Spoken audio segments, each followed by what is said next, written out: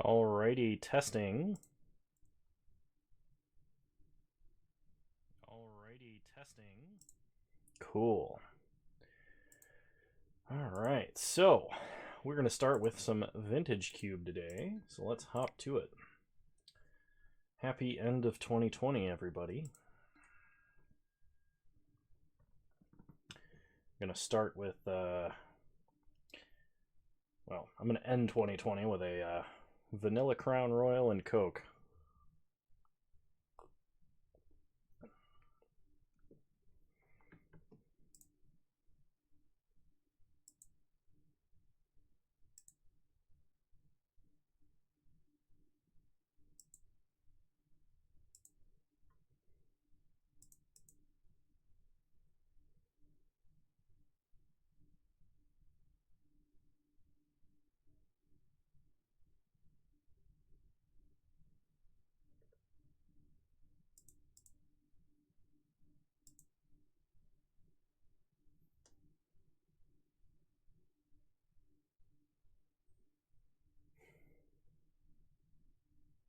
Had a very long day at work today. Did meet my work deadline, which is good. And then I recorded so that I would have something to put up for tomorrow. And now we're streaming. Alright, here we go. So, pack 1, I see Force of Will. There's a Kikijiki, Wildfire. Nothing in this pack really stands out to me other than Force of Will. So I'm going to take Force of Will. Pack number 2. Okay, so Consecrated Sphinx is a big blue threat that wins games. It also helps recoup card disadvantage that we get through Force of Will. There's also a Simic Signet and a Chartacourse. I could take... I'm just going to take Consecrated Sphinx. Ooh, miscalculation.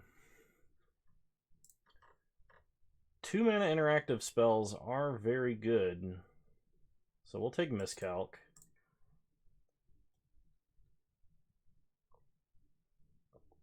So now we're trying to decide what flavor of blue deck we're playing. There's a Jace Vryn's Prodigy, a Spell Seeker, and a Thirst for Knowledge. Kind of like Thirst for Knowledge, but having the Looter and Jace is pretty good. Jace is also very good if we happen to get like Time Warp or anything like that, because we can flashback extra turn spell. So I'm going to take Jace. It's also cheap. Thirst for Knowledge was kind of a close second there.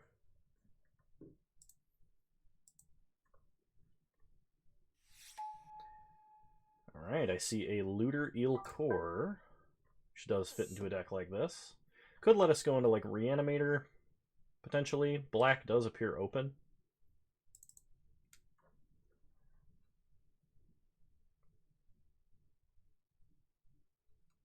I don't expect a very high turnout for today's stream, given that it is a holiday and all. I really wanted to stream yesterday, but work was... I couldn't get away. So we have Treasure Cruise, Goblin Electromancer if we want to stay blue. I kind of like Treasure Cruise, especially if we're doing a lot of looting. Cruise gets better. Electromancer is more of a storm pick. It's not bad. I think I'm going to take Cruise.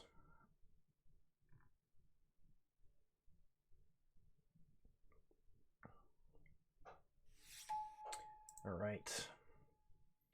Lumbering Falls I could take if I want to splash green. So we said that black was probably more open. I think I'm going to take Exhume, because I can almost just splash Reanimator with Exhume. Yeah.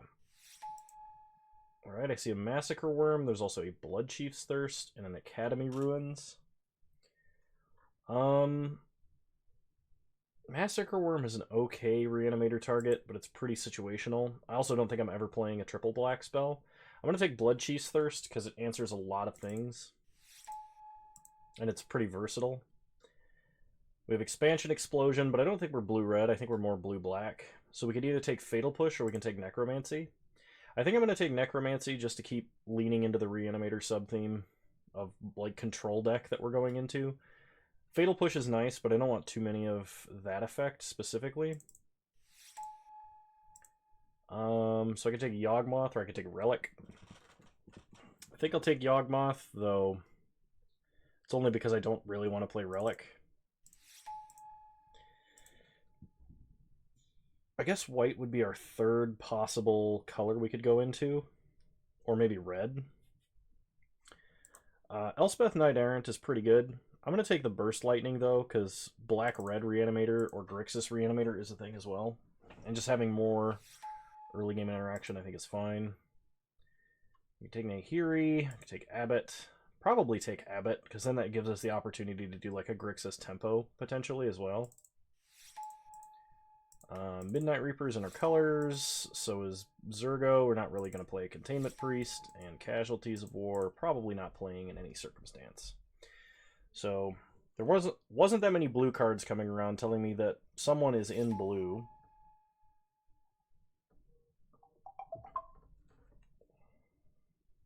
Okay. Let's see.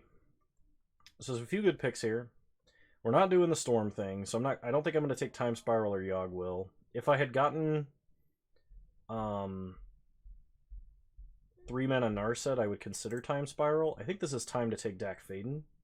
Leovold is tempting, but he's also in a color that we don't have. Ancient Tomb is very good, but we have nothing to really take advantage of Ancient Tomb yet.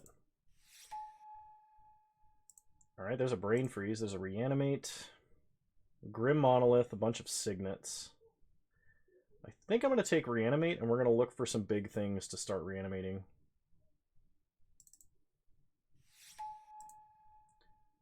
Shieldred counts. There's a Polluted Delta. We are going to need fixing for this deck to work.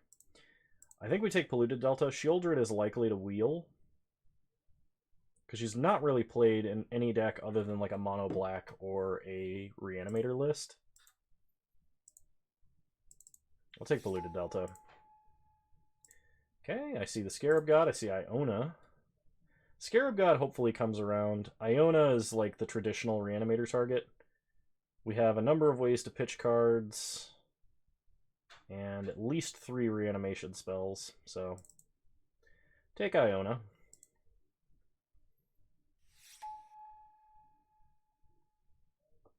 So there's an Agadeem's Awakening, Lotus Bloom. I think we just take Inquisition. It's a pretty strong initial play against a lot of opponents.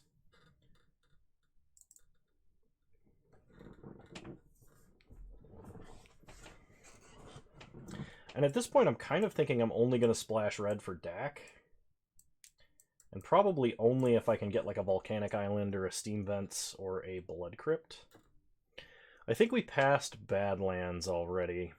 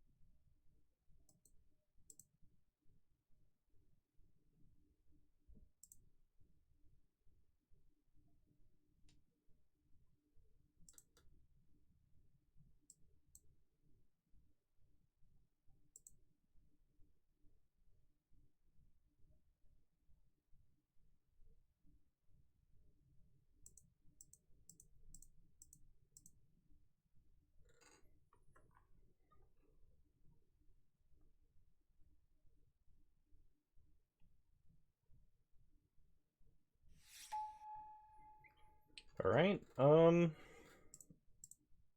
like Murderous Rider. It being a kill spell or a life-linking body is very strong, and it being both is really, really strong. Krark the Thumbless is supposed to be Fiery Confluence, I think. Or if they added him to this cube, he's for the Storm deck, he's not for what we're doing. Palinchron, not really a reanimator target unless you're in Storm and you're desperate for land untaps.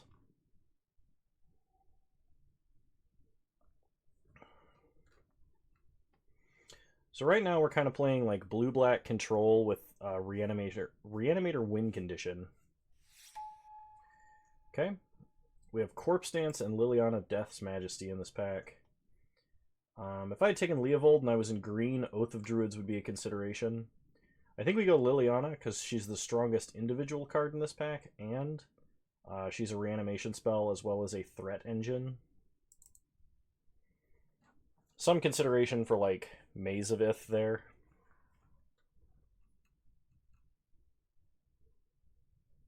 Obviously, having the instant speed reanimation spells like Corpse Dance is better if you're going to try and reanimate Eldrazi. But you generally only want to do that if you're playing like red-black and you have access to Through the Breach and Sneak Attack, because otherwise reanimating those are particularly difficult. Like, it can be done if you have Shallow Grave, but... We have a Dismember, a Faithless Looting. Looting strikes me as, like, really strong here. We're only going to get one of these cards. We have Blood Chief's Thirst and Murderous Rider as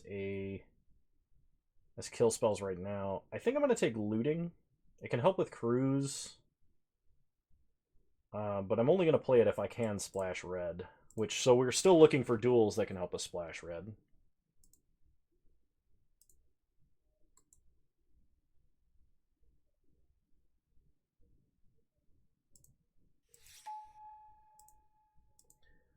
There's a Scrubland, a Rotting Regisaur, there's Leovold. I don't think I can go 4-color, unfortunately. Not with the fixing that I have right now, which is none.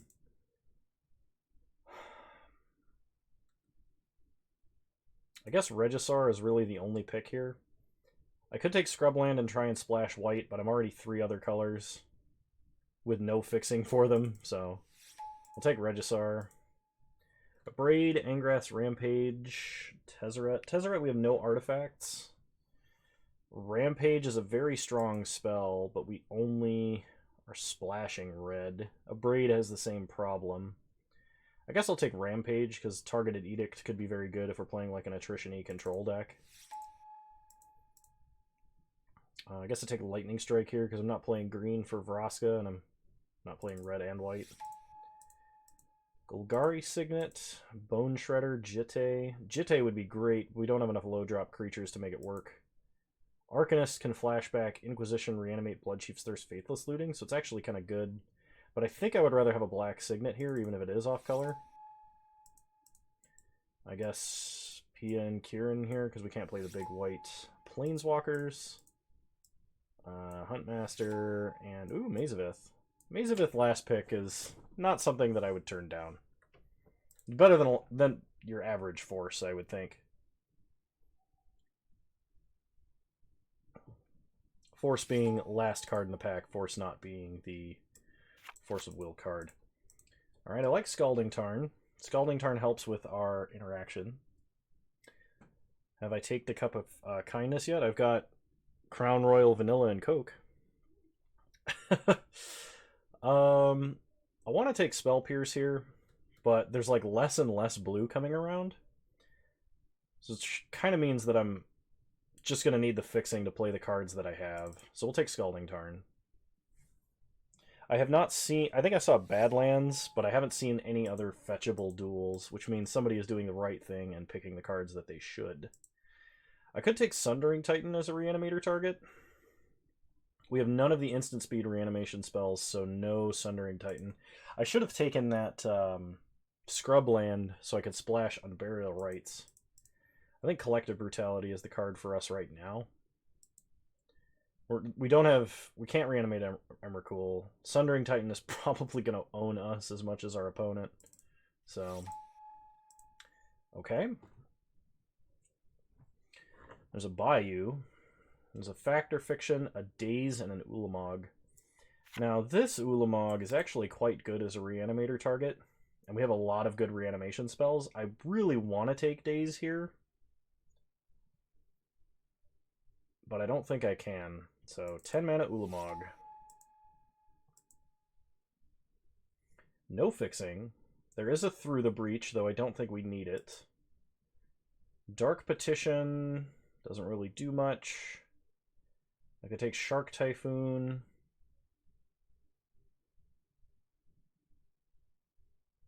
I guess Emery mills us, but I don't know if I want to be doing that. I think I'm just going to take Shark Typhoon. Emery's only really good if you have a bunch of really cheap artifacts. Shark Typhoon's at least like an alternative control win condition. Bazaar of Baghdad. Well, that's a way to get our... That's a discard outlet. Fire and Ice was reasonable, that's true. I don't think I want Chrome Mox in this deck. Mesmeric Fiend would be fine. Chain Lightning would be fine. I have enough playables. I really just need fixing.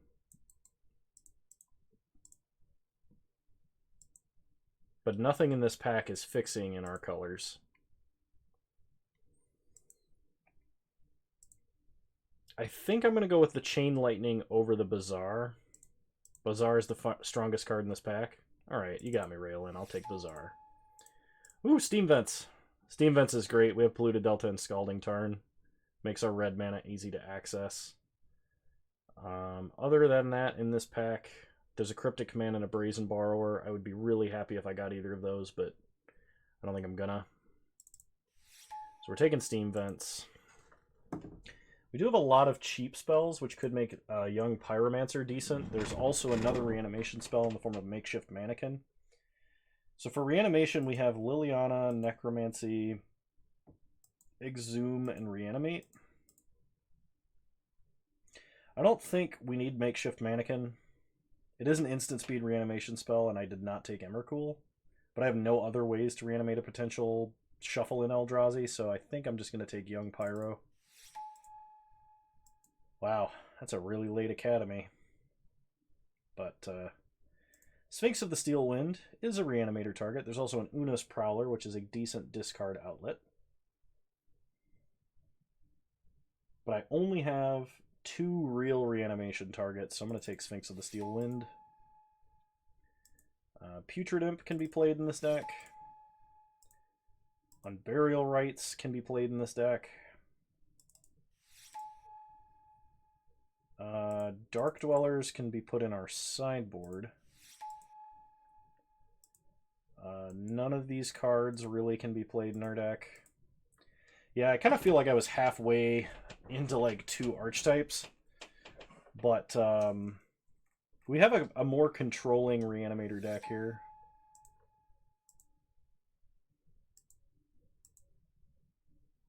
Yeah, I guess I'll put Figure in the side.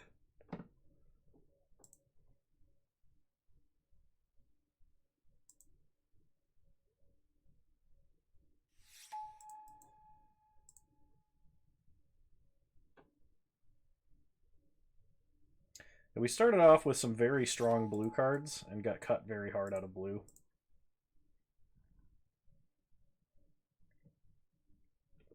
Which was fine, because black was pretty open. At least the reanimator cards in black, I should say. Getting cut from blue and Vintage Cube, shocking. Yeah, I know, right? That was the risk, but it was a pack 1, pick 1 Force of Will, and there was nothing else exciting in the pack, so I was like, meh. Might as well try, right? Okay. We have a good number of discard outlets, a good number of reanimation spells, but a bad number of reanimator targets. Group creatures separate. So let's see. I could just splash red for like looting Dak Faden and potentially Angrath's Rampage, but I kind of like that. We don't have... I mean, we do have a Burst Lightning, so like we could bring in Burn and play like a Tempo Grixis plan, but I don't really think that's our best option. Yawgmoth, I don't really think I'm proliferating. Protection from Humans isn't relevant. We don't have a lot of stuff to sack, so I think I'm going to drop Yawgmoth. And then this kind of looks like a deck to me. So we would be playing Bazaar, Polluted Delta, Scalding Tarn, Steam Vents. I don't think I can make room for Maze of Ith. I already have one land that's not producing mana. I am not playing any white lands at all. Hey, Kefka, how's it going? Welcome to the Kano New Year's Eve stream.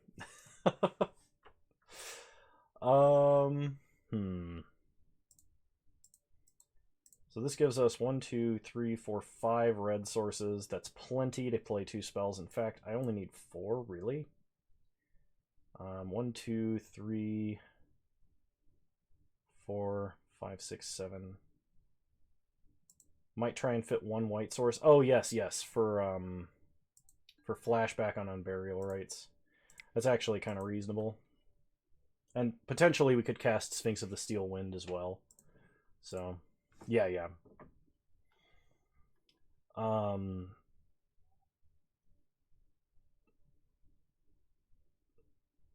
think we're good. We have some potential sideboarding plans, so we do have a lot of looting, card draw, discard outlets. So, I mean, hopefully our deck is at least consistent, even if it's not the fastest Reanimator deck ever. Like, we could always turn 1 looting, turn 2 exhume or reanimate. Or turn 1 putrid imp and do the same thing. And we have Force of Will, so there's always the chance that we play like Ulamog, Iona, and have Force of Will backup. I think this deck's actually pretty decent. It's just not like exciting. There's no like power shenanigans in it. I could have taken Chrome Mox just to enable like the crazy early play, but in 3 colors in a deck that doesn't really have any card advantage until you get to the super top end, like Chrome Mox is just not good.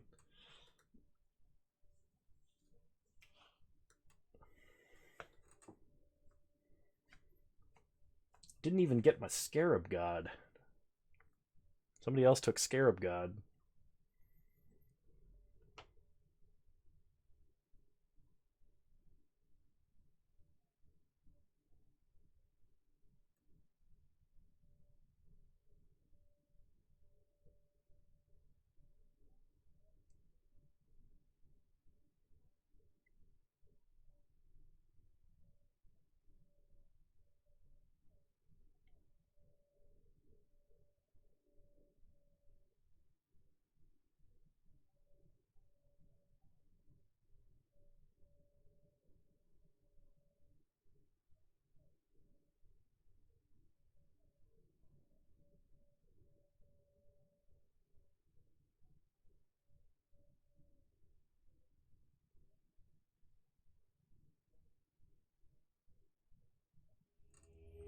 All right, here we go. Round 1.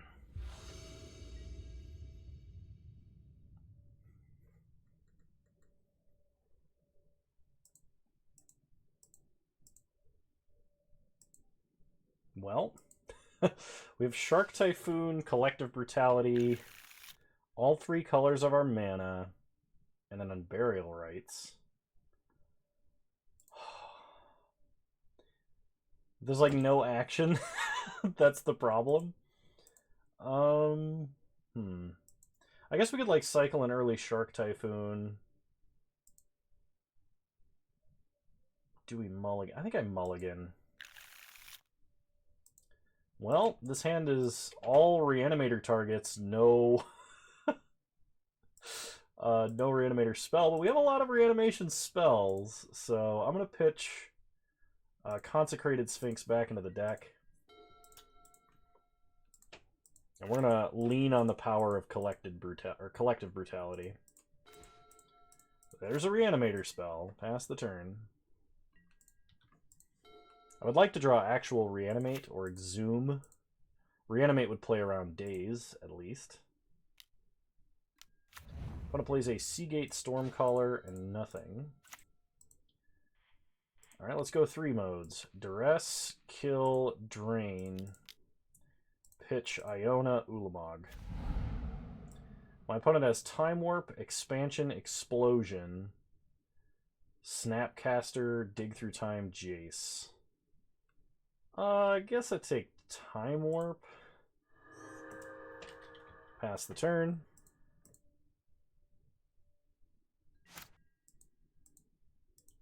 Okay. My opponent untaps, plays an island, passes. We draw Inquisition. If I Inquisition them, they just Snapcaster.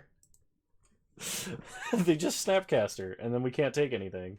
So I'm going to pass. I'm not going to just blind Inquisition here. Opponent passes.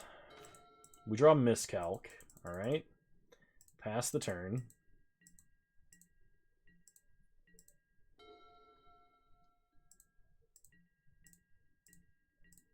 We untap. Draw an island. Play an island.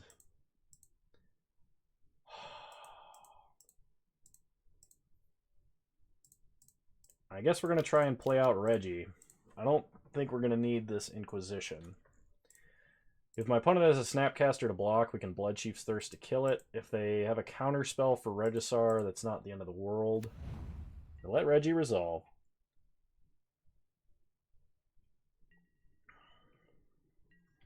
Opponent untaps. I think worst thing they could do would be land Mind Sculptor. Opponent can't beat a 7/6. Okay. Alright, they're playing some kind of blue-red big spells deck. Or like control, maybe.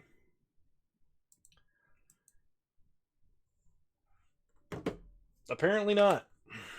I would have thought, but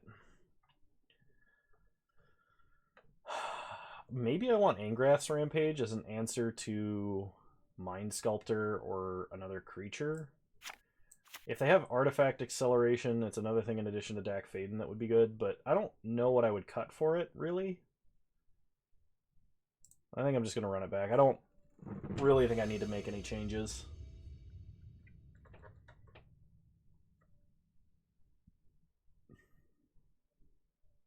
I mean, okay. If anything goes wrong, we have Force. We can play Looter, so start digging for a red. Now, do I force a Mana Vault? Mana Vault is a lot of mana, but we also have Dak Faden. Raelin says no. Force whatever they play with Mana Vault. Good plan. Alright, we untap. We draw Necromancy. All we need is black mana.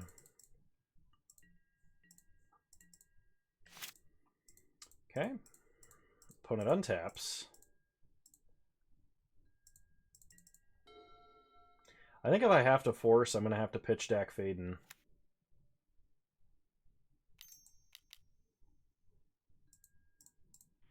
I will force a Mind Sculptor. Pitch Dak Faden, because we have no red mana.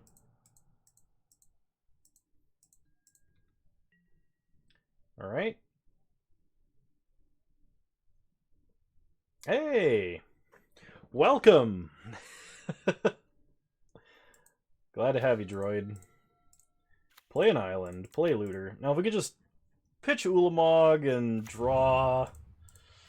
Or, if we could just draw black mana off of Looter Eel Core, discard Iona and name Blue, I think would be golden. Okay, opponent plays a mountain. Passes, we untap, draw Swamp, go to combat.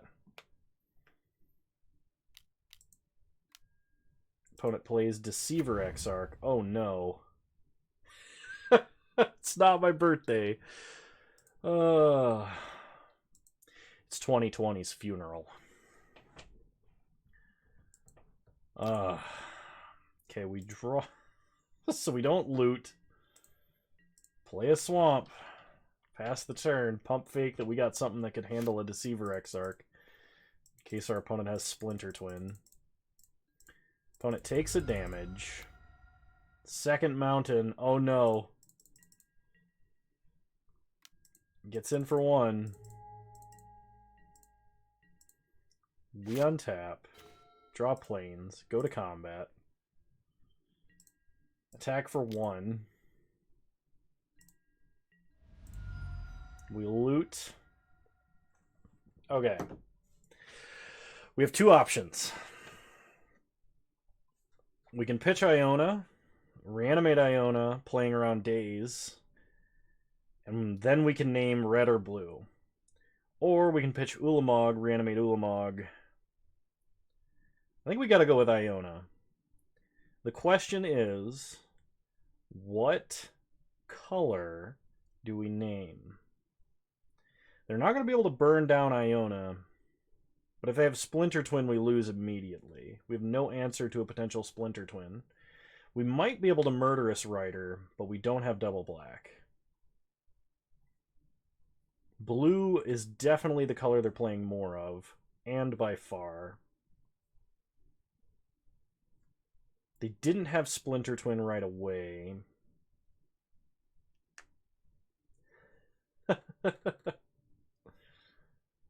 Yeah.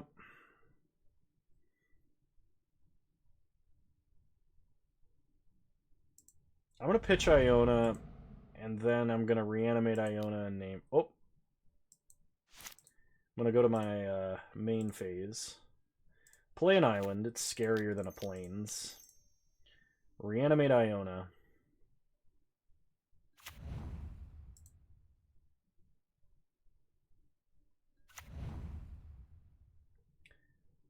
We're going to name red.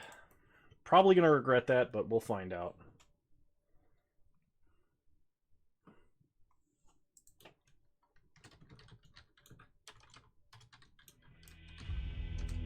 Well, opponent probably couldn't beat that. So, early scoop game one into nothing. Game two. Okay.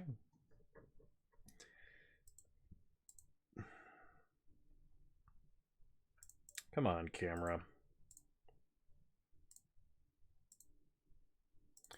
Autofocus.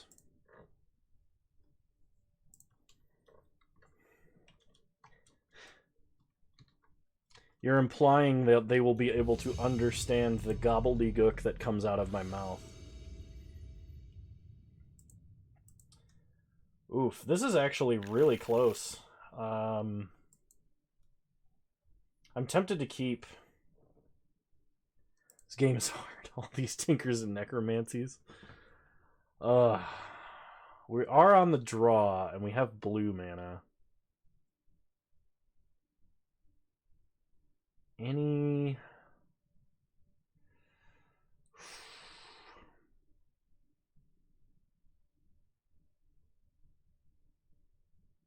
If we draw... You think keep? Oh yeah, we could always just draw up to 8 and then discard too.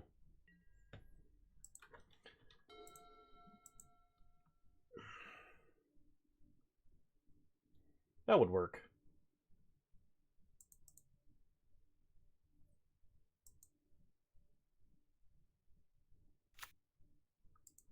Opponent starts Forest, Mock Sapphire, Lotus Cobra. They are ramping.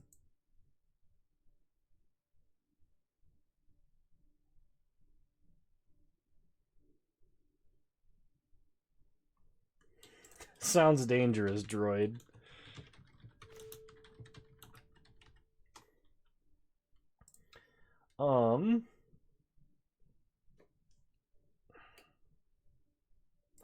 Yeah, we're going to play the island and just go for the Jace. It's a little bit slow, potentially, if my opponent has, like, fetch land into anything. We're a little bit in trouble. We do need black mana as well, so we got to dig to black mana. Okay, opponent plays a Forest with Lotus Cobra, adds green, and Raphelos. That's pretty scary. They hit us for 2, we go down to 18. Untap, we draw a Swamp. Play Jace. Pass the turn. And as long as our opponent doesn't have something scary right now, we should be fine. Iona would be good here, naming... That's an Ugin. Ugin kills Jace. We untap. We draw Collective Brutality. So...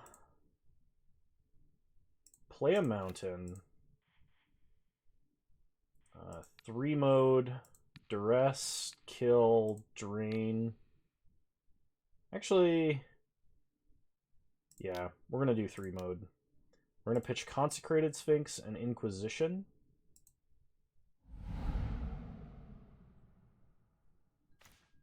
Opponent has Biogenic Ooze.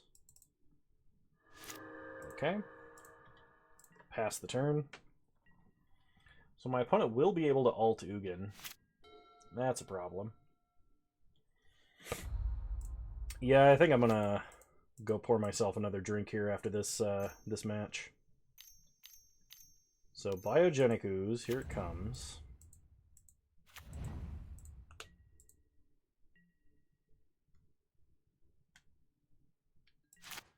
We untap. Draw a Swamp. Play the Swamp. Yeah. I think I'm going to give them that option.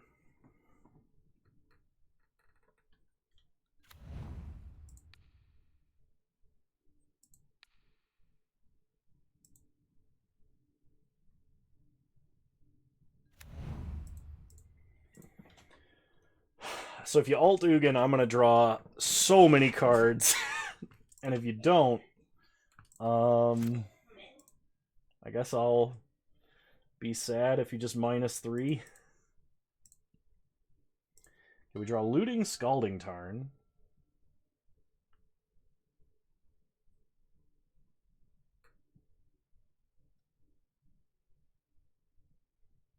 Good on ya.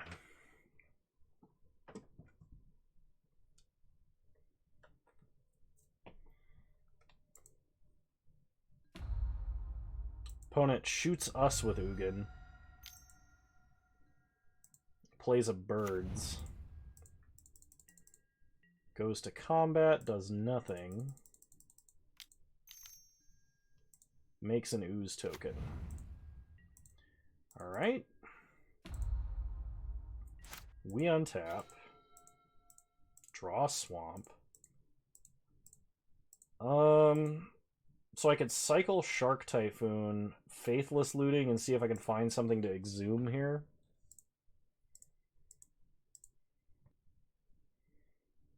Like, the only thing that remotely comes close to doing it is Ulamog, though.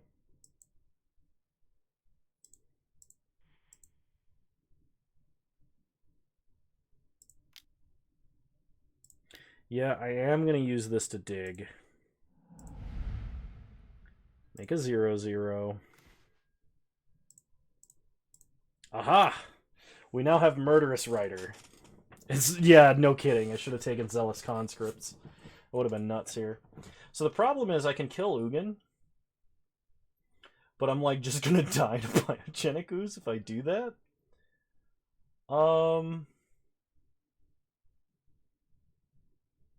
If I kill Biogenic Ooze, my opponent still has the same problem, but they're just gonna ping us to death with Ugin.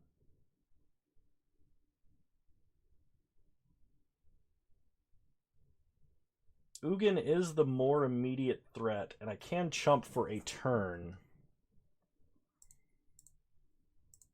Yeah, no, and killing Biogenic Ooze just to exhume does seem a little ambitious. I think I have to kill Ugin. But we are in the danger zone.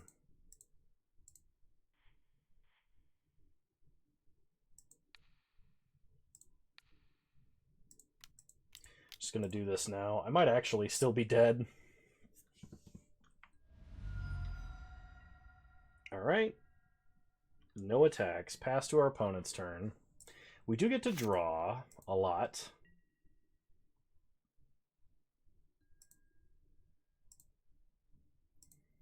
Iona and Ulamog. I mean, reanimating one and or both of those would be fantastic.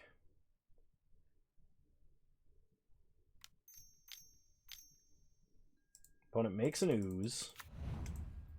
Goes to combat. Does not attack. Puts a 1/1 counter on everything. We untap. We draw an island. So we can play island. We can loot away Iona Ulamog. We could exhume Iona named Green. And then play Murderous Rider to have a blocker with lifelink. But my opponent is just going to continue to make oozes. And we are going to be very dead. I guess I can start Faithless Looting and see if I draw anything else.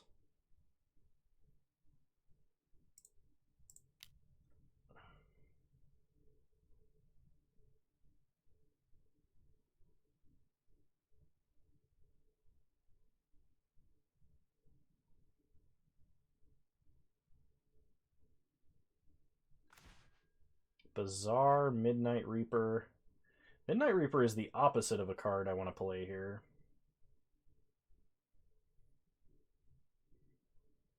So I guess we pitch our Reanimator targets. We have to choose which one we're reanimating. Ulamog does not kill our opponent.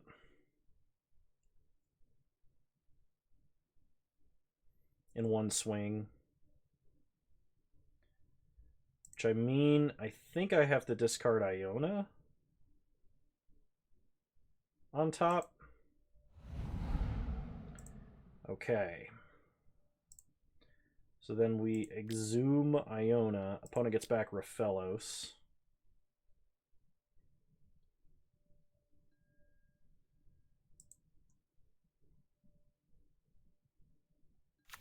We name Green. Play an island. Play Murderous Rider. Pass the turn.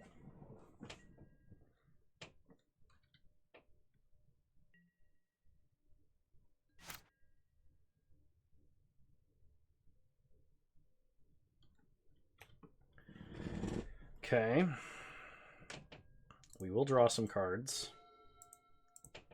Well, we got an Unburial Rites. Opponent makes an ooze. Makes another ooze. Okay. Opponent puts a 1/1 counter on everything. We untap. Draw Rotting Regisar, which is another big blocker.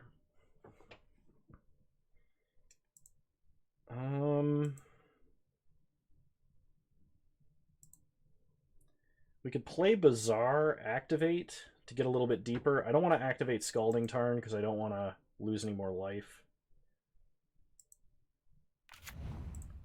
Play Bizarre. Draw. Pitch Steam Vents. Midnight Reaper. Scalding Tarn. Could Treasure Cruise as Ancestral Recall here. Exiling everything except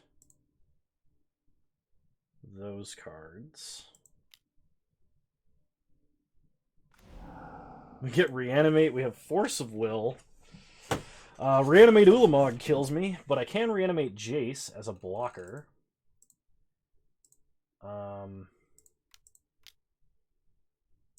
Play Regisar. Reanimate Jace, Vryn's Prodigy. Go to 8. Pass the turn. We can't attack because we need all of our guys to block. We get to draw. I think we're dead already. But, like, you know. Why wouldn't my opponent make a million more tokens?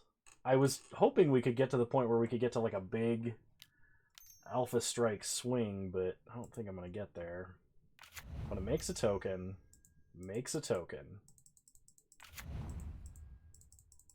I guess Sphinx of the Steel Wind would drastically change the combat math and in my favor. But not for very much longer. And my opponent has a birds to block. So I'm going to pitch Polluted Delta. I draw Putrid Imp. That might matter for attacking. Activate Bazaar. Bird can't block it. No, bird can't block it, and it has protection from green. You are correct. So pitch Sphinx.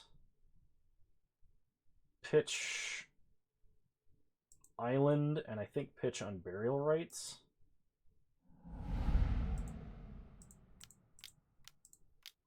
Play Liliana.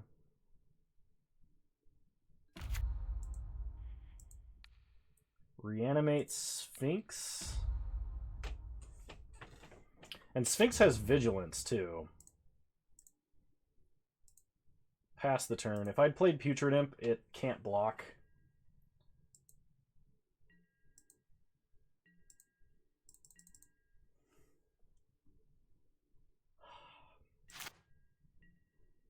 I think we have one more Consecrated Sphinx trigger we can do safely here. Yes, that's true. It does imply that my opponent will know how to read. So no more Consecrated Sphinx triggers and no more upticking Liliana. I guess Murderous Rider we could put on the bottom of our deck.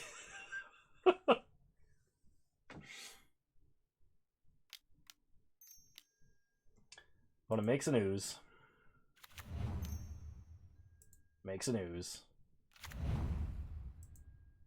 Goes to combat.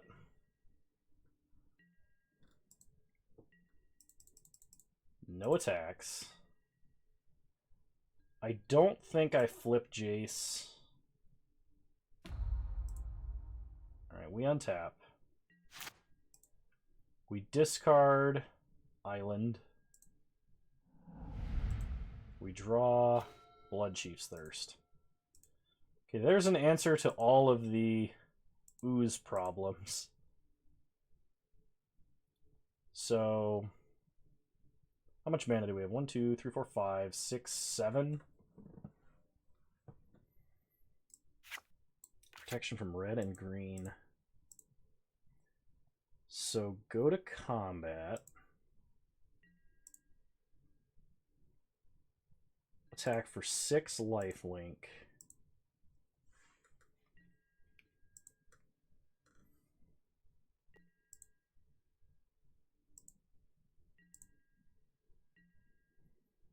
Play the plains.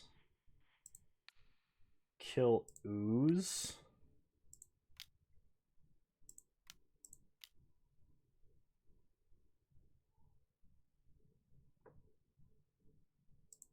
Yeah, kill ooze. I could play out the Putrid Imp. Opponent gives up. Whew, we got there. Situation was bleak, but we got there. Good job, Raylin. Knowing how to call the shots there. I could bring in like Burst Lightning, Lightning Strike, Angrath's Rampage. If I wanted to try and be interactive, which maybe I do. I'd have to play a lot more red sources. I think the primary game plan is going to be good enough if we just reanimate Iona named Green. And what does our opponent do? Play lands until they can play Ugin and -7 Ugin?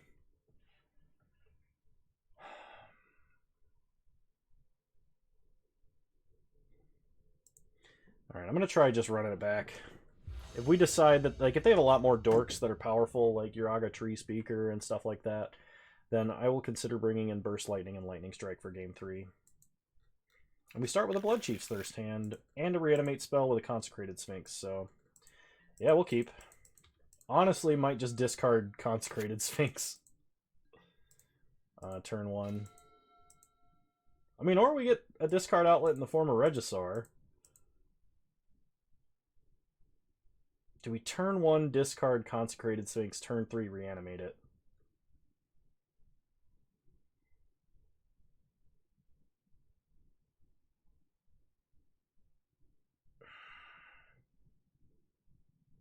I think we play out lands, so I'm going to go that way. I foresee more things going wrong if I just discard. Okay, Devoted Druid for our opponent. We draw Miscalc. So leave up Miscalc this turn. Devoted Druid is strong. Okay, opponent has 5 mana. They untap Devoted Druid. Acidic Slime, gonna get countered. Problem is, my opponent is gonna get to reanimate that, but I can't let them take me off of mana right now, not with the way we've decided to play. Draw an island. Yeah, we'll play the second island, hide the plains, I guess. Play Regisar. Also, an Acidic Slime in front of a Regisar makes Regisar look really bad. I guess I could Blood Chief's Thirst, Devoted Druid first, and then they're only reanimating a Dork. I'm going to place Courser and a land into a Birds. Okay, upkeep, we're going to discard Consecrated Sphinx. Black Source, perfect. So, go to combat. Attack for 7. Opponent should block, but they don't. So we are going to Blood Chief's Thirst the Birds of Paradise. Then... Oh, you know what?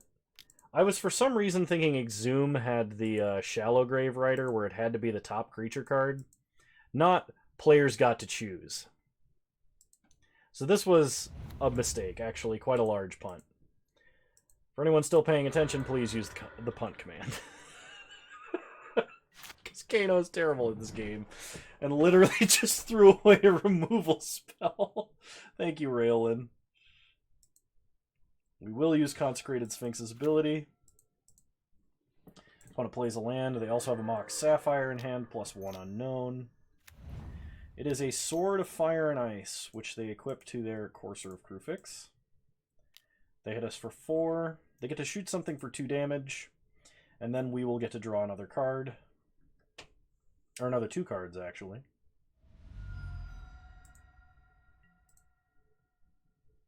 And then our opponent scoops. I mean, okay, I wasn't sure that game was over, but I guess our opponent was going to get crushed under the weight of a Consecrated Sphinx. Well, we're currently undefeated.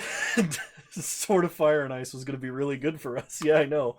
We were going to take it and stick it on Sphinx and shoot down the Acidic Slime. That would have been great.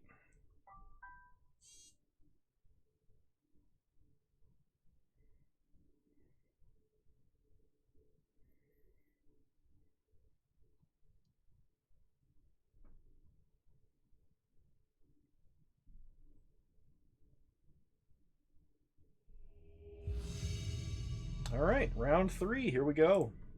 I know I said I was going to grab a drink, but I'll do it after this league. I'll play first. No reanimation spells. No reanimator targets. We have an Inquisition Miscalc. I mean, this hand...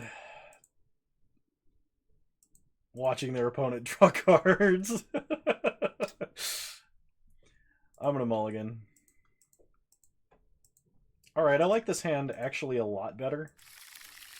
Because we have Disruption for our opponent. I'm going to put back on Burial Rites. And all we need to do is draw a threat to reanimate next turn.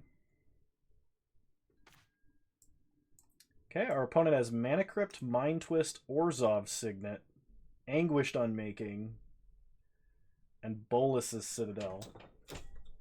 Well, this sucks. I mean, I gotta take Mana Crypt, because Mana Crypt is just absurd. But leaving my opponent with a Mind Twist that they can play on turn 3 that will actually get us, or an Anguished Unmaking which will just obliterate whatever we're gonna play, that's really disheartening. I mean, I could let them play the Mana Crypt, and I could take Mind Twist. But if they ever get down Bolus's Citadel, that's a problem.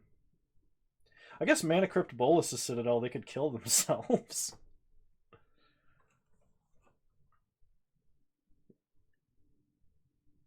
It's gotta be Mana Crypt, right? We just have to, like, hope we draw...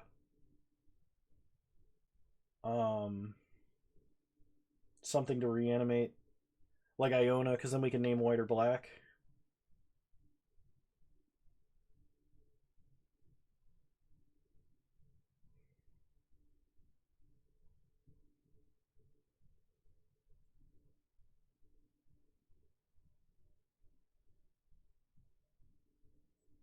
Because if they didn't have Anguished Unmaking, Mana Crypt, and Mind Twist, this would be a very easy pick.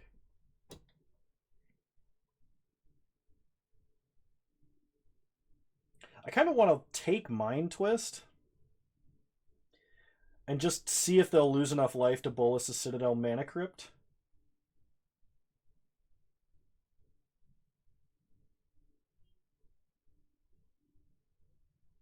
This is really tough. Because at some point they will be able to Mind Twist us, and it's going to be for a relevant number of cards. Basically all of them. I think taking Mind Twist is actually going to be correct here.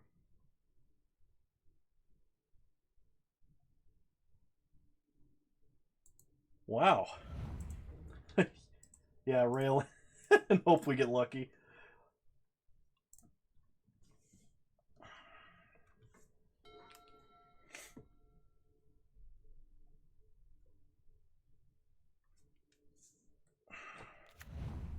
Opponent does play Mana Crypt turn 1 into an Orzhov Signet with a Swamp. Alright. We untap. We draw Force of Will.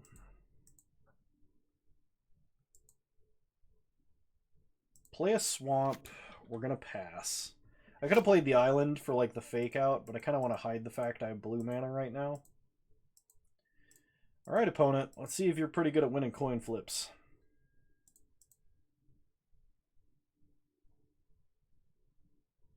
Opponent is not good at winning coin flips. That bodes well for us. Opponent plays a Plains.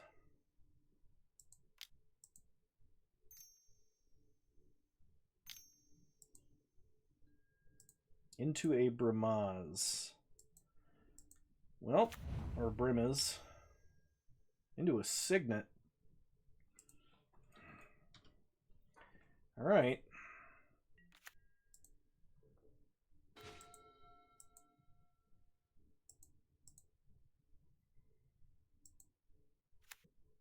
New plan, look for a blue card. I know, right?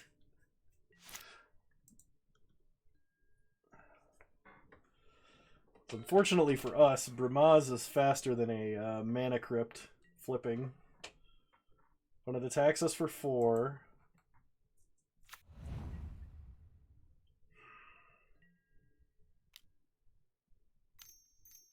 And the problem is Reanimate becomes really bad if my opponent does any more damage to us. Opponent plays a Bolus's Citadel. Into a Bitter Blossom. Alright. Sphinx of the Steel Wind has protection from red and green. It is a blue card. Oh, we're going to take 4 damage.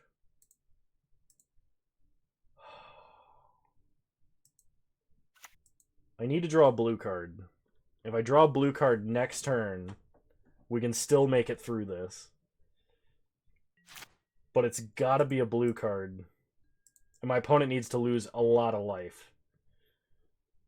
They lost the flip. That's a good sign. They get a fairy. They go to 11. They draw a card. Problem is, Bolus's Citadel... Actually, Bolus's Citadel just kills us.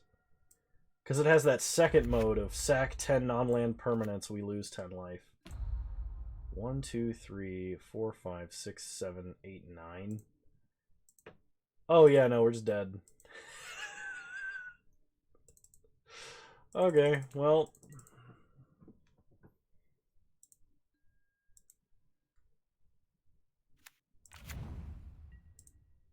take a lot of damage.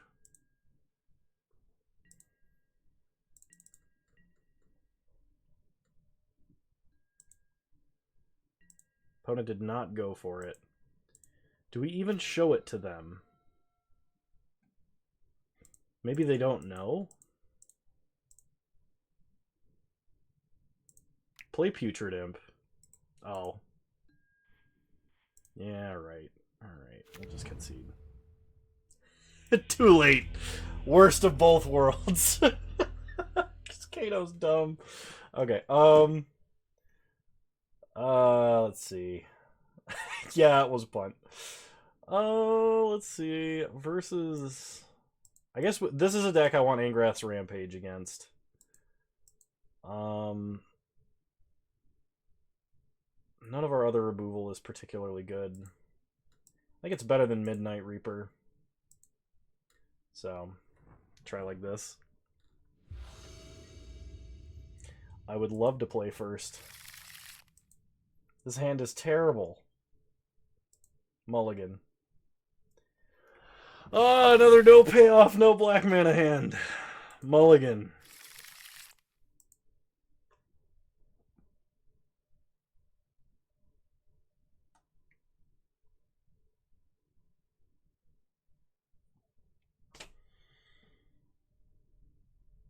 Oh, we have one playable card. I mean, do we just, like, keep Iona and name Black if we can somehow magically reanimate her? Put back Ulamog. Bloodchief's Thirst can interact with what our opponent's doing. We don't need the planes. Put back Force, you think?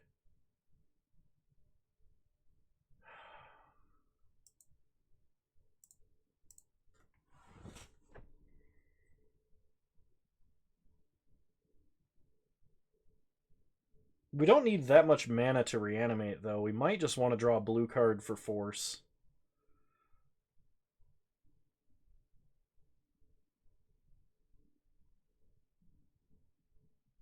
Yeah, I think I'm gonna try it. I'm not gonna I'm just gonna draw mono not blue cards though. So the plane watch me be cut off of 3 mana that I desperately need. And draw no blue cards. Yeah, I think you're right. We had a couple of really bad openers. Opponent plays one of the monocolored Bolt lands. Yeah, we need to get Jace or Looter Eel Core. There's Polluted Delta. Play Polluted Delta. Pass the turn. We can fetch Steam Vents and Thinner Deck. Our other out could be our opponent mind twisting us, and then us top decking a reanimate spell. Bitter Blossom. Okay.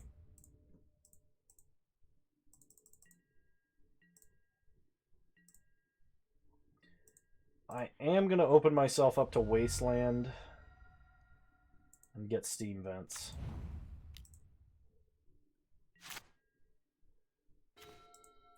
On Burial Rites. I should have kept that Plains. I should have kept the Plains. No! Raelin, why do you have to be right? Raelin is always right. Never question Raelin. And he has been for like 6 years now. Oh my gosh. Raelin, go win a Pro Tour. Like, use your intellect for good. Don't just troll one of the worst Magic players on Twitch.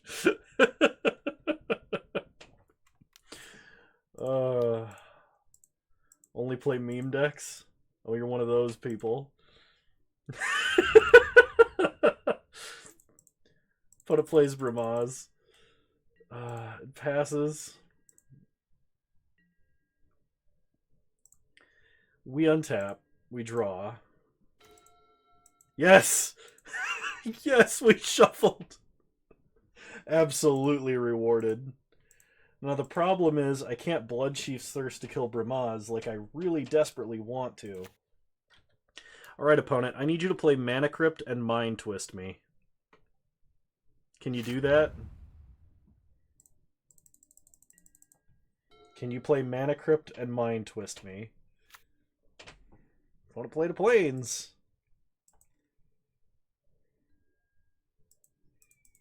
Opponent goes to combat.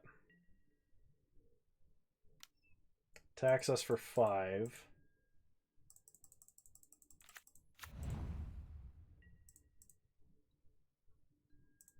We go to 14.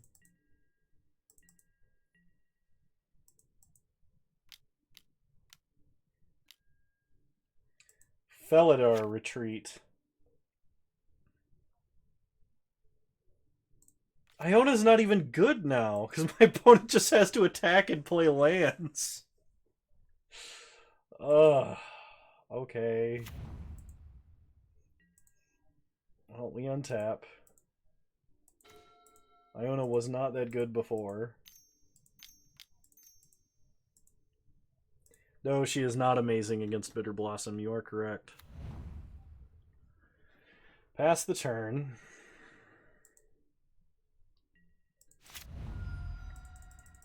Opponent untaps, takes a damage, gets a Fairy Rogue.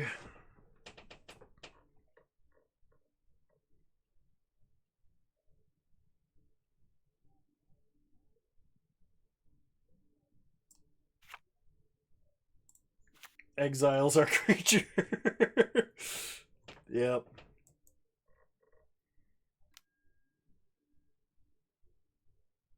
Well, Raelin, how does it feel? How does it feel to never be wrong?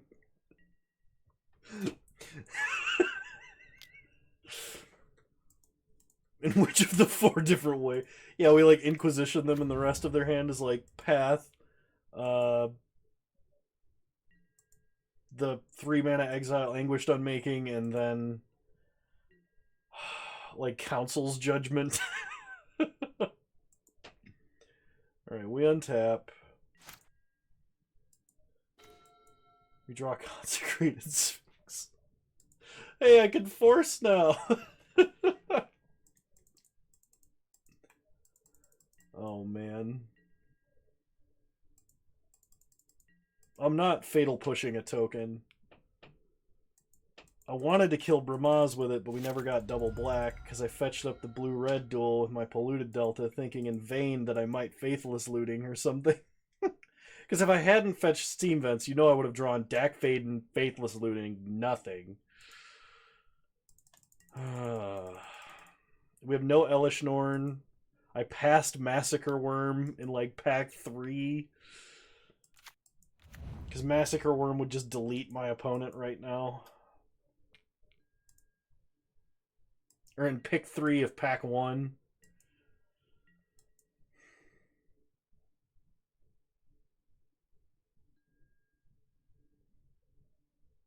I'm not going to force a Chrome Mox. Even if it is in Defiance. J Madness, welcome.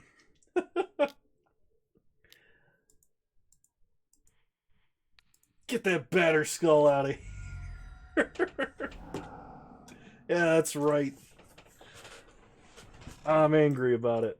Welcome, J Madness. You're a wonderful human being. Thank you for following and supporting on YouTube.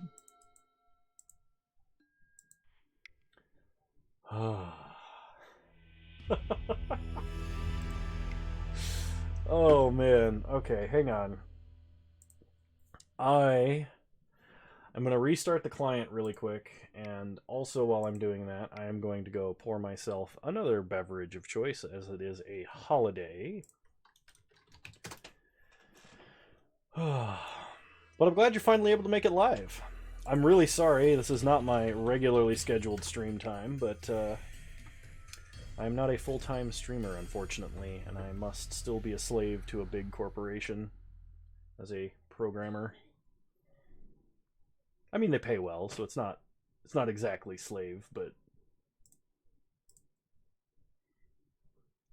alrighty. I will be back in like a minute. It is not my birthday, Raylan.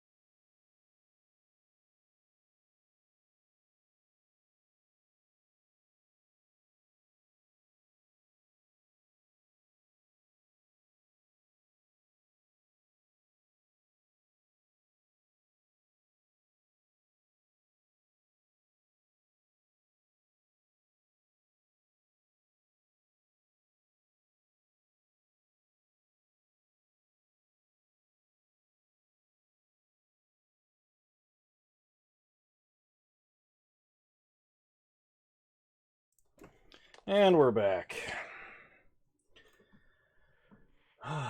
Let's do that again, but with a little less reanimator and a little more power.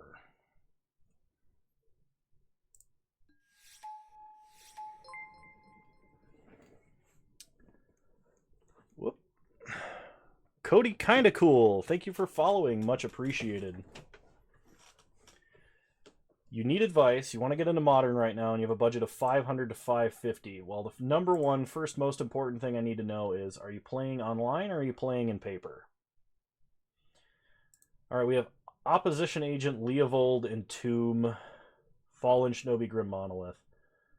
Raelin, do you think Opposition Agent, Leovold, or Grim Monolith is the pick here? In paper. I am not going to be as much help because I don't know paper prices, and I couldn't tell you Slam Grim, but I like artifacts. I like artifacts. Let's slam Grim. All right, pack 2. Jace the Mind Sculptor, Force of Will. That's true. People sometimes forget what the most broken thing you can do is. $500 in paper seems like it's enough to build Tron, right? Tron's an easy deck. Force of Will over Jace. Well, yeah, I'm not going to take Jace.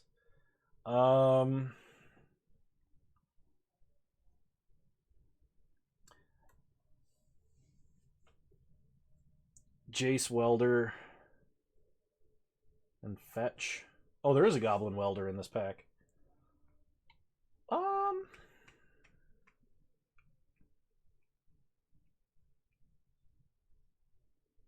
I do like playing with as many wheels as possible. If you like the Tron videos, then you might like playing the Tron deck. It is as easy as I make it look. I promise. I'm going to take Force. Welder should come around. It generally does not... Yeah, I agree. I think that's a good idea, Raelin. Okay, so I like Factor Fiction. Factor Fiction kind of does a wheel impression. It's just not as good because it doesn't make your opponent discard all their cards they want to play. Arid Mesa would not be bad, potentially getting us like a Steam Vents. Manamorphose is kind of stormy. Goblin Rabblemaster is a good payoff. Sphinx of the Steel Wind is a Tinker target. I think Foff's just better, though. Yeah, we're playing some Vintage Cube right now. If you've never seen Vintage Cube, I would argue that it is the best way to play Magic. You get to play with all the powerful cards, but not everybody is playing play sets of the best cards in the format. Okay. Raelin, in your opinion... Oh, no worries. Raelin, in your opinion, for this pick, Mishra's Workshop or Thrawn Dynamo? Thrawn Dynamo being better in the general sense, Mishra's Workshop being better when you're drafting a bunch of mana rocks. It is a land that produces 3 mana. It's got to be good, right? Workshop, I think, wheels more often than mana rocks do because it's a lot more narrow. I think Thrawn Dynamo is the pick. I could take Fast Bond if I want to go doing a bunch of wheel stuff.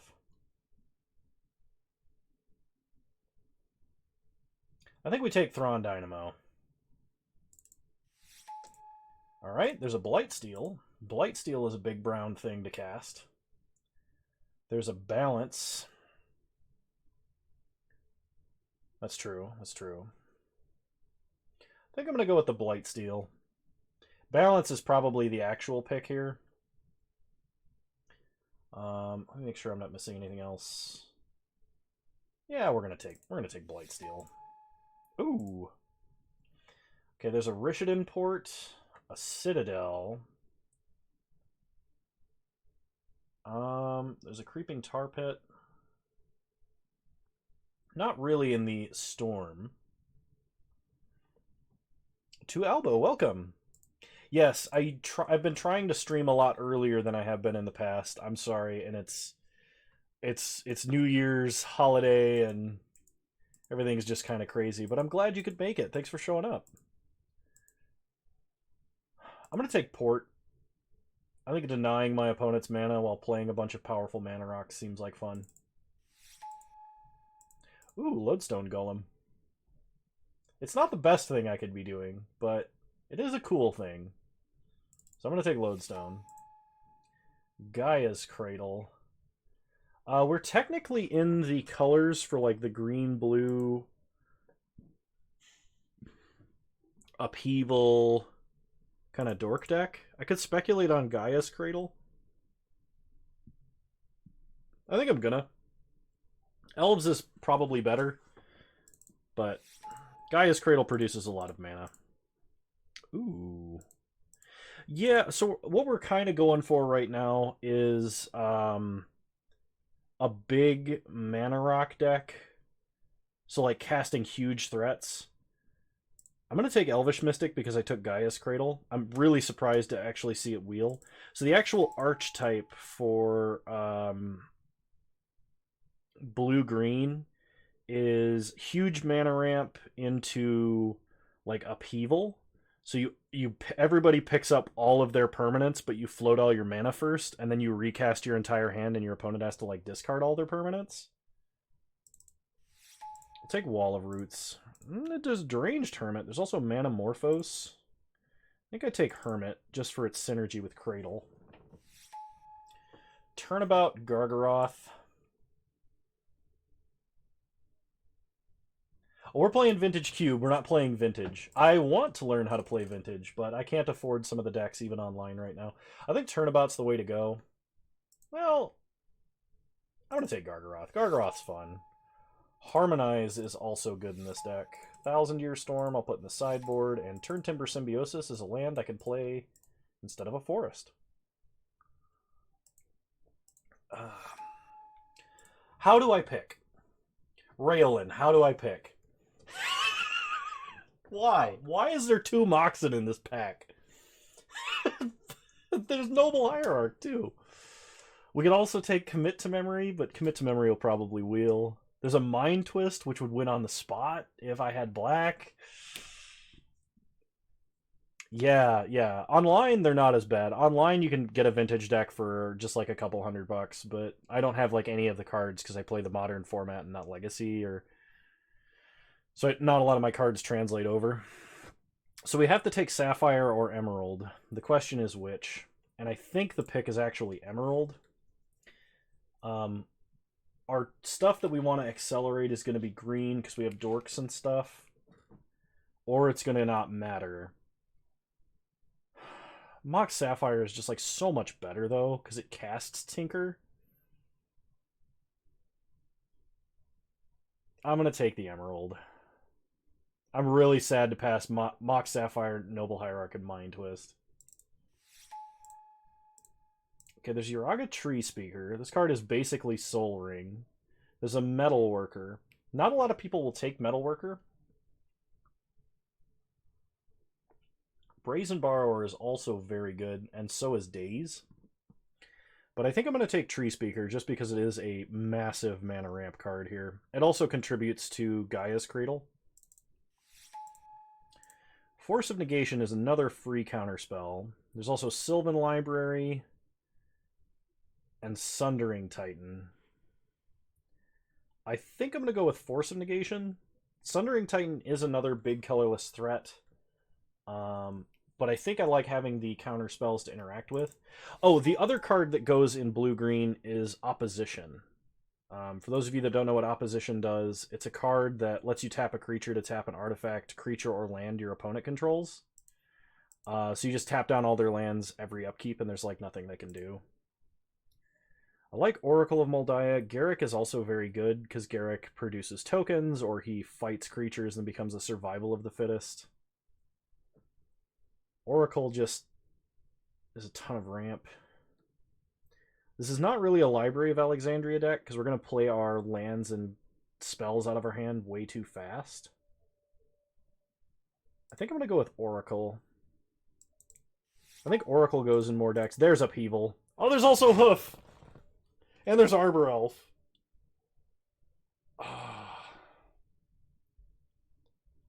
Okay, so why are all the cards I want all in the same pack? So Upheaval is a ton of fun. It is also double blue. Arbor Elf probably will wheel with the propensity for green mana dorks to wheel that we've seen so far. Craterhoof Behemoth is something that wins the game, but only if you have like 5 or 6 mana dorks. It does open us up to getting like a natural order to win the game, though, and we do have Turn Timber Symbiosis, which can help find it. Upheaval goes in a very specific deck that plays a ton of mana rocks, so Upheaval might actually wheel. Hoof is less likely to wheel because for some reason people speculate on Craterhoof, but green has been very open this game. I'm going to take Craterhoof and see if Upheaval wheels. Why is Arbor Elf good? Arbor Elf is good because it's just another ramp piece. And in Vintage Cube, you have things like Natural Order, which is 4 mana, sack a green creature, tutor your deck for any green creature, and put it on the battlefield. So if you play something like Craterhoof, you can just make a board full of 10/10 tramplers. Hoof and Cradle is very good, that is true. Fauna Shaman, I like Green Sun Zenith. Green Sun Zenith is a tutor for Hoof. It's also a tutor for like Gargaroth, or just a ramp spell for a mana dork. We have Mox. We do have some 1 mana mana dorks. So I'm going to take Green Sun Zenith here. I would not mind a Mirror Battlesphere if it came around, or like Tezzeret, but probably only going to get 1 card from this pack, and it's probably neither of those. Okay, we have Brainstorm, Remand, Garruk Wildspeaker, and Lotus Cobra. We have no fetches, so Lotus Cobra is still a good ramp card. It does synergize with Gaia's Cradle. Garruk does too. Garruk actually synergizes a lot with Gaia's Cradle. And we could potentially play like a turn 2 Garruk off of like land, Mox, Dork, untap land. So I think I'm going to take Garruk. Having Remand or Brainstorm here would also be great. One thing's for sure is whatever deck I'm trying to play right now, it's very open. There's Wheel of Fortune. So Wheel of Fortune is another one of those cards that's very strong in Vintage Cube, especially when you're playing a bunch of dorks. Because like if you play like turn 1, land, Mox, Dork, untap, land,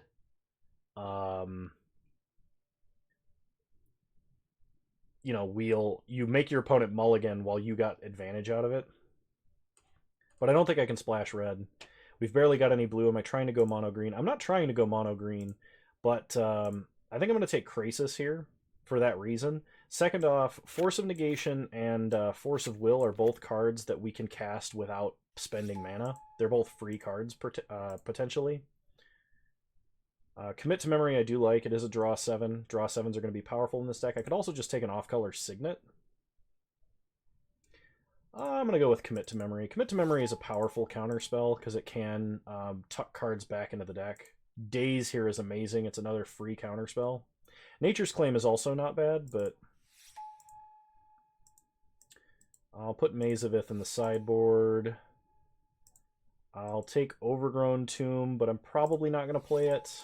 Arbor Elf wheeled. No Upheaval this game. Fauna Shaman wheeled. And Winter Orb in the side. I'll have to spend mana on Force of Negation because you won't have a blue card to discard. Yes, there is a risk of that. We have 1 more pack to draft, though, so I'm hoping to pick up maybe a couple more blue cards that are good. And if I don't, then at the very least, there are times where really only 1 counterspell will win. And that's basically what we're going to have it for, is in the event that we go against a Storm deck that like will kill us on turn 1 or 2, 1 counterspell is generally enough to win. It actually, because your opponent won't be able to recover if they can't combo. I'm going to take Devoted Druid here because it is very good. Memory Jar would not be bad at all, but we need the dorks. Okay, we have Oath of Druids, this is not an Oath deck. We are basically mono green, as Cody and Tualbo have mentioned. So we could take Nissa, she's very strong. Frantic Search is better if you're playing mono blue, or you have High Tide, or you're playing Storm. Demonic Tutor, I did just get an Overgrown Tomb, so I could splash Demonic Tutor. Or we can take the off-color Signet, just to have more ramp. Trinket Mage could also find us our Mox. Or we could take Ulamog as another big threat. We could also take Top, actually, now that I'm looking at Top. Top could let us be more consistent. And just kind of like manipulate our top decks. Bone Daddy, welcome, and thank you again. The Diabolic Tutor has arrived. I hope you're having a happy New Year's Eve, Bone Daddy. Yeah, I'm just going to take the Signet. Okay, we have Trop. We have no fetches, but Trop is good because we have Daze.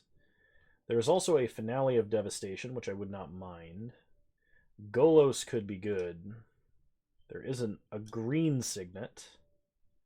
We're not playing Upheaval, so Signets are a little bit worse now that I'm thinking about it. I'm going to take Trop, though, because we do need fixing pretty bad. Avenger of Zendikar is a big green way to win the game. Consecrated Sphinx is another very strong blue card, but it is double blue. And it does not have an alternative casting cost, unlike many of our other double blue cards. What kind of mead do I drink? Classic, coffee, or pair with almond? I think you gotta go classic, man. If not classic, coffee. I'm gonna take, I think...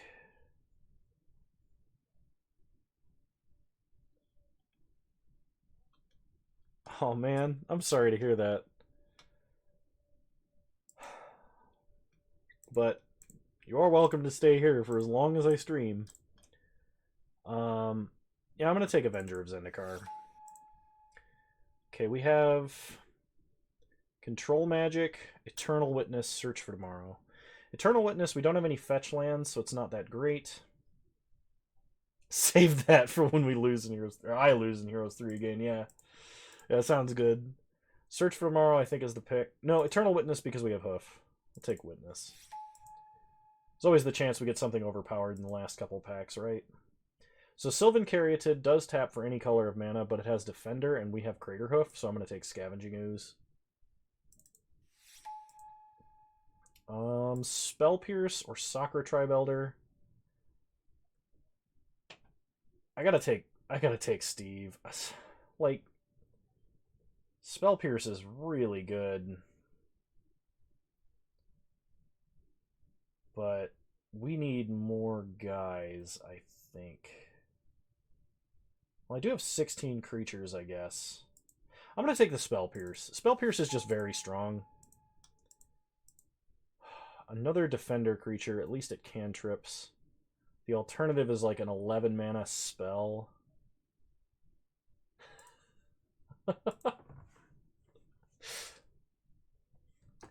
We'll take Wall of Blossoms. I'm not going to play Eureka. I could splash Maelstrom Pulse, potentially, because I do have an Overgrown Tomb. So Maelstrom Pulse is going in the side. Once again, this is not an Oath of Druids deck, because we don't have... we have way too many creatures for Oath of Druids. So I'll put an Academy Ruin in the side. I think instead of Craterhoof, I was supposed to get Upheaval. Because, like, I purposefully chose -1 mana dork over, like, a Mox. We'll take Finale. We'll take Whisperwood. I guess I'll take Omnath in the sideboard. Not going to play him. Not really a Baral deck, but if I got desperate for creatures to play, I could play him. Alright.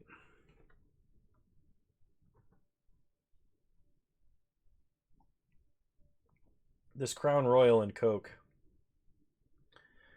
really reflects my mood right now.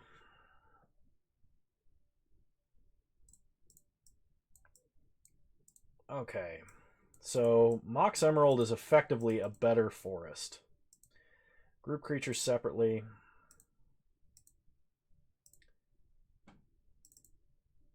I don't think I'm going to play a double off-color Signet.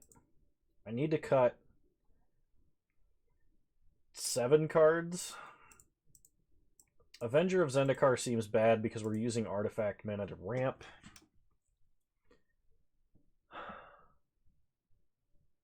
Lodestone Golem doesn't fit in this deck at all.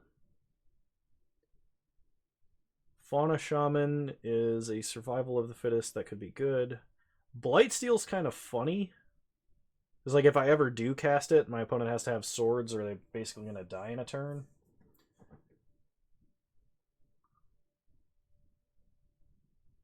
I have Turn Timber Symbiosis, so I think... Oof. Not sure. I think I'm going to cut Wall of Blossoms. Oh, that's true. For those of you not in the Discord that want to be in the Discord, if you like the type of conversations that are happening, you can always join the Discord, and it's basically like my stream chat, except 7 days a week, 24/7. Whenever anyone's talking, that is.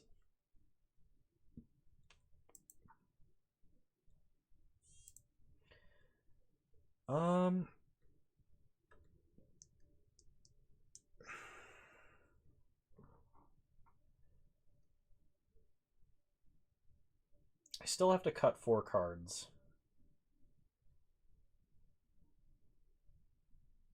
Actually need to cut non-creature cards now. I'm going to cut Force of Negation because it's double blue and only works on my opponent's turn. I'm going to cut... Well, Turn Timber Symbiosis I can play as just a land. It's basically free. So put that in my pile of lands I need to add.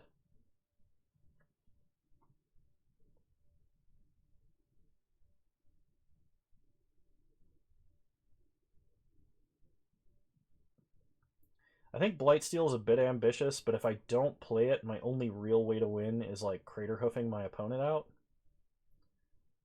Or like Garruk Overrun, and that's not going to happen.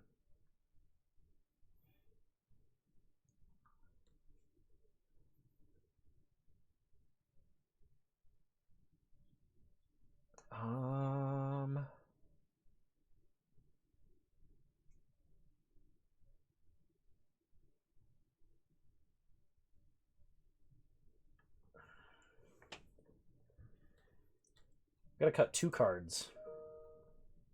2 cards and we'll be good to go. I guess 12 mana might be a lot. And,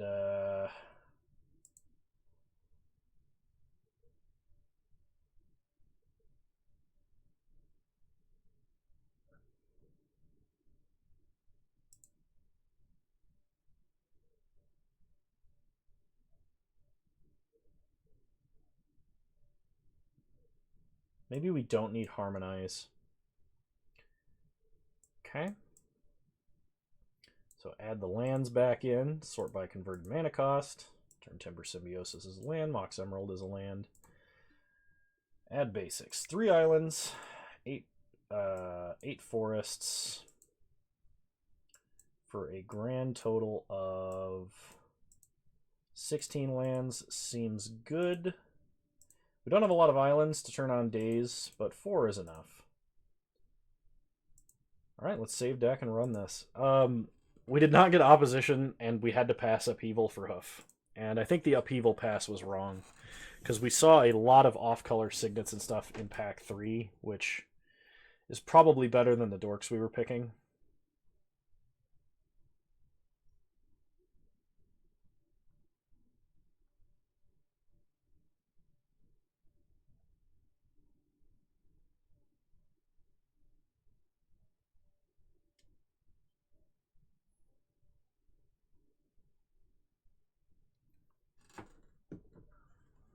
All right. Let's see what happens.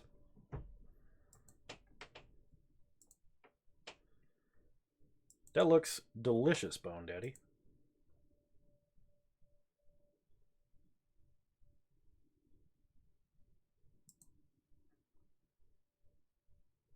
Hey, hey, he joined. Welcome to the Discord.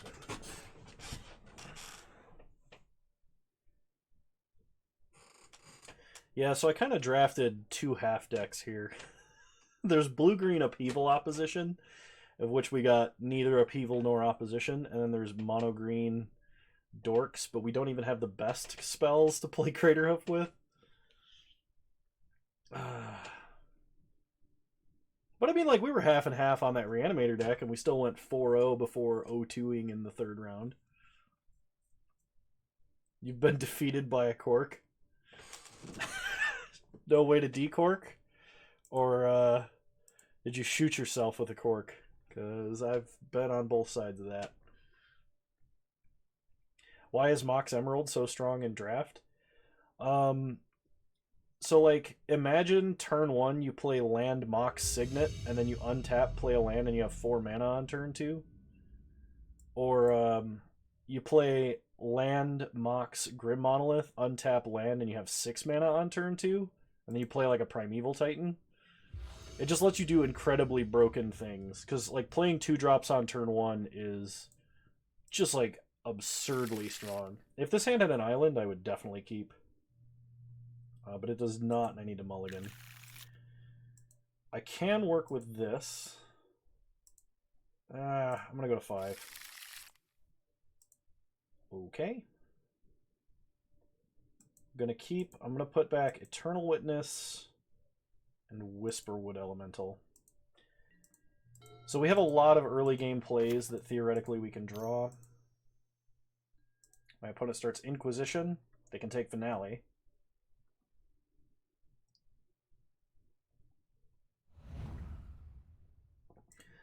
Other reasons that Moxes are like really broken is like you play turn one land Mox, you pass, and then you can have Mana Leak Remand on turn one.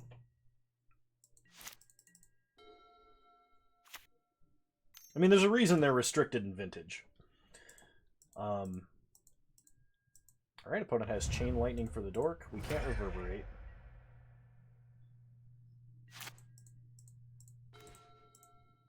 Play an island and pass.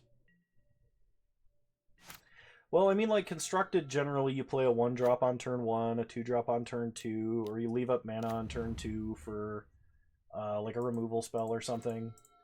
In Vintage Cube Draft, you just play 10 mana spells on turn 1 and kill your opponent, or lock your opponent out of the game and do crazy stuff. Like, Vintage Cube is really fun. I played a deck, not that, well, I guess it was long ago now, that had like Black Lotus and Ancestral Recall in it. And I don't know if you've played with either of those cards ever, but like I basically would kill my opponent on turn 2, getting up a lethal Storm card. It's pretty sweet. Level up Tree Speaker. Pass the turn.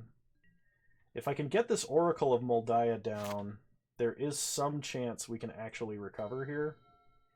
But I'm going to need to draw some other creature to block here.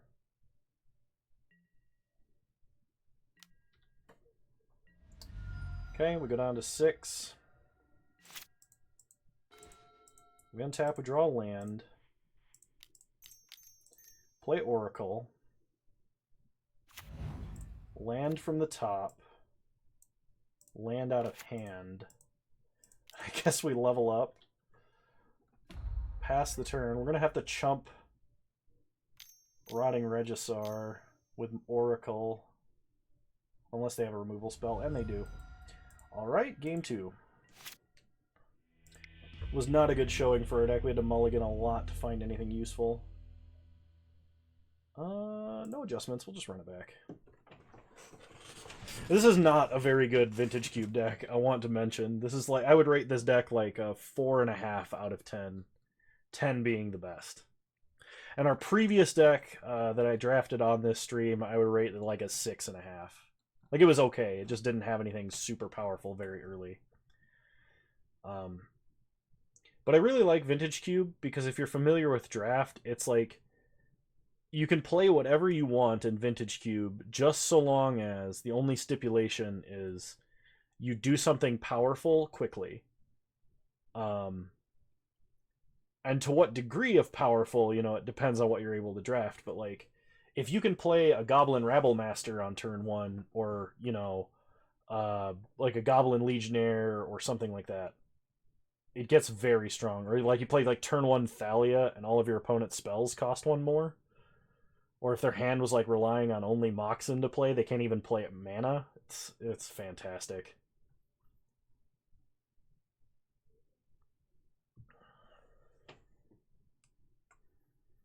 That's a I have not drafted Fun Police in a while. I hope Fun Police is usually open. So maybe I'll do that next draft. Fun Police being red, white, Thalia, and aggro. Because a lot of people, when they play Vintage Cube, they're like, oh man, I get to cast Ponder and Preordain and all these other cool spells.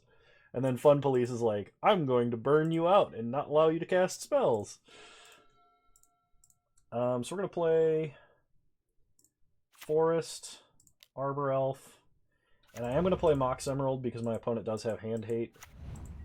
Pass the turn. Next turn I can play a Hydroid Krasis and just as like a cantrip.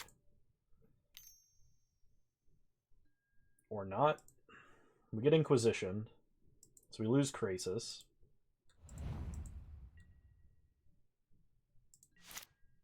We untap. We draw Commit. So play an island. Pass the turn. We'll leave up Commit to memory. Like I'm leaving up a 4-mana counterspell on turn 2.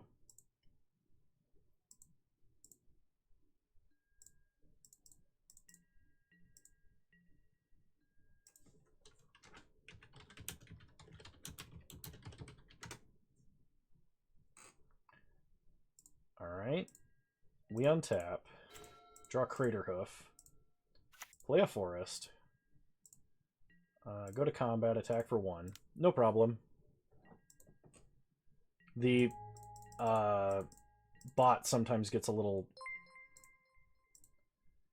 Wow, thank you, Noxon.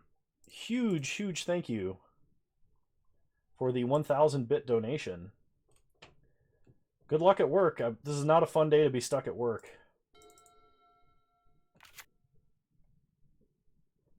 Opponent plays a Swamp. And they pass. We draw Fauna Shaman. So... play Gaia's Cradle. Play Fauna Shaman. Pass the turn. Well, actually, we can attack with Arbor Elf still, so we're going to do that. Getting very close to casting Craterhoof. Opponent goes down to 18. They untap.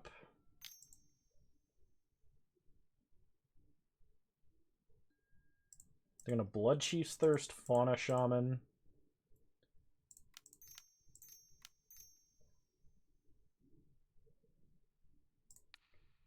I am going to commit this. If I top deck a land, I can cast Hoof. It's a pretty small Hoof, but it would still be good. No, no, not Croxa. Oh, well, we lose Craterhoof. There's like goes our only win condition. So we need to draw an island so we can cast Memory. Yeah, rip indeed.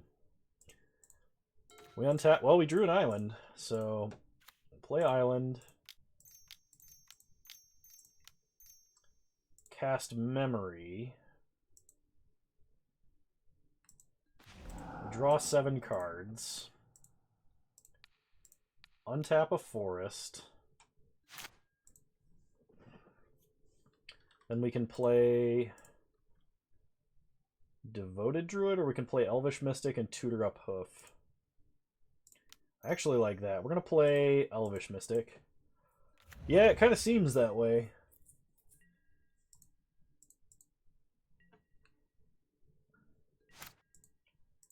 Alright, opponent untaps.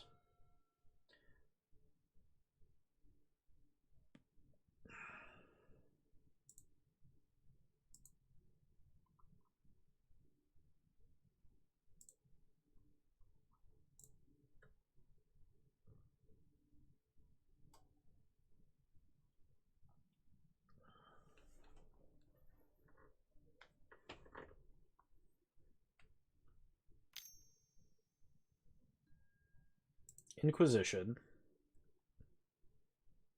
Okay. No worries. Thanks for stopping by, and thanks for joining the Discord. Hope to see you around.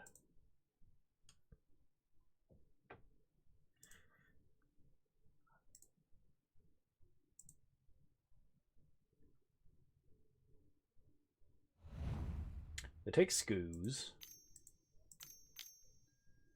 And they play a Midnight Reaper.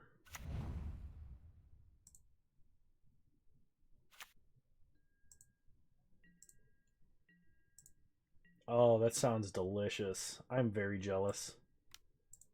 Activate Fauna Shaman. Discard Devoted Druid.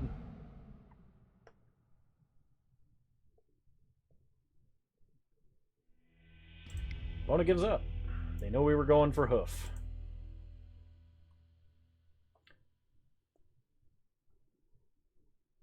How are we punting over on this side? Oh man. For the video that's going up tomorrow on the YouTube channel, I recorded it immediately prior to streaming. I just like threw the league and could not stop throwing, and I really hope that it's not indicative of how we're actually going to play in 2021 or 2021 as a whole for me. Our deck does look solid, but it basically only wins with Hoof. I had to pass on Upheaval for Crater Hoof. Cold Snap, thank you for following. Also, I want you to know that your name is one of my favorite sets ever to play. Triple Cold Snap is one of the funnest drafts I've ever done.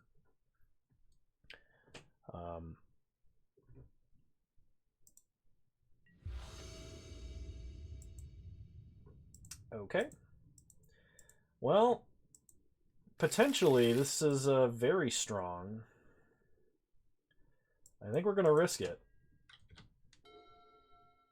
Hey, well, that's awesome. Thoughtseize this time. Oh no. We're going to lose Hoof. They started Inquisition turn 1 both games. Oh. Well, I'm glad to have you here. Thanks for stopping by. I've been having a lot of people come over from the YouTube channel that say, you know, I don't normally watch Twitch, or, you know, I don't normally, like, I'm not able to catch your stream all the time. And okay, we're gonna play Island, Mox Emerald, and play Uraga Tree Speaker, leaving up Spell Pierce. Pass the turn. Oh, okay, nice. I didn't play a lot of WoW. I played Mists of Pandaria. That was my experience with WoW, and it was actually quite nice. All right, opponent gonna make us discard. We don't have that many islands, but I think I need to discard an island here.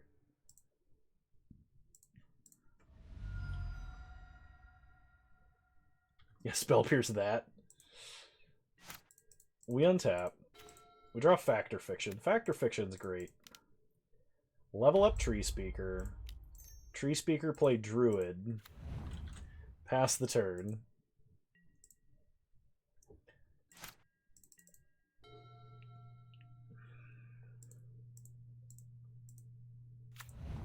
Opponent plays a Badlands. I mean, like, if we can Factor Fiction and reload our hand, that's going to be great. Hopefully our opponent plays something we can Spell Pierce. That matters.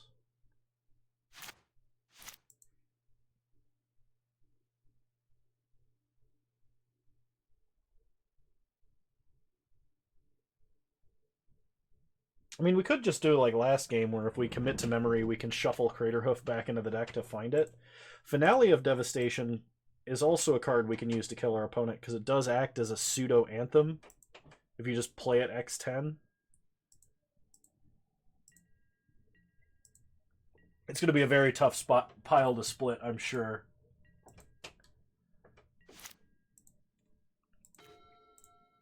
I have taught you Tron 100%. I'm sorry.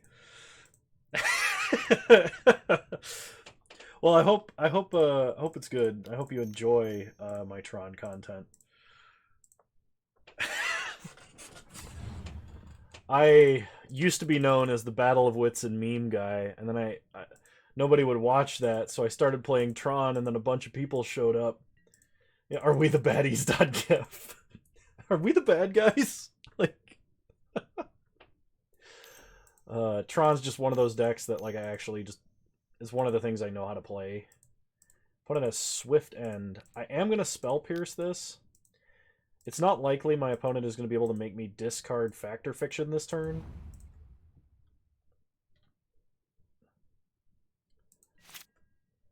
Discovered you while trying to build Tron this year because it became kind of a budget deck. Yeah, it really fell off in the meta because it wasn't good versus Uro. Good. I'm glad. I'm glad that the auto editing program that I modified worked out. Ouch. Alright, we untap. Opponent plays a 7-6. Draw big old Garrick. I'm gonna go with a main phase Factor Fiction. Cradle, Finale of Devastation. Well, the more mana they give us, the more they're gonna... If they put Cradle and Finale of Devastation in the same pile, that would be a mistake. How much mana do we have? 1, 2, 3, 4, 5, 6. Garrick. I say too much. That is a big problem of mine. I mean, like, we take the pile of 4, right? There's no way that's wrong. Finale is great, but we don't have that many other haymakers. I could go get... How much mana do I currently have again? I just counted. 1, 2, 3, 4, 5, 6. I could go get Oracle. Hoof in the graveyard. I always forget Finale can search the graveyard. Does it still make Devastation? Yeah. Yeah, it's gotta. Play Gary. Make a beast. Pass the turn. Yeah, but I watched a couple of Magic YouTubers that did something similar. Like Caleb Gannon, I know does something similar for what I'm doing. I'm sure his editing process is a little more, probably a little more refined. But he does a similar cut out the dead air thing, and I think it's a program that he uses. So I decided to do something similar. Opponent attacks Garrick. Attacks Garrick. We have 1, 2, 3, 4, 5, 6, 7. We're losing Garrick either way. I'm not losing that much. So we're going to let Garrick die. We untap. Draw Scoos.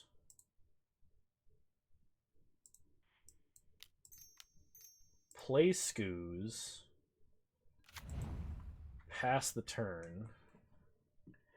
And we should be able to just untap Grim Monolith, kill our opponent. If my opponent does anything crazy or looks like they're going to be able to play Kroxa, I'll eat it with Scavenging Ooze in response.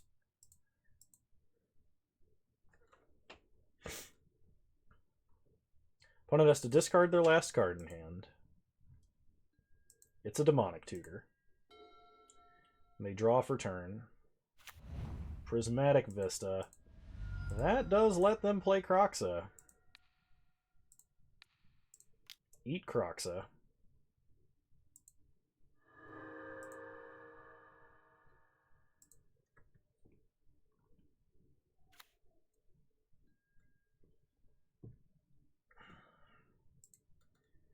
Opponent goes to combat. Attacks for a lot. I'm going to go no blocks here. Going to go down to 6. Eat Murderous Rider. Eat Glorybringer. And eat Demonic Tutor, I guess. Untap. Draw Forest. Does that do it? 1, 2, 3, 4, 5, 6, 7, 8.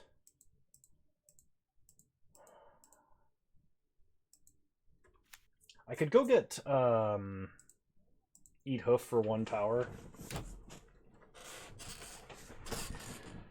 I don't think I will. Trying to remember what's in our deck. I could get Deranged Hermit with Finale of Devastation. But we don't have enough to just win. I need to survive for a turn, which means I need to just chump Rotting Regisar.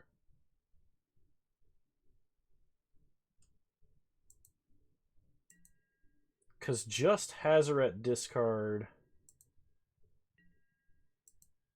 Well, you know, Raelin, if you had been faster on the draw, I would have attacked and then made a bunch of blockers. But we're going to do this the hard way now. We're going to chump with a beast, open myself up to dying to bolt, and then untap Grim Monolith. We're playing with a handicap now. Go ahead and put a punt up on the tally, please. Opponent goes to combat. They attack for a lot. Chump here with the beast. Where's my bolt command? No, don't you do it. Liliana only reanimates from your graveyard. Opponent mills 2 and makes a zombie. Okay, on their end step, untap Grim Monolith. Eat Thundermaw. Alright, we untap. Draw Hydroid Krasis.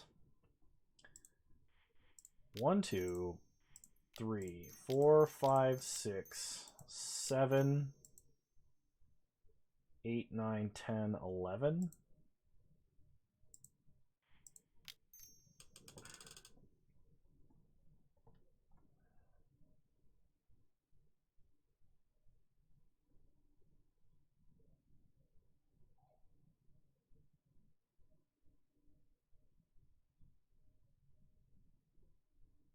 We don't have enough for like Finale to get to do the full buff.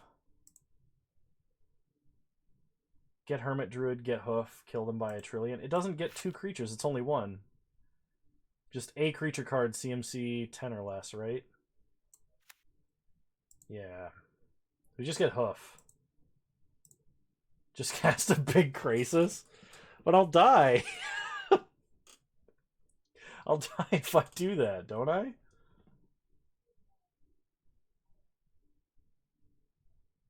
I mean, like, I can block Hazoret now. I'd gain a bunch of life.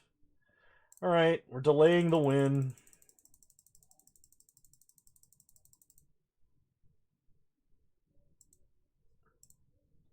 Gain a bunch of life. Okay, we have Force of Will days. Everything is fine. Nothing to see here. Kano, just read the cards, forehead.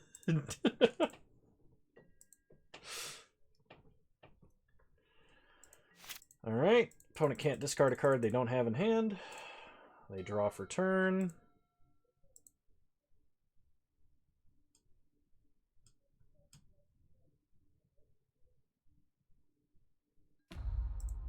They mill themselves with Lily. She's already at 7 somehow. Ravenous Chupacabra in the grave.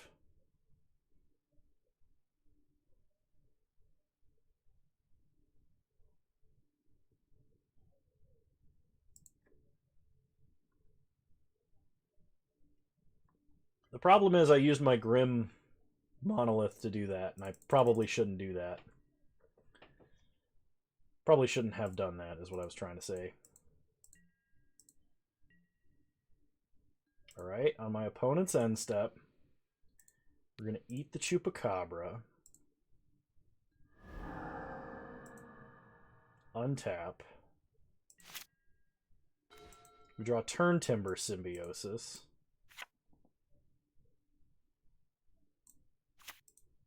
Doesn't even matter, we have Eternal Witness. 1, 2, 3, 4, 5, 6, 7, 8, 9, 10 mana. Eternal Witness is 3, Craterhoof is 8. I'm 1 mana short. Hang on, we have 10 mana. I can just Finale of Devastation Craterhoof, right? Right? 1, 2, 3, 4, 5, 6, 7, 8, 9, 10. I could Eternal Witness a Cradle? Oh, I could do that. Yeah, let's do it. Eternal Witness. Watch my opponent's like last card be a cremate. Like something terrible. Pick up Gaia's Cradle. Don't misclick on Rishadan Port. Play Gaia's Cradle. Make a lot of mana.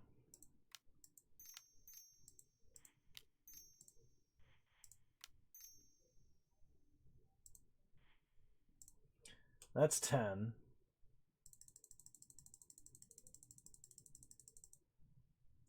So, Finale of Devastation, X8. Craterhoof. Creatures become huge. Untap Devoted Druid.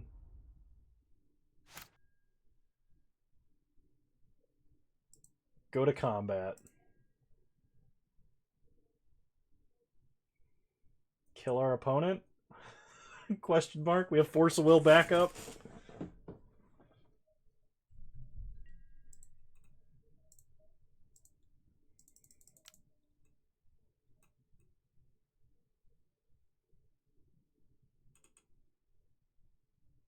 That's not a spell.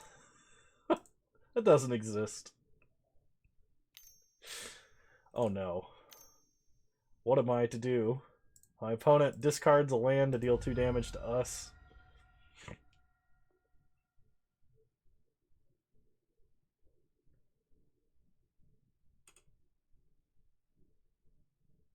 It only took about 4 more turns than it should have. But we got there.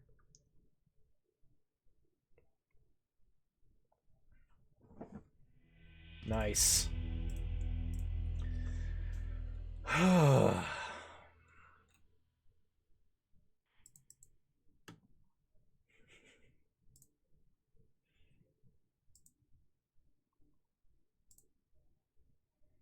If I were a football team, I would be the special team only for punting.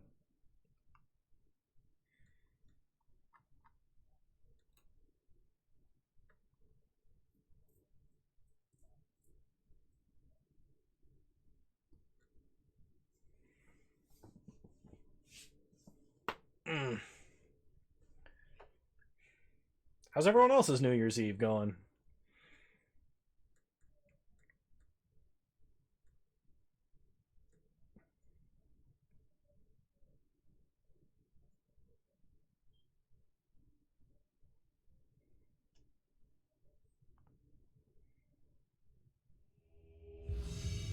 Alrighty.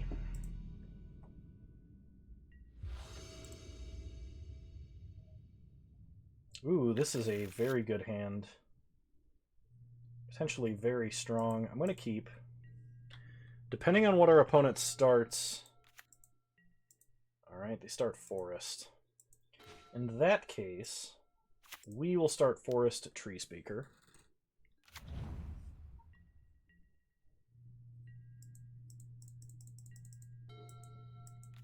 Why Sarcastic Rat?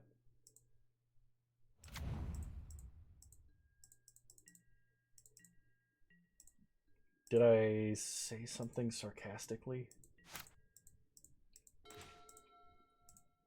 I don't even know anymore. Oh, Sarcastic Rat. Ah. Alright, level up Tree Speaker. Tree Speaker, play Grim Monolith. Pass the turn, we have Daze.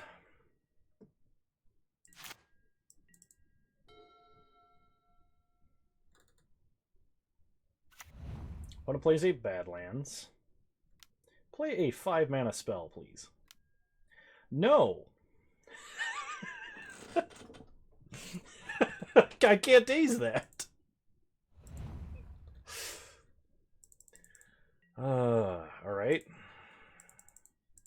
Well, I mean, plan B is just pick it up with Eternal Witness and play it again. But I probably shouldn't do that either, because they would just Ancient Grudge it again. Do I do that? 1, 2, 3, 4, 5.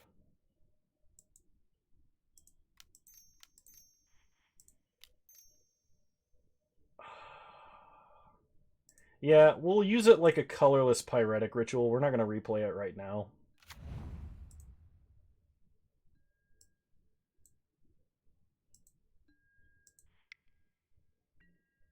Pass the turn. Leave up Spell Pierce and Daze.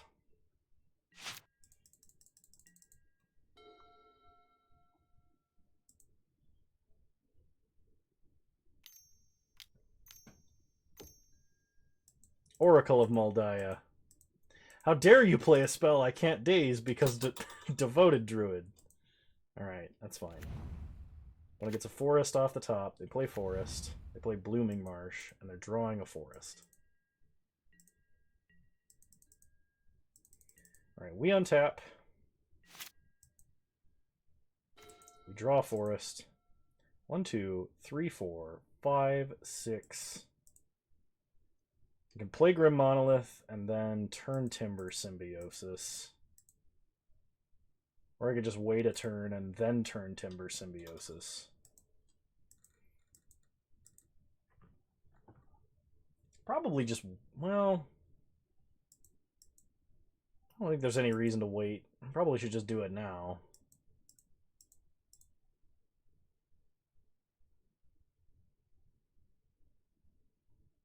So play out the forest. 1, 2, 3, 4, 5, 6.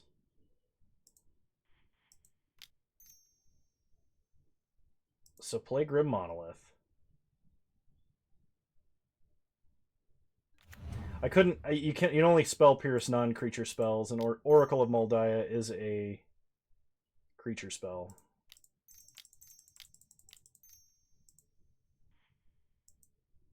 Cast turn Timber Symbiosis.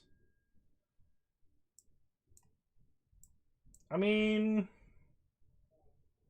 Whisperwood Elemental probably wins the game, but actually, do we get Hoof here? Hoof, we hit our opponent for 8 plus 5 trample. I think Whisperwood is actually better. Despite the fact that Kano Big Brain wants to just go Hoof. Yeah, let's take Whisperwood Elemental.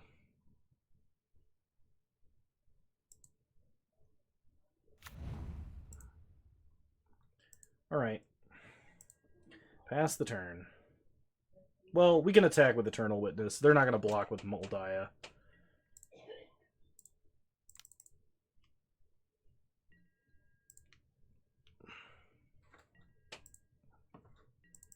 That is true. Okay, we manifest a Mox Emerald. We could turn it face up for its manifest. Oh, it's only for creatures. You can only unmanifest creatures. Alright, opponent plays a Raging Ravine and has an Assassin's Trophy on top of their deck. Spell Pierce and Daze counter nothing ever. Except maybe whatever this is.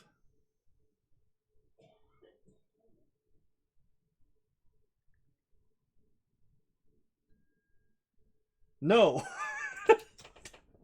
Well, I am going to daze this because I want to save my island.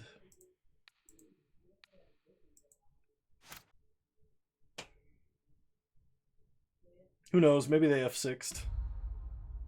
You're going to untap Devoted Druid. So they could pay for the days. Okay. I guess that means I have to sack Whisperwood Elemental.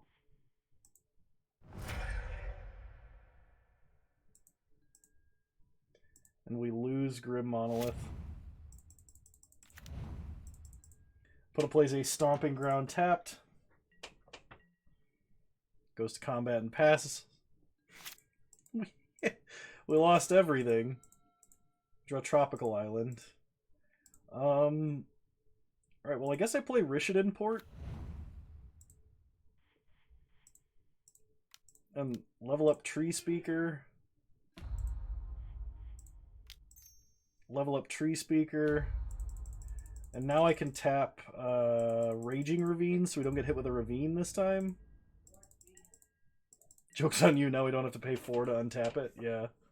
Like, that wasn't a great Casualties of War there. It was just a 6-mana kill. Why aren't we attacking? Because Kano doesn't know how to play this game. He's talking and trying to play at the same time. And he only has enough brain power for 1. We did miss 4 damage. And I didn't replay the island, and I didn't port it upkeep.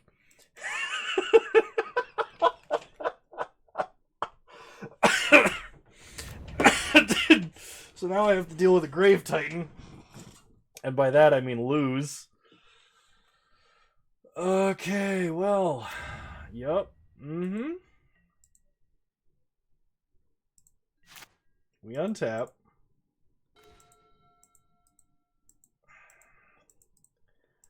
I'm going to next game. That was so terrible. I'm sorry. I'm sorry.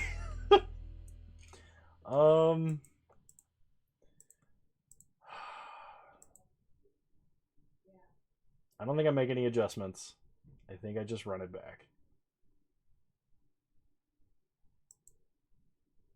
That's really what was going to happen. I was going to wait till my opponent pays mana to animate Ravine.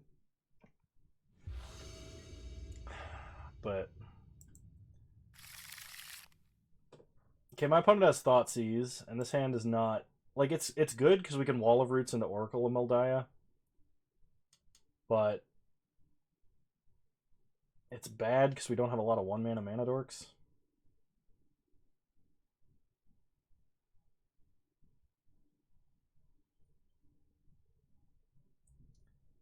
What do you guys think? Do we mulligan this? I think I mulligan this.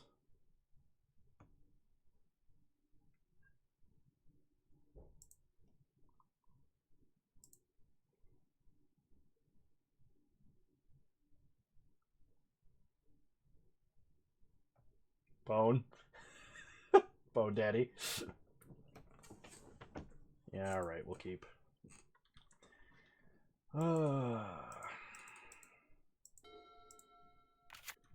Play Forest, pass the turn.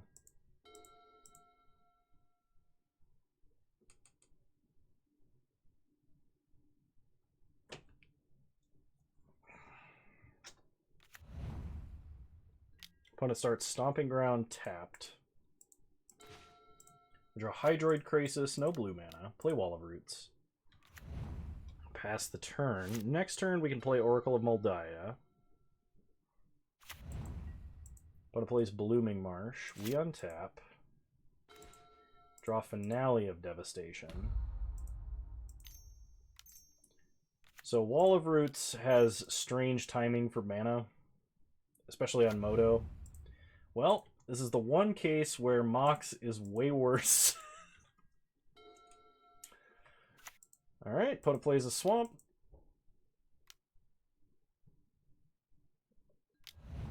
Nissa. I mean, if we just have like 2 lands underneath this Mox, this Oracle is going to be fantastic. We don't. Play Mox. Play Deranged Hermit. I'm not just gonna Finale to shuffle. So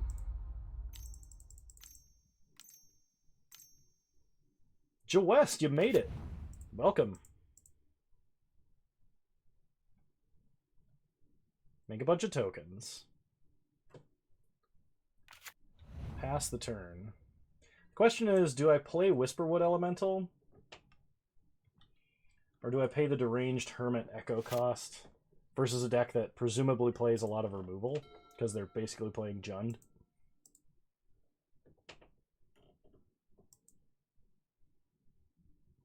I don't know what that means.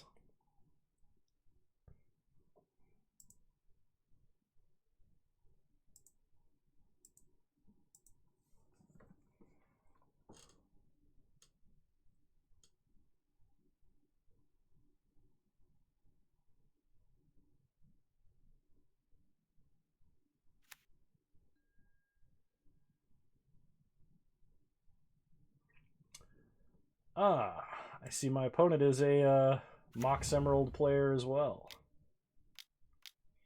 Just hit Cradle on top and win. It's that easy. Yes, you did, Joest. This is like all of our big mana payoffs in one hand, and they're gone.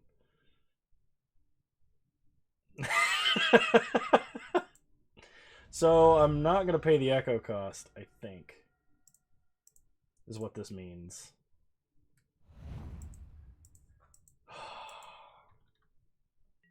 I think the plan now is to just play Whisperwood Elemental.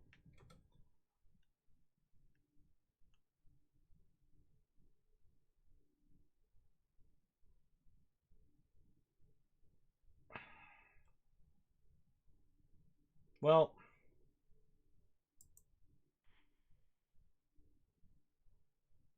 no, I'm going to pay the Echo cost so I can start attacking.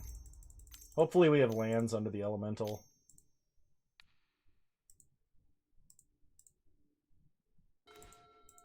It's a Factor Fiction. Go to combat.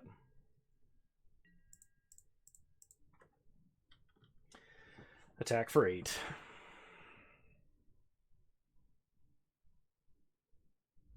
Opponent goes to 12. I mean, what are the odds my opponent has a Mind Twist for 1? Pay the Echo cost so our opponent can flip a Bonfire of the Damned. Yeah, that would do it. Grave Titan. I am now realizing that my deck is woefully insufficient.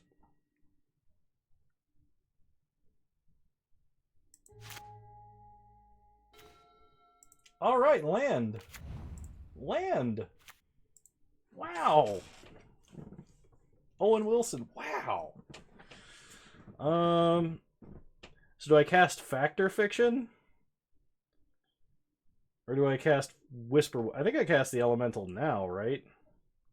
Because then I could just upgrade these squirrels into face down cards.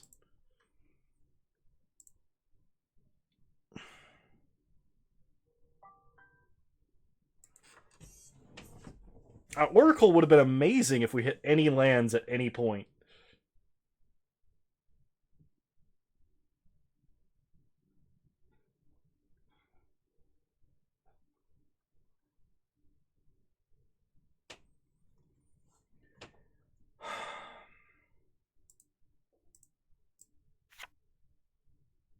Ah, never mind.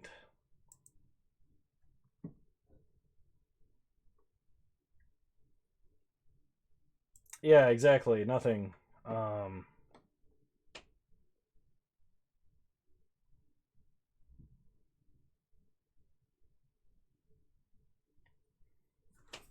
don't know what I would be drawing into with a Factor Fiction. Maybe just trying to get more creatures on board. We're not going to go wider than a Grave Titan.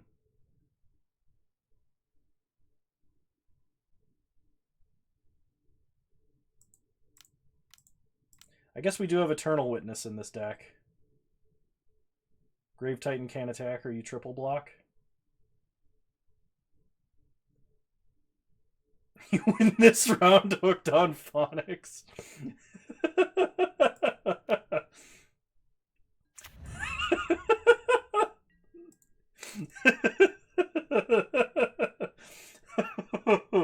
Hooked on phonics.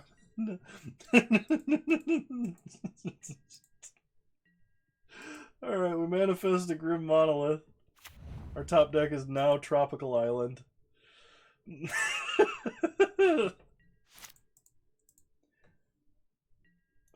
man.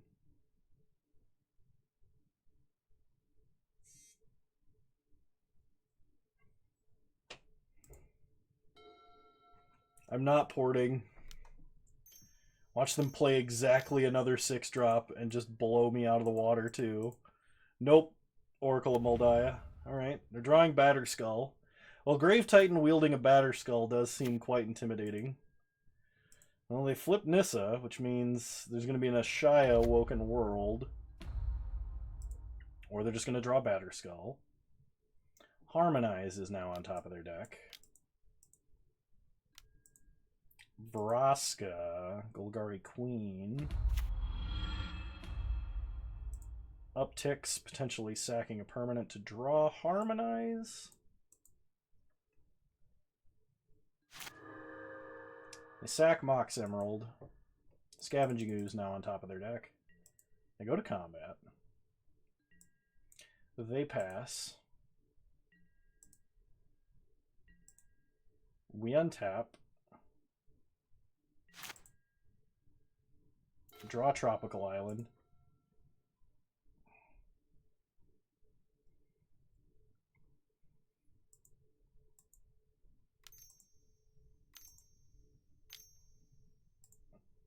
Fact or fiction?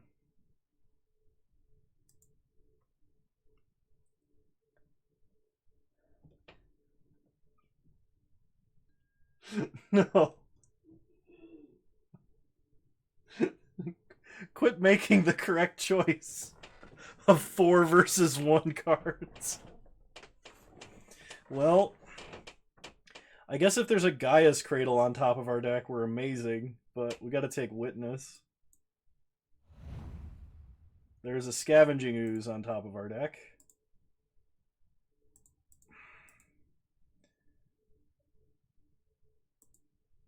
Four mana draw card, yep.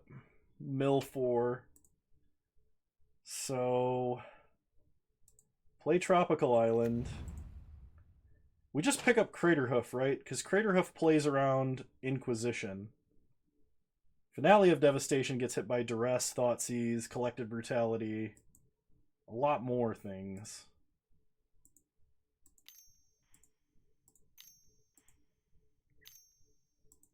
Eternal Witness. Eat your heart out, Preordain. Pick up Hoof. Pass the turn. No attacks. Manifest Ooze.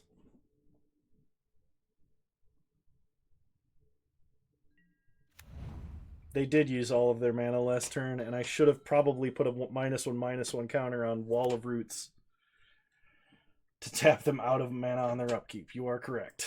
Because Raelin has never been wrong, actually.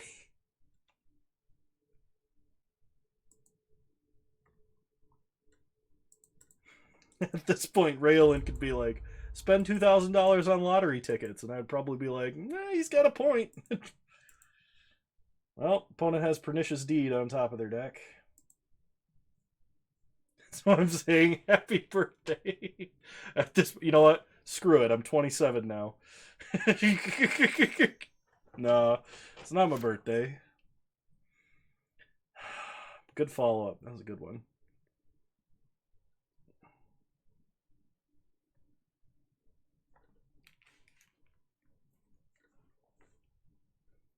As if you believe hard enough.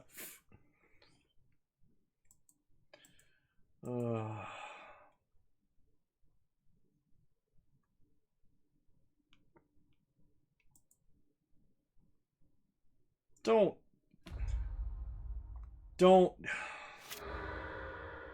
I'm gonna get Pernicious Deeded.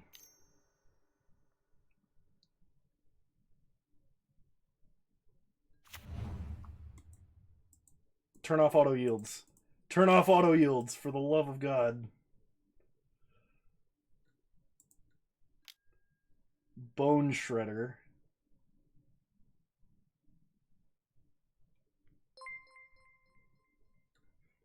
Thymos, thanks for following. Much appreciated. You're a wonderful human being. Well, the problem is they can target Whisperwood Elemental, and then when I when I sack it, they pernicious deed in response.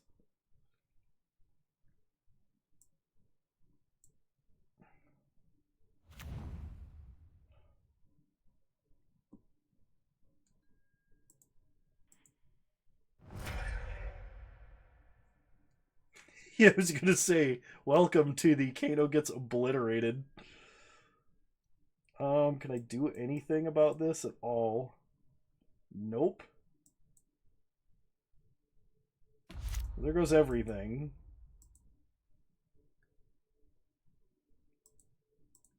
We get to keep Oracle of Moldiah.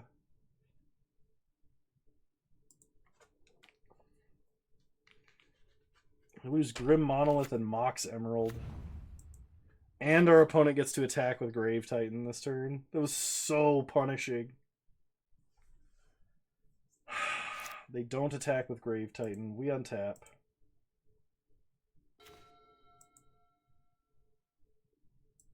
I cannot draw anything to save my life.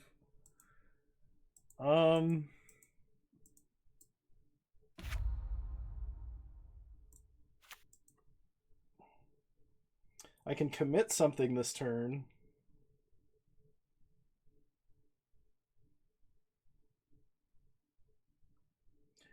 She's not ulting yet. She's a -9 for an ult.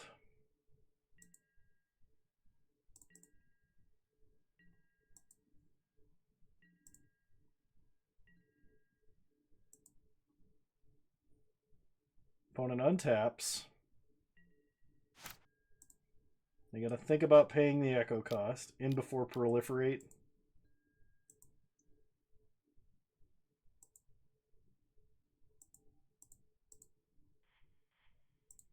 Yeah, I have not been very good at hitting lands with this Oracle. I should consider drawing lands.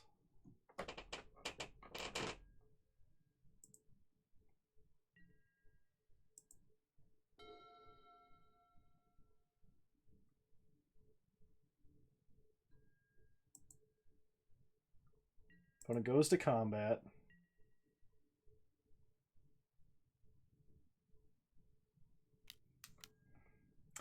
Thanks, Thymos.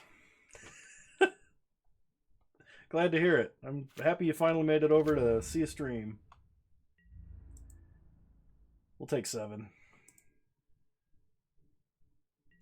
Go to 8.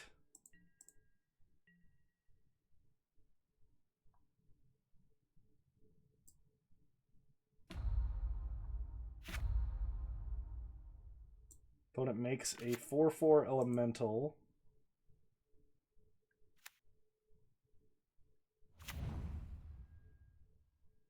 Plays a Scooz.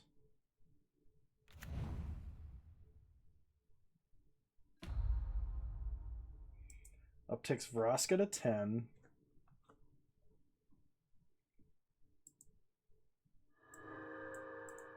You have a Duretti Ingenious Iconoclast. Commit Vraska. Not that I think this matters.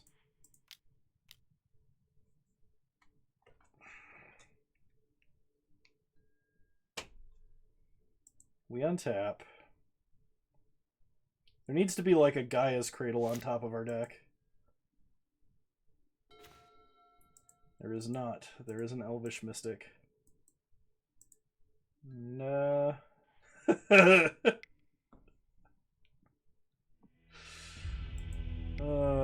We can shuffle our deck, but I'm not going to.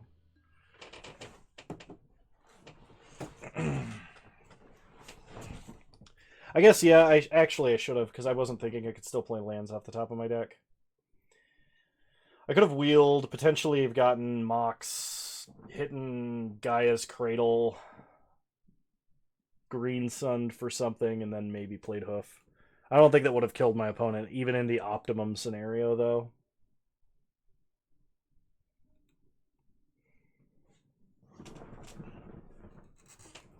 Hang on a second. Game's running really slow. I am going to restart the client really quick. I did have Dorks left in the deck.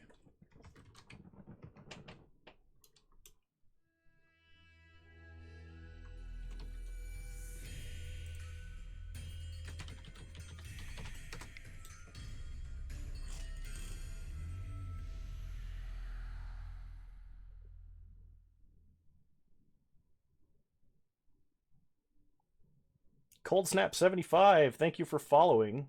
Is that your alt account, Cold Snap?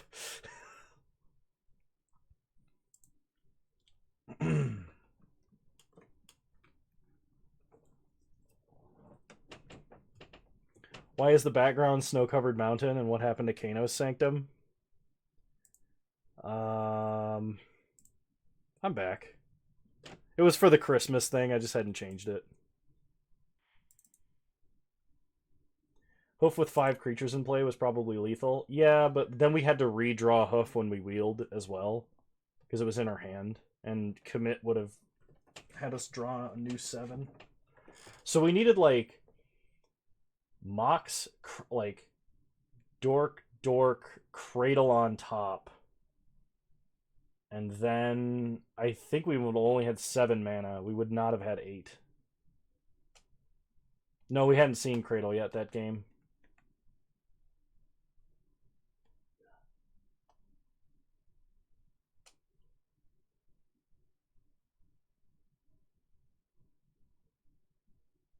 So yeah, we needed Mox.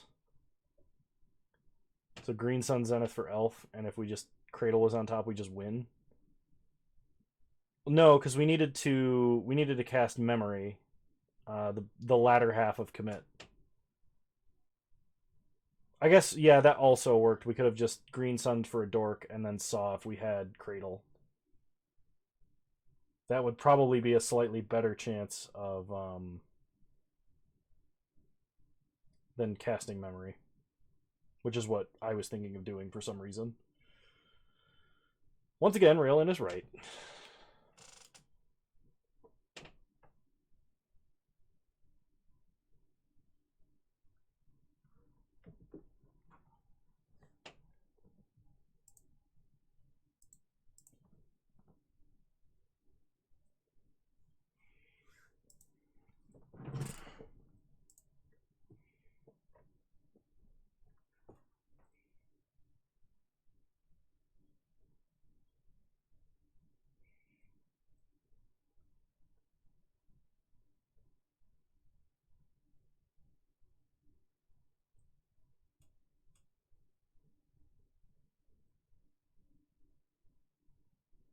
Man, nobody's in the Vintage Cube queue right now. There's only 4,500 active players. It's like the most popular queue on Moto. And it's just shot up by multiple. Oh.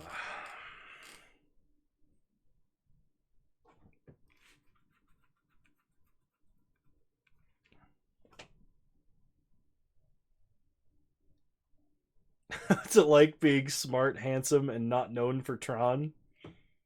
Yeah, Raylin, what's that like? I don't know any of those things. Oh.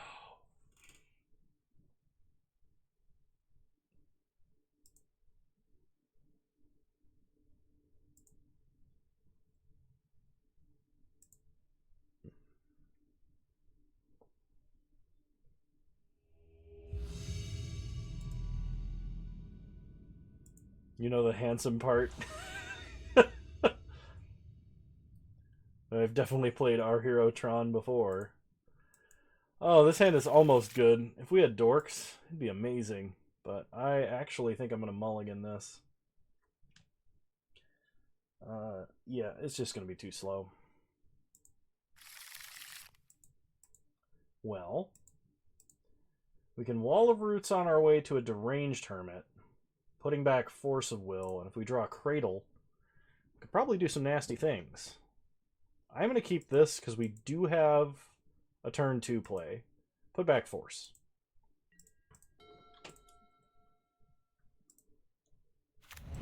Opponent starts Verdant Catacombs, cracks Verdant Catacombs, and finds Overgrown Tomb tapped.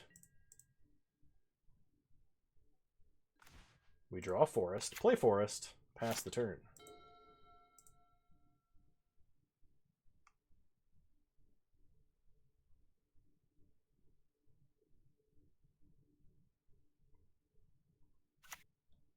Opponent plays a Swamp. Oath of Druids. For those of you that don't know what that means, it means I'm not playing any creatures for a very long time. Play Forest. Pass the turn. Play Port. Damn it, I should have played Port. Now he played a Signet. Ugh. I'm so bad at porting. Ugh. Yeah, they had the land, but...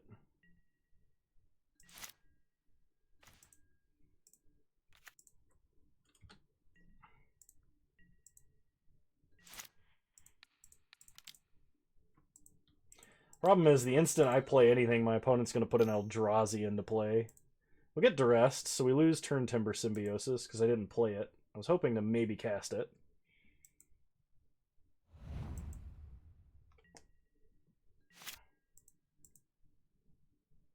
Maybe Oath mills them out. Yeah, I mean, that, I guess, might be a thing that could happen.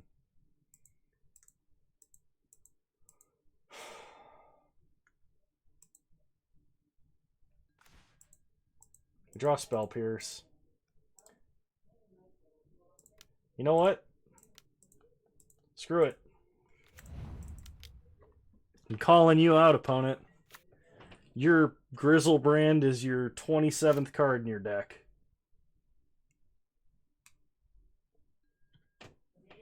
It's like Blightsteel. Terastodon? No, not a Terastodon. I mean, I could draw Cradle and then, like, do something. At this point, they probably just blow up their own lands, right? Prediction started. I've never seen that before. Win channel points if you make the correct prediction. Is this a mod command? Will Kano bond his way to victory? Oh man, did my opponent just... Okay, cool. I am not allowed to predict my own channel. This is covering up my stream chat. Okay. We draw Arbor Elf. I can't play Deranged Hermit. Play Arbor Elf.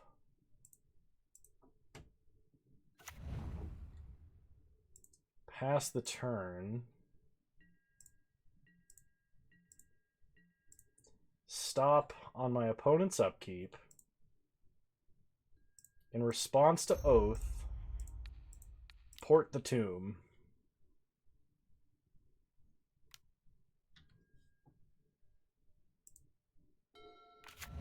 Whoa! Everybody said no. My opponent just put Emrakul into play and has one card left in their deck. Oh, if we can get an island, we can play Krasis and block. And then my opponent will Oath their last card away. And we win!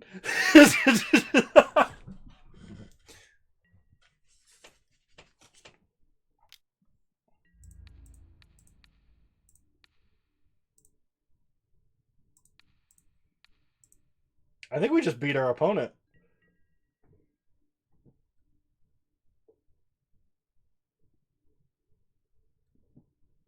No, my opponent is gonna Oath trigger. They're gonna lose their last card.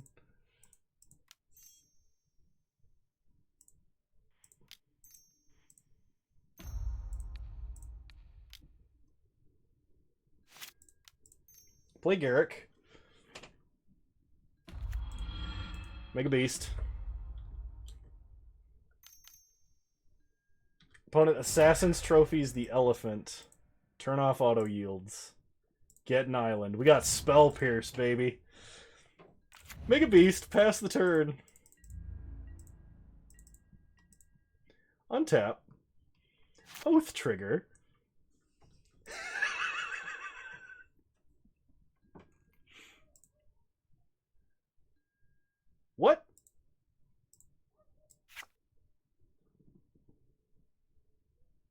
Oh, until they reveal a creature card. Never mind. It's not a may. Oh, it is you may. Okay, never mind. I for some reason was under the under the understanding that that was not the case. Was this Annihilator 6? All right. All right, we're dead. I didn't know it was a may. We didn't have blue mana. We Assassin's Trophied. They Assassin's Trophied us, and that's how we got blue mana. So we couldn't do anything.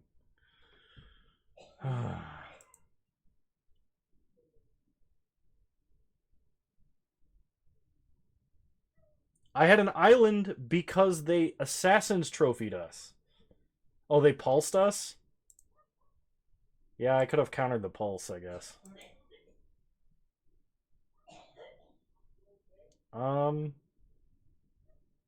Pro tip. Let's side out all of our... Oh, I have Maze of Ith, but they have Emrakul.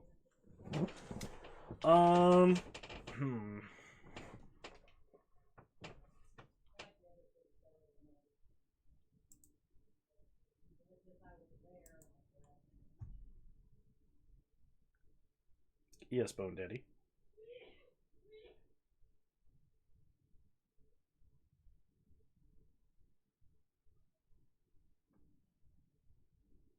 Alright, I threw the game.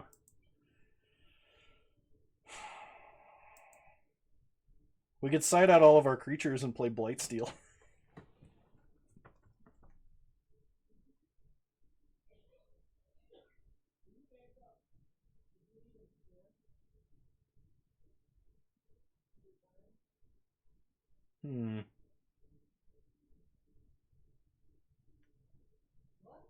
That's true, we can't easily trigger Oath that way.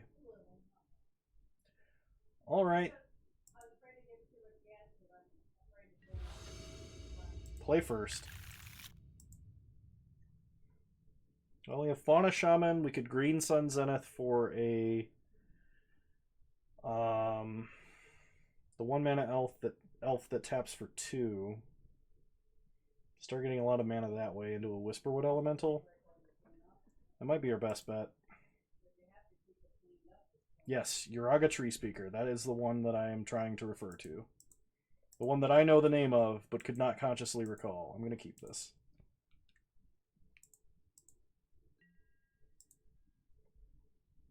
I'm drafting Fun Police after this. Did I say drafting? I meant forcing.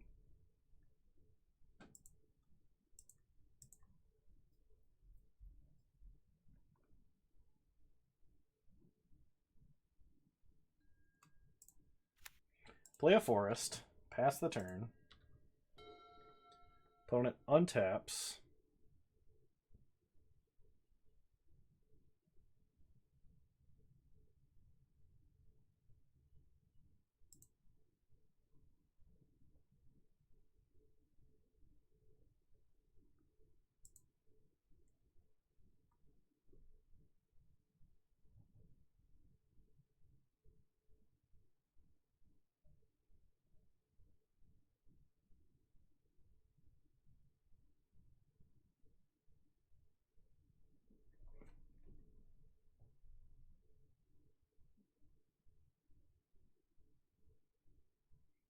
What do we do if tomorrow is December 32nd, 2020? Well, I'll get concerned if it becomes December 33rd. Then I'll actually have some concern. No! Stop! Stop duress! Ah! There goes my entire plan. Alright, we get an Elvish Mystic. I guess we'll play Fauna Shaman. Because even if we play Mystic, we can't play Whisperwood next turn. Fauna plays a Forest. Roll Signet, okay. Draw Forest. Play Elvish Mystic. Pass the turn. Don't forget to port. I'm going to attack. I'm not going to discard Whisperwood. Port them off of black mana.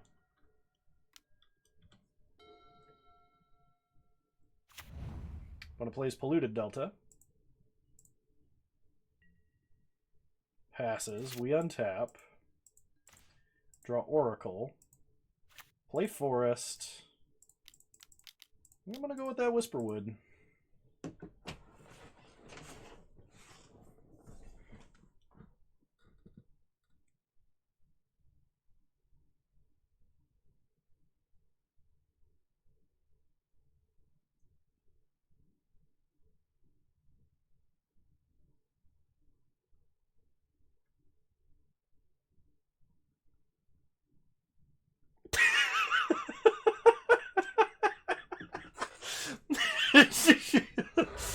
Oh my god, Rail. Because January 5th never arrives. Oh god. Oh, we get remanded. Hit our opponent for 2.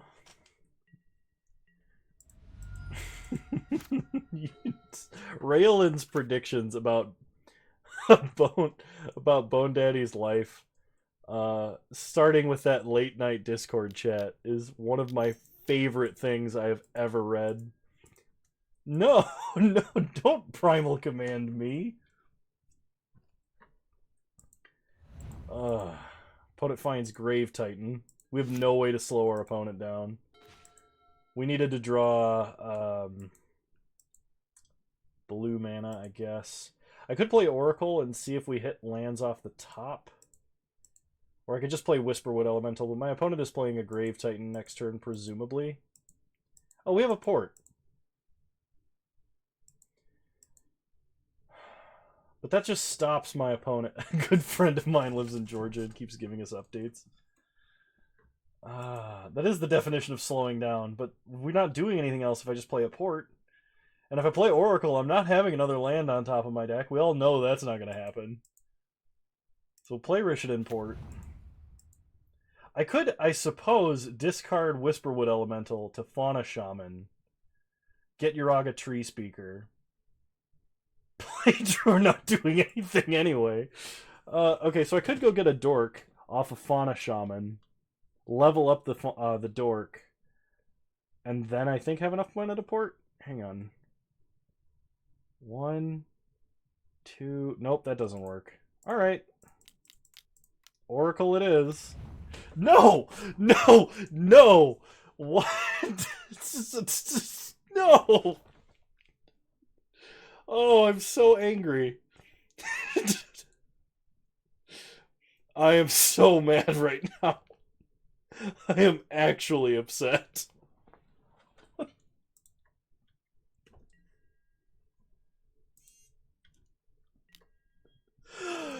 Oh no.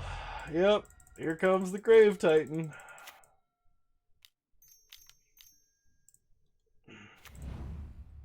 Any other time I draft this deck, that's a land, and we rish it in port. But the one time I take Mox Emerald, I'm like, it's better than a forest.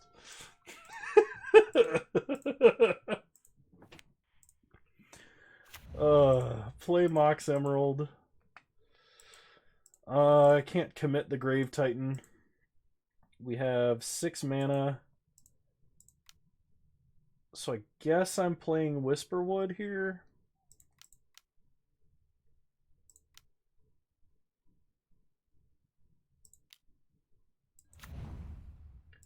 Pass the turn. No attacks. Manifest Garrick.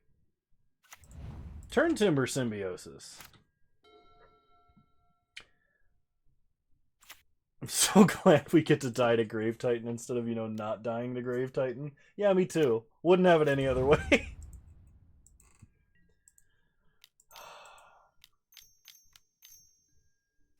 Oh, never mind. Karn too. Karn shows up for the party. Takes Whisperwood. We untap. We draw Turn Timber. Still no land. 1, 2, 3, 4, 5, 6. I was F6'd. It's fine. Oh my god. I'm never drafting Oracle of Moldiah ever again. Ever. Not unless I'm playing like a 30 land deck, at which point I'll still hit the 10 non-lands prior.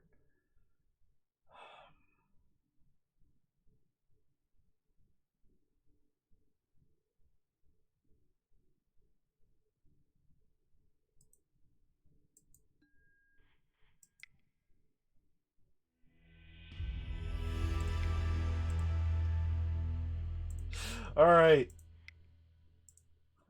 We're forcing Fun Police. Mana Crypt.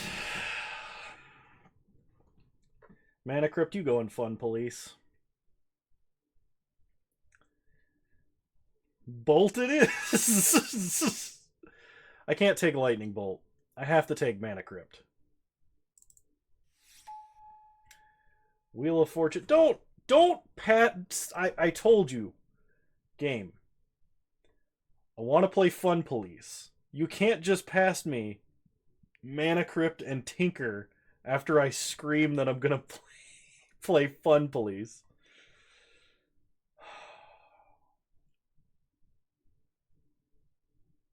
Do we go for the Tinker? We can't not go for the potential turn 1 Tinker, right? Red's Wheel of Fortune, though. Yeah, I'm a coward. I didn't take the Bolt over the Mana Crypt. Right, Tinker. We'll play Is It Fun Police? Or America Fun Police. America Fun Police.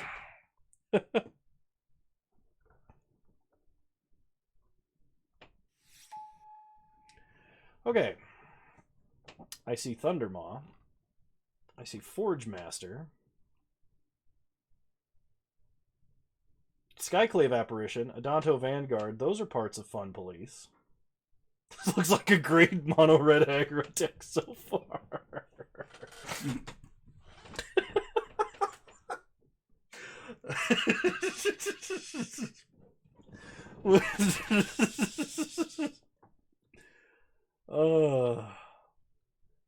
So the correct pick is probably Force of Negation by far.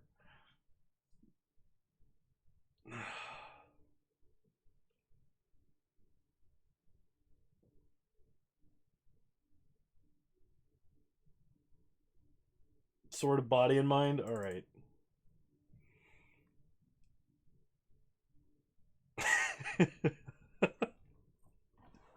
I think Stoneforge Mystic was in that opening pack too, so there's like no guarantee we even get that.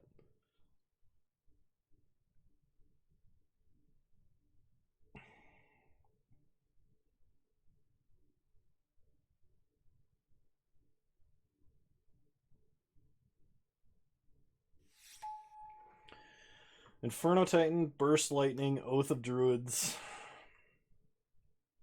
Underground Sea, Balance. Balance is a very Fun Police thing to do. Burst Lightning is the actual Fun Police card. Opposition Agent could also be a Fun Police. Flooded Strand.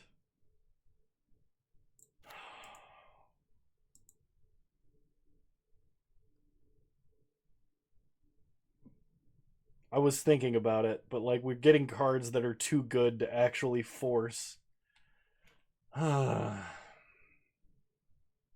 Yes. We'll go with Flooded Strand. Maybe we can still play a Thalia Tinker deck. Basalt Monolith, Containment Priest, Ferocidon, Through the Breach, Banishing Light.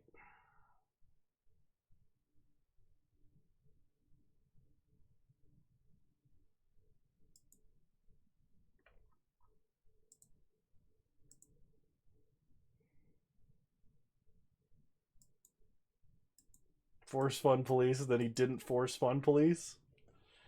Well, you know, it's never too late. It's never too late to force Fun Police. Ferocidon it is.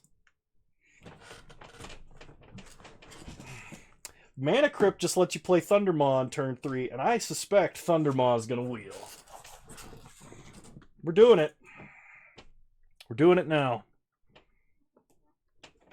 I'm going to look for steam vents and blightsteel. That's the only other non-fun policey things I want. Hollow Blade does fit in Fun Police. A little bit better than Dire Fleet Daredevil does. I mean, this potentially could nab like a recall. But Hollow Blade gains indestructible, and we have equipment. Fun Police is red-white, traditionally.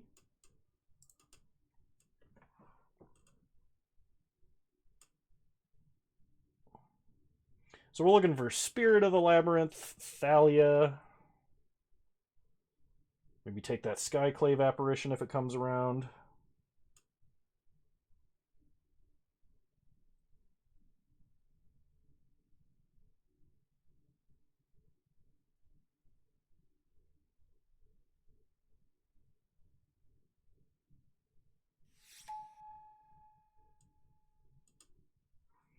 Alright, Spirit of the Labyrinth is one of those cards I said. Ah, yes, our Thalia Mana Crypt Tinker deck. It's Vintage Cube. Don't give me that. What do you think? Spirit of the Labyrinth or Lightning Strike? I like playing 3-1 Tribal.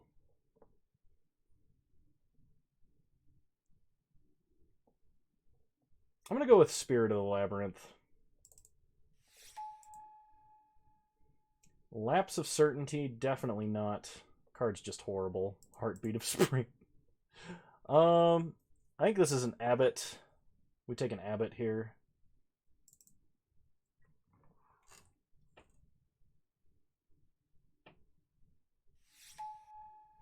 Rishadan Port. That's a Fun Police card.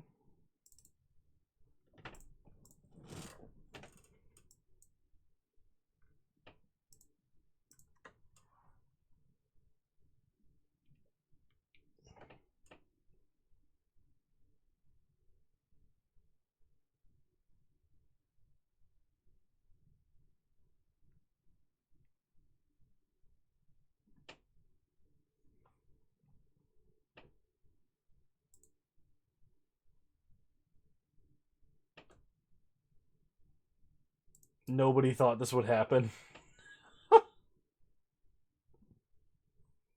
Port is only a Fun Police card if you actually use it. You got me there.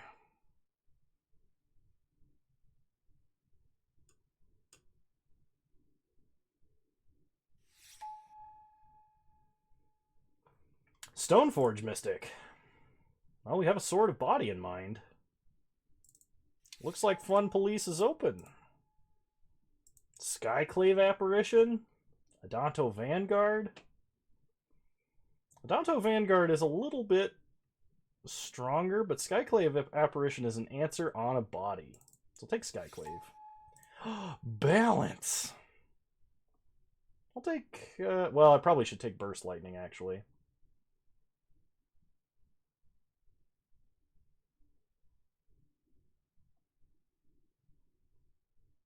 Yeah, I'll go Burst Lightning. Oh boy, Containment Priest. Take Containment Priest. Tassiger in the sideboard, and... oh, we got the Heartbeat of Spring, Bone Daddy, just like you wanted.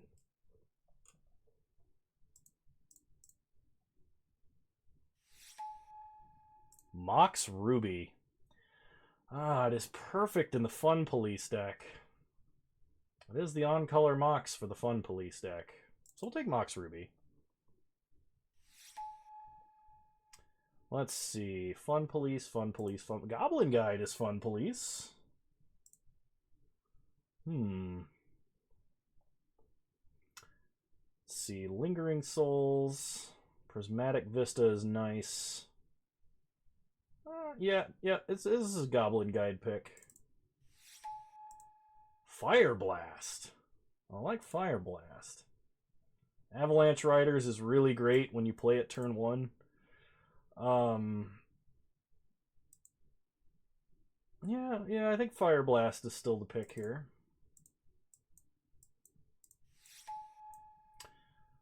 Duretti, Grim Lavamancer, Sad Robot, Chain Lightning.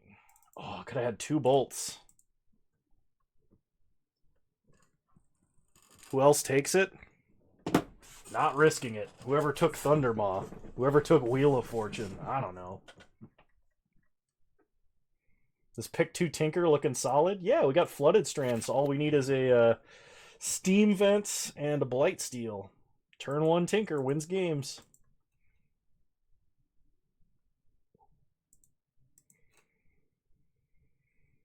And if we draw Blight Steel like we would every single game that it was in a deck where the rest of the deck is 2 mana or less, we just Tinker for Sword of Body and Blight. Sorry, I couldn't keep a straight face.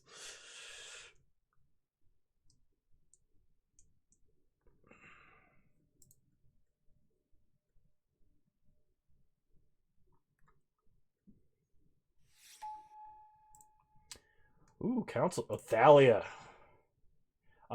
Thalia. Now, Thalia usually wheels, but I am not risking dropping a Thalia in a deck that we can play Thalia on turn 1. Thalia it is.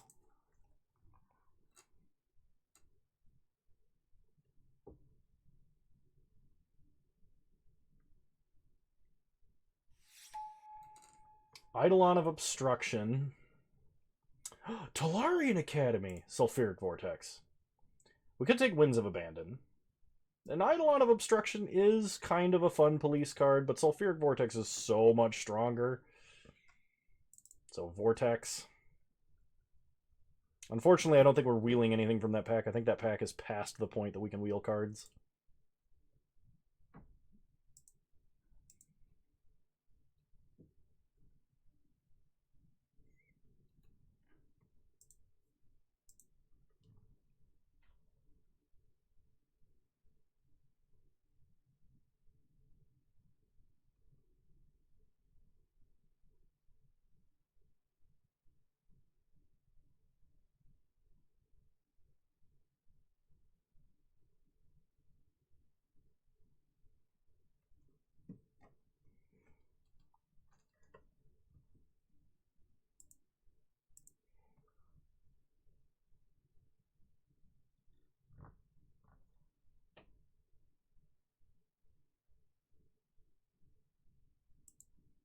Moto.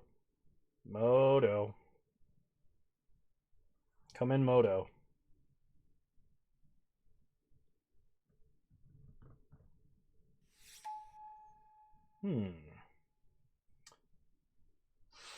Experimental Frenzy could be potentially great.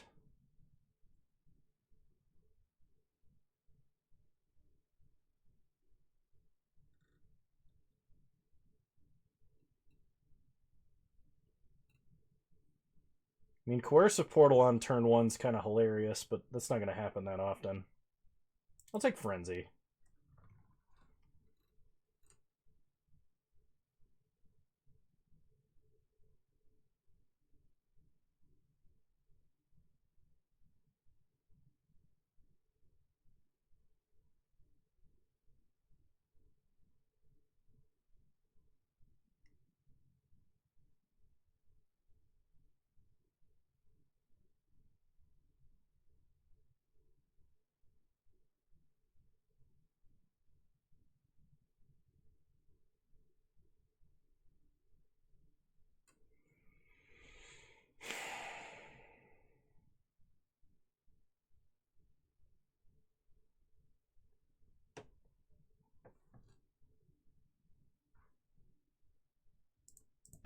Did I lag out?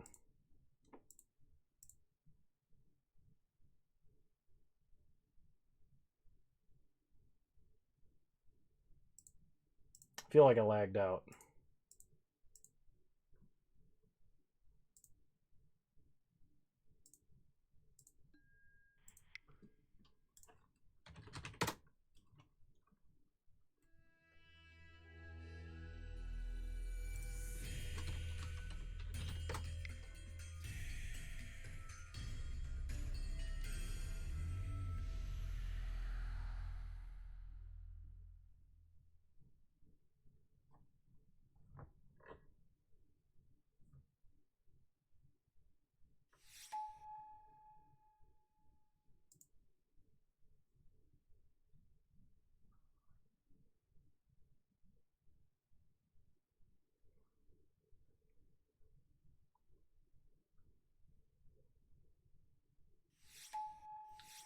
Yes, I did lag out, actually really hard. Vryn Ringmare or Bombat Courier? I think Bombat Courier is stronger despite Vryn Wingmare being very good. We could potentially turn one Vryn Wingmare as well. Hmm.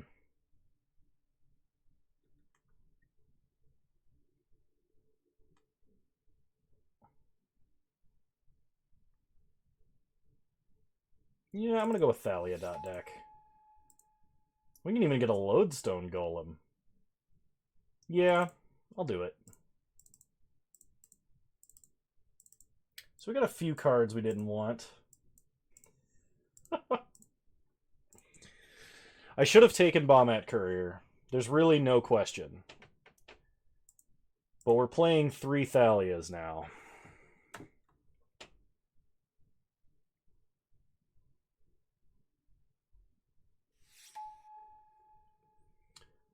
Wear and Tear is really good sideboard. Whoop, excuse me. We'd also get Burmaz. Double White's looking kind of hard right now. I already have Skyclave Apparition. Yeah, we'll get Cat King.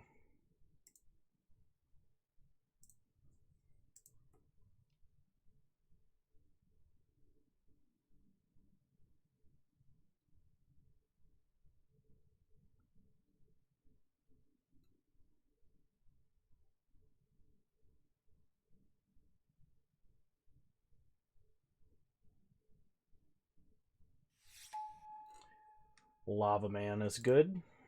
Take Lava Man.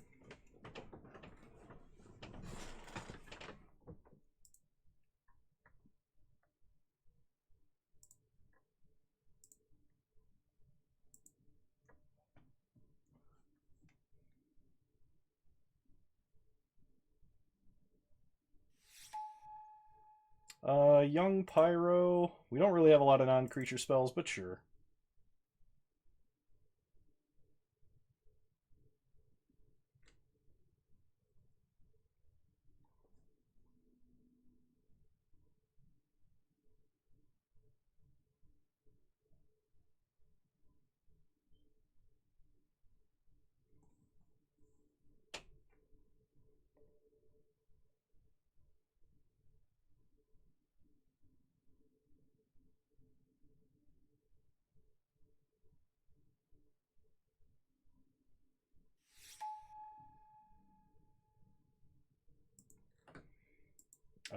Luterial Core sideboard, I guess. And Liliana sideboard.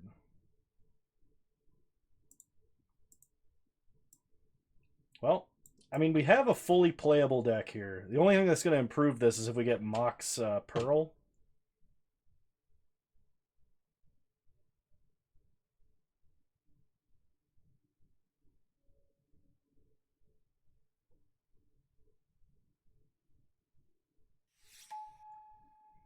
All right. Big think here. Path is really strong. We do have a lot of good playables, but not a lot of removal.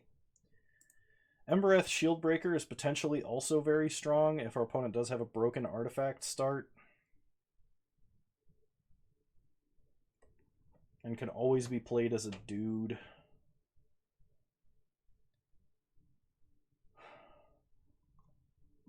I think I'm going to take Path just to be on the safe side. I think Light Up the Stage is terrible. Ancient Tomb. Turn 1, Mana Crypt, Ancient Tomb, Lodestone Golem. Let's go. We don't have a lot of things that have 2 or more colorless in them, though, actually. So Ancient Tomb is not looking that strong. I could take Marsh Flats.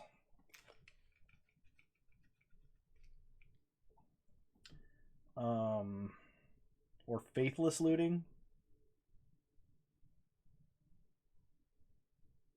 Ancient Tomb helps us play Ferocidon, Sword, Vryn Wingmare, Experimental Frenzy, and Golem only.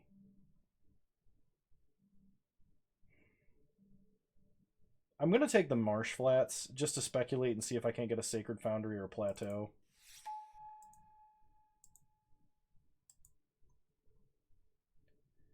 Okay. So, Porcelain Legionnaire, Hero of Bladehold, Figure of Destiny, Flame Tongue Kavu, probably not Koth. I could take Inkwell. We could go for the Tinker plan. But I have no blue duel, so that doesn't work. I think Legionnaire is what I want the most. So we'll go Legionnaire. Hero of Bladehold is like insane. And if I had a white Mox, I would have gone with Hero of Bladehold, I think.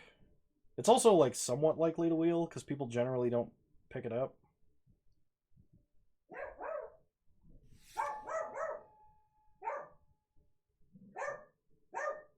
I could take Lotus Petal.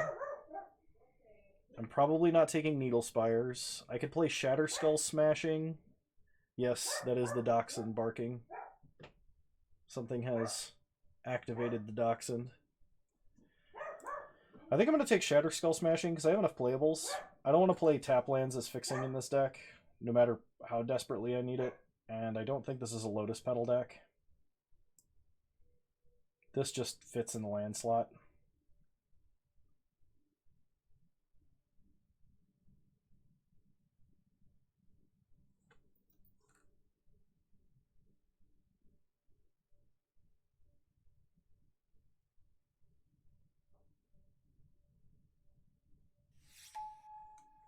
Time Twister. Chrome Mox, on the other hand, I will play in a deck like this. I should have gone with Wheel of Fortune over Tinker. I'm not playing Tinker. We don't have anything we can Tinker into, really. I guess I could Tinker into Lodestone Golem. That'd be pretty sweet. But I don't have any duels. If I had a duel that could actually cast Tinker, I would. Yeah, Chrome Mox goes in this deck. I could take Student of Warfare, but that's pretty weak. Big Gideon is very nice, but we can't... I mean, I could play him on turn 2. I'm taking Chrome Mox. I just want to play Thalia on turn 1 as often as possible. Chad, obviously better than Black Lotus. Oh, Hallowed Fountain. I can play Tinker. Would I Tinker turn 1 for a Lodestone Golem? I am strongly considering it. The option... We have enough playables. We really only need fixing. I'll take Hallowed Fountain. Oh, man, that'd be so sweet. Just turn 1 Tinker Lodestone Golem. What are they going to do? How do you... You can't beat that. It's literally unbeatable. Thraben Inspector. There was an Inkwell Leviathan in this pack too, by the way. For anyone whose concern is not intensified yet.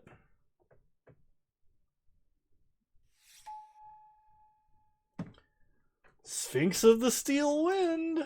I don't think I'd be playing Duretti. Honor of the Pure is pretty good with how many white creatures we have. But I don't think it's good enough. So I'm going to take Sphinx. Sun Titan is way too slow.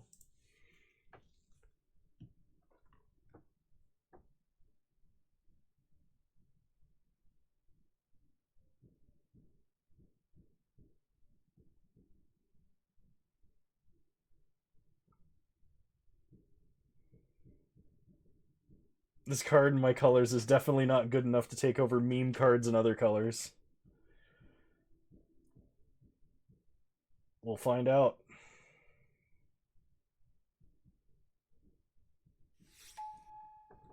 Ooh, Shieldbreaker Wield. I think Shieldbreaker is actually better than Kythian. If we're taxing our opponent's mana this hard, I want to be able to destroy mana rocks, and Shieldbreaker is a reliable way to do that. Upheaval. Oh, Faithless Looting. I like Faithless Looting here. Grandmaster doesn't really work out. Finks is okay. Light Up the Stage is pretty meh. Kiki Jiki is a little expensive, but Faithless Looting I'm good for. Figure of Destiny. I would take Koth if we were like Mono Mountains, and he would be good. Could take Lotus Petal. When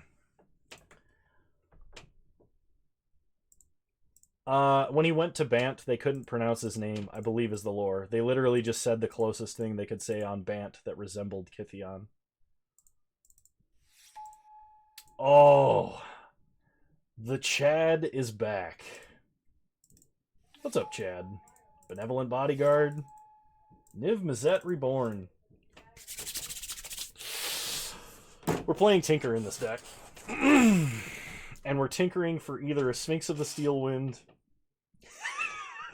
or a Lodestone Golem.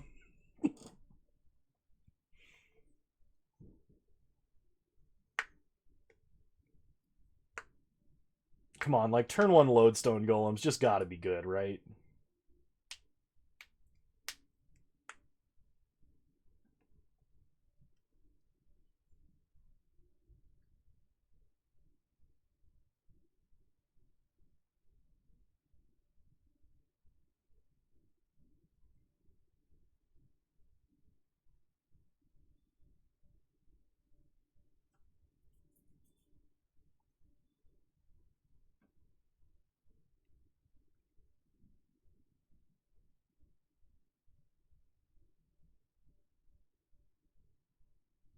And you laughed at me. You all laughed at me.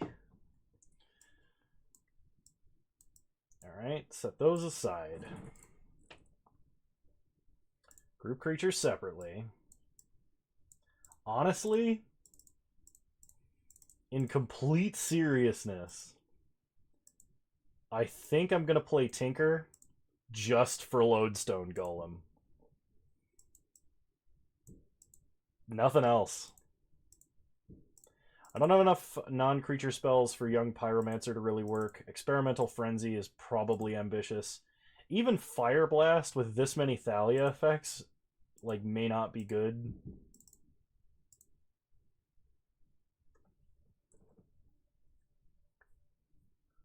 Oh, we're not sacking Lodestone Golem.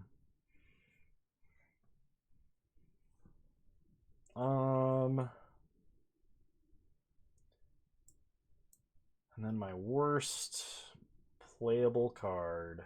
Oh, yeah, no, I should be playing Sword. It got taken out when I was looking at all my like Chromox and stuff. Each time you make Tinker work in this deck, I will donate 100 bits. Alright, I accept your challenge. Containment Priest is a sideboard threat. Man, if I had taken Wheel of Fortune over Tinker, though, we had Spirit of the Labyrinth. We don't have any fetches to, like... Well, I guess we do have fetches. Never mind. I was going to say to power up Grim Lavamancer. Thraben Inspector makes a token we can tinker. I don't know. This kind of looks pretty threatening. Stoneforge Mystic, we have Sword. And I'm going to put...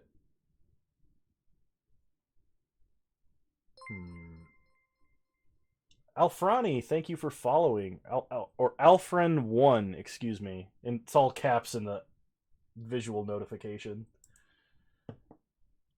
You're a wonderful human being, and I appreciate your support. I'm going to cut Benevolent Bodyguard. So we're going to play Chromox, Mana Crypt, Mox Ruby, Lotus Petal. Oh, actually, that means Mana Crypt and Mox Ruby are lands. Chromox and Lotus Petal are not. So I actually need to cut probably like one more card.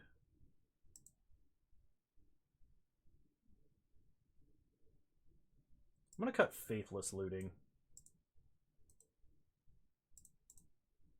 Alright, Mana Crypt, Mox Ruby, Rishadan Port, Marsh Flats, Shatter Skull Smashing is a mountain, Hollowed Fountain, Flooded Strand, add basic lands. 3 mountains, 4 plains. Hang on a minute.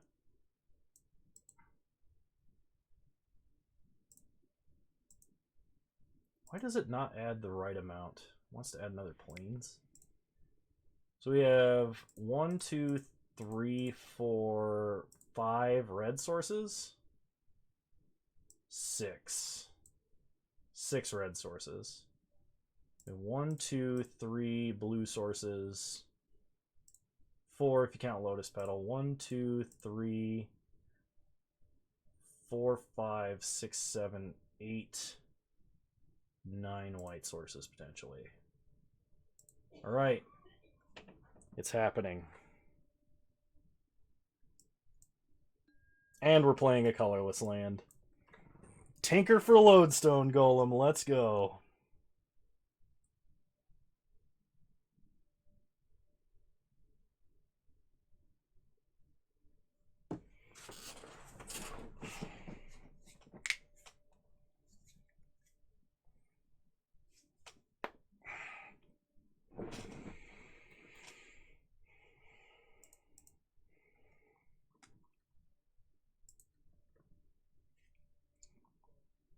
Three Thalia effects between Thalia, Vryn Wingmare, Lodestone Golem. Alfred1, thank you for subscribing.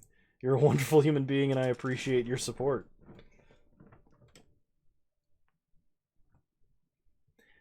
If you like this kind of content and you want to see more of it, I do have a YouTube channel if you're not aware, and you're also welcome in the Discord.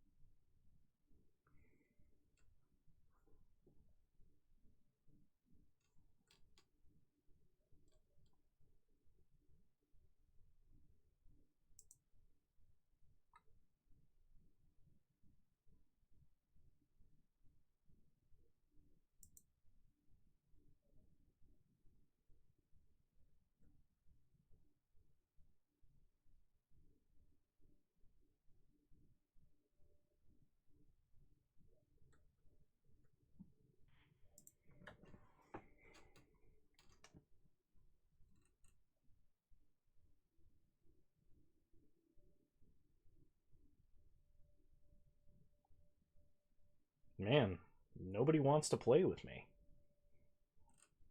They heard I was entering the queues and they all disappeared.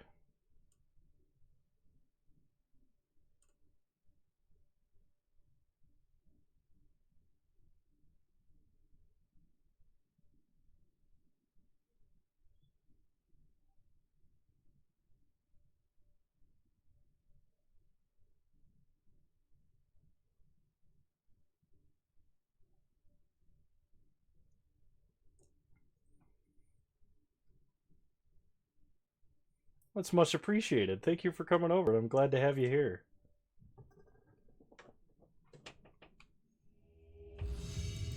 Alrighty, round 1. And on a holiday, no less. It means a lot.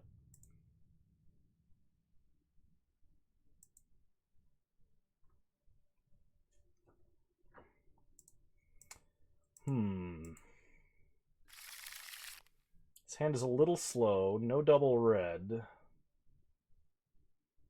You have blue mana for Tinker. And a Thraben Inspector. I'm going to try keeping this hand. Not mulliganing aggressively when you have this much 0 mana stuff to do in your deck. I think I might be insane. Opponent starts Plains. Play Plains. Play Inspector. Investing. Oh, we get Mana Tithed. Well, not playing around it. Opponent plays a Plains into a Signet. We untap, we draw a Mountain, play Hollow Blade. Pass the turn. So now we're playing Protect the Hollow Blade and Sulfuric Vortex. Whoa! Thank you, Alfred, for gifting 5 Tier 1 subs. Much appreciated. That is a huge amount of support for the channel. Thank you. Opponent plays a Mountain and passes. We untap. We draw Chain Lightning.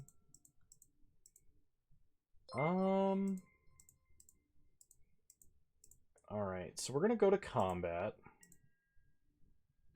Attack for 3.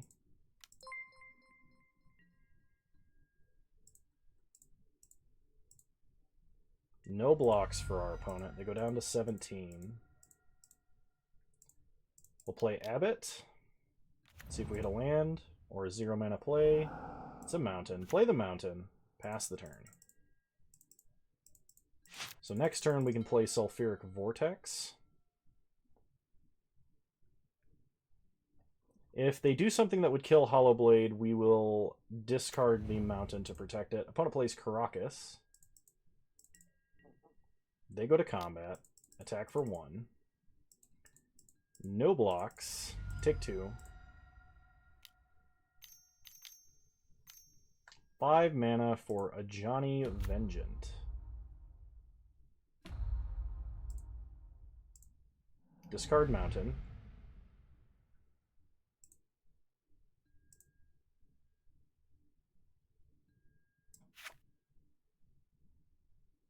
Why did my opponent not gain life?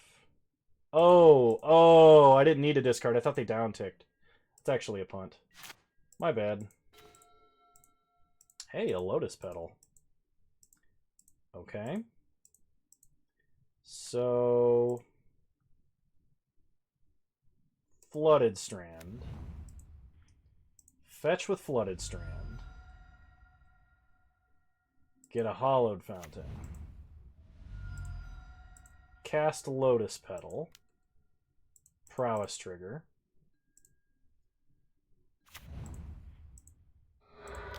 Sack Petal. Play Vortex. Prowess trigger. Go to combat. Kill a Johnny. Hooked on Phonics 2. Kano 0. Oh man, that's brutal. Stop playing big plays. Alright, that's a Gideon. They taunt our guys. Attack us for 2. Go down to 13. We untap, take 2 from Vortex. Draw Porcelain Legionnaire. Play a Plains. This is 6 damage. Okay, yeah, we gotta Lightning Bolt them. Or Lightning Bolt Gideon. Prowess trigger.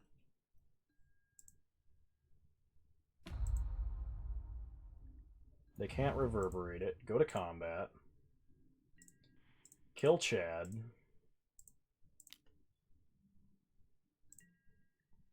Chad down. Play Porcelain Legionnaire. Pass the turn. Opponent takes 2. They have 2 cards in hand.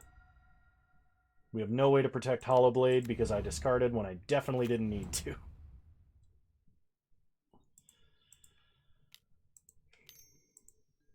Opponent sacks the clue to draw a card. 3 mana left.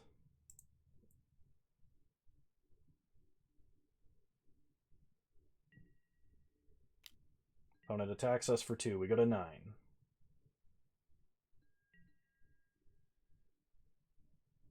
We untap. Take 2 more.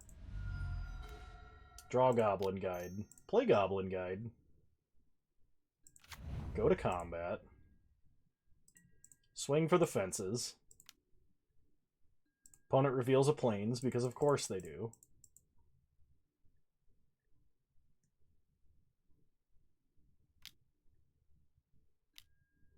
Swords to Plowshares on our 3-1. We gain no life because we're playing Sulfuric Vortex. They trade off with Hollow Blade, take 4, and go to 9. Well, that Swords was pretty brutal. Our opponent is playing our deck, but more interactive. Yeah, you can thank Alfrin. Alfrin 1. They gifted out 5 subs and subscribed to themselves. We go down to 3.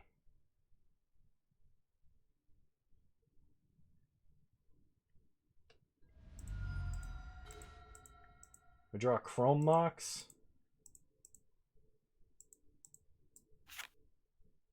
Kytheon can give himself indestructible, so that's a concede. Okay. Yes, I have somehow hit the mirror again. You are correct. But you know what my opponent's not doing? They're not playing Tinker. They're playing Mana Tithe.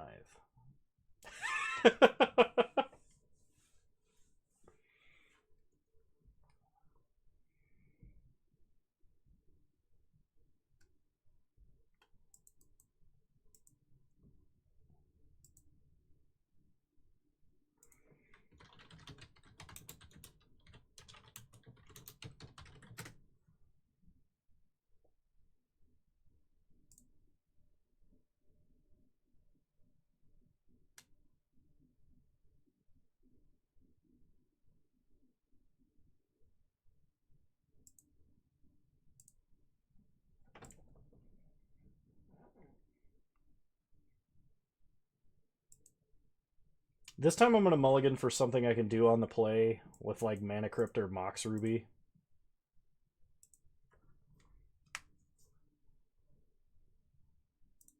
Actually, Sphinx of the Steel Wind is coming in over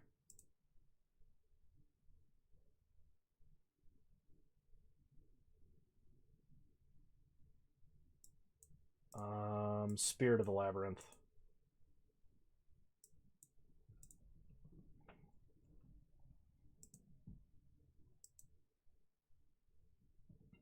Simply because this is the mirror. Now be prepared for Sphinx of the Steel Wind to be in every hand I mulligan. Until I hit like 4.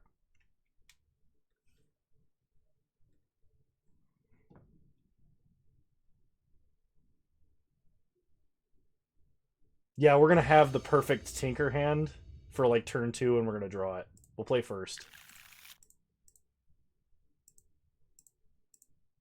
I mean, it's a turn 2 Bramaz.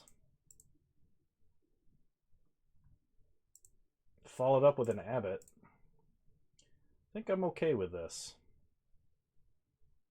We will keep.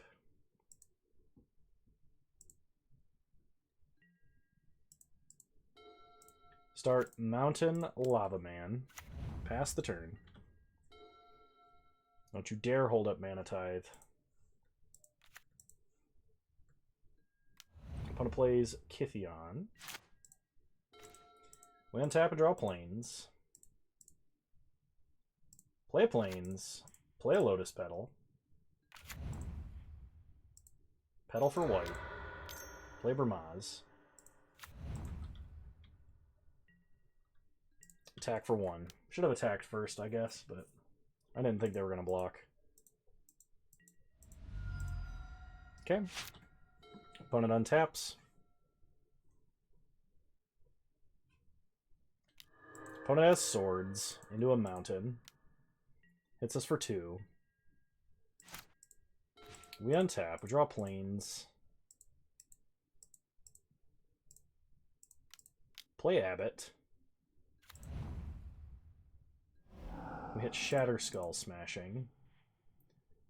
So play Shatter Skull to Hammer Past. We will not pay 3 life. Go to combat. Attack for 1.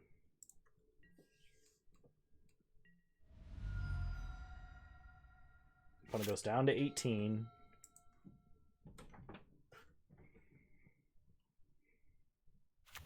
They play Karakas, so they can protect Kytheon now. They attack for 2, no blocks.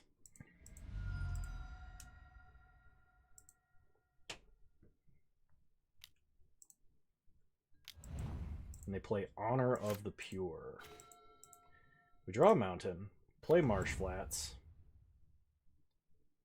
go to combat, attack for 2,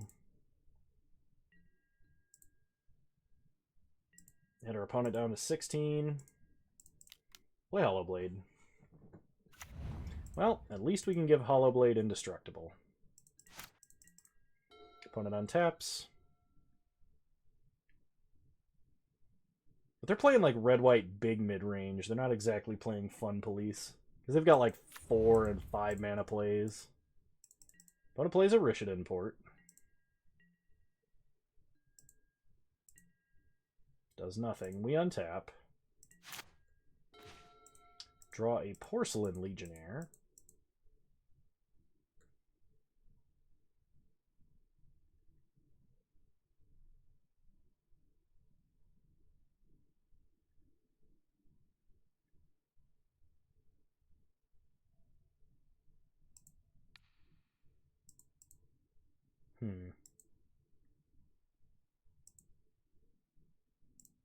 I'm going to go up to 5 mana. Play Porcelain Legionnaire. Pass the turn.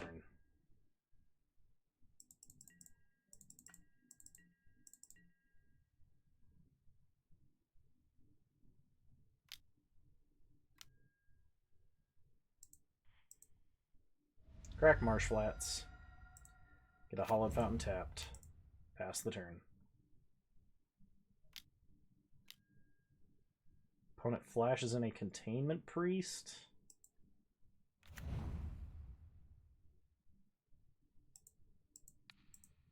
So we kill Kithion.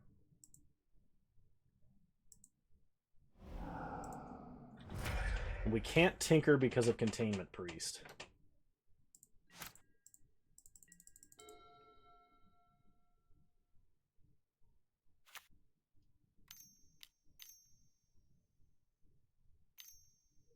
Four mana. For Hangerback Walker X2.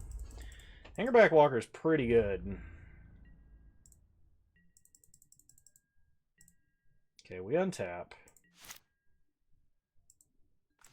We draw Big Chad. Go to combat. Attack here and here.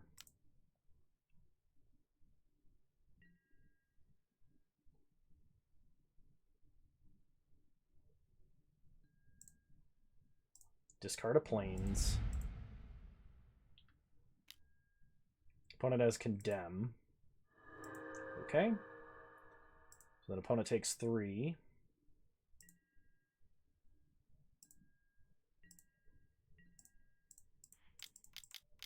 Play Gideon. Make a token. Pass the turn. Opponent untaps.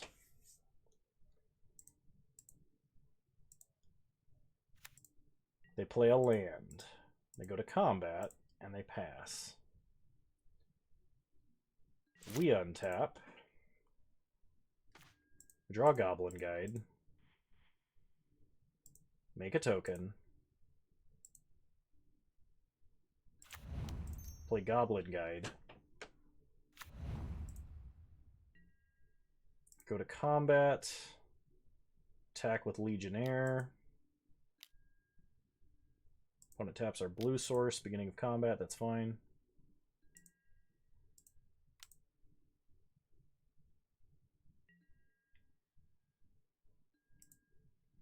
Okay, opponent goes to 10.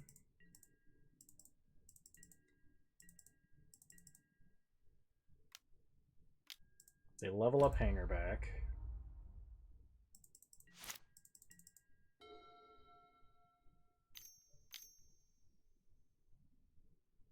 Opponent has Recruiter of the Guard, so they're going to tutor up something scary.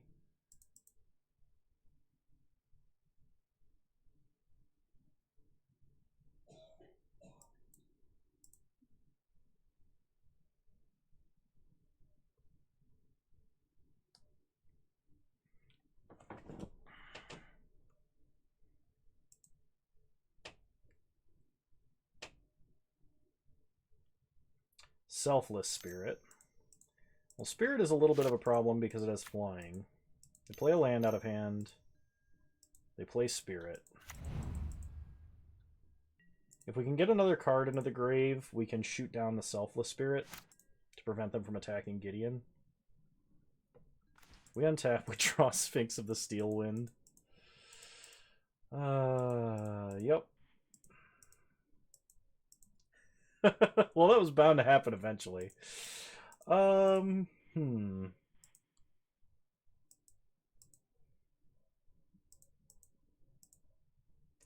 You need a clap emoji. I could emblem Gideon, but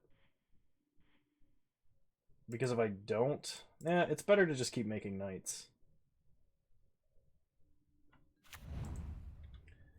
Pass the turn. No attacks this time because of that. Okay, opponent untaps.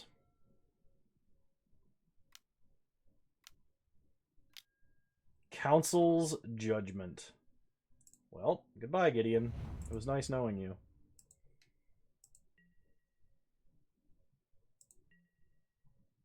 Opponent passes. We untap. They port Hollowed Fountain. Draw planes. We no longer have Hollow Blade. I'm gonna hold on to the planes.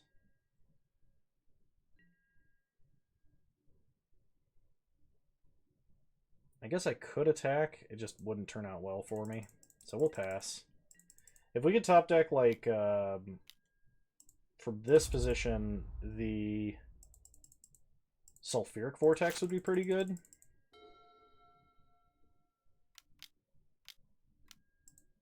And yeah, if our opponent could not top deck that, that'd be great. So they taunt. Now we are in trouble.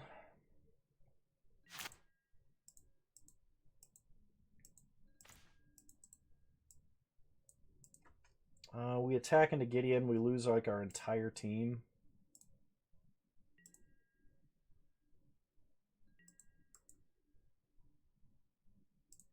I guess I could have played the fetch land and activated Lavamancer first so that I didn't have to attack with Lavamancer. You could have killed like Recruiter of the Guard or forced them to sack Selfless Spirit, but we're losing like our entire board anyway.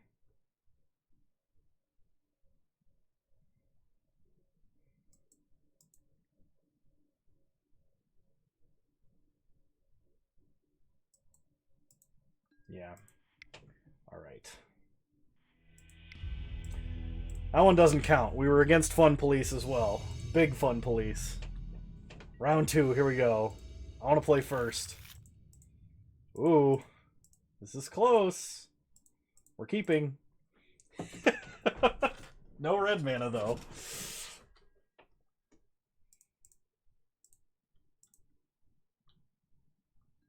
So we'll start Plains, play Thraben Inspector.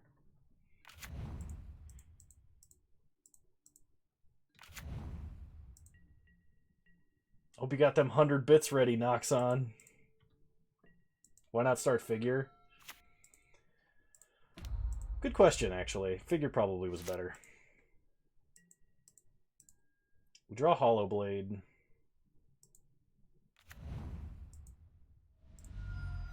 Hollow Blade is better now. Well, I guess Figure we could turn into a 4/4 next turn. No, we would be tinkering next turn if we get another mana. So play Hollow Blade. Go to combat, attack for 1. See, it turned out fine. Okay, Ancestral Vision's ticking down.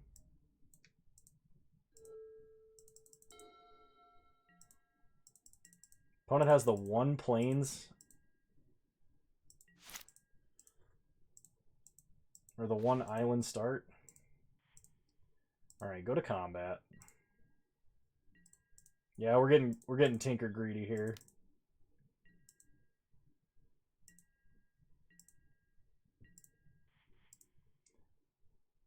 We are going to pay 3 life, and we're going to play Vryn Wingmare and try and get to land number 4 because my opponent missed a land drop. They did get a forest. They play birds. We untap. Draw land number 4. Alright, we're doing it.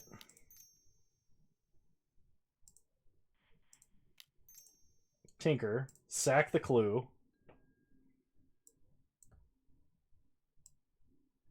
Why not just Chain Lightning Birds? Because this is way more fun. Get Lodestone Golem. Go to combat. Attack.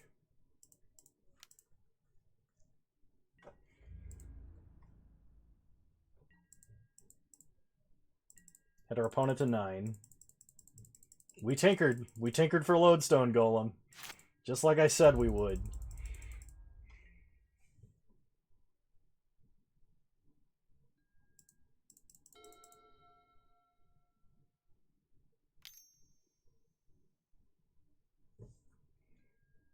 They play a 2-mana Gilded Goose. And they play a Breeding Pool tapped. But now all of our non-artifact spells cost more too. And we were saving the Chain Lightning for the birds that lays eggs. We untap.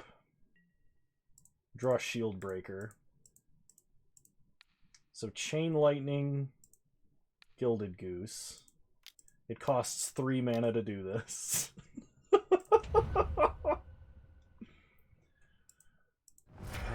Go to combat. Attack for a lot.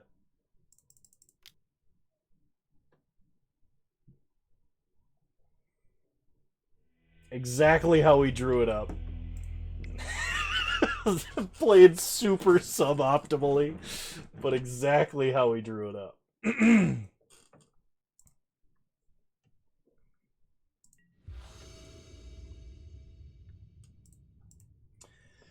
Alright, this is a turn 1 Spirit of the Labyrinth. No, it's not. We don't have any white mana. This is a turn 1 Porcelain Legionnaire, or a turn 1 Embereth Shieldbreaker. We did, in fact, draw up suboptimal lines. Well, you don't gotta be mean about it, but... I mean, turn 1 Porcelain Legionnaire is not that terrible, but my opponent... I would rather have a hand that has, like, Thalia in it. I'm gonna mulligan. Okay. Yeah, I'll keep this. We'll put back Grim Lavamancer.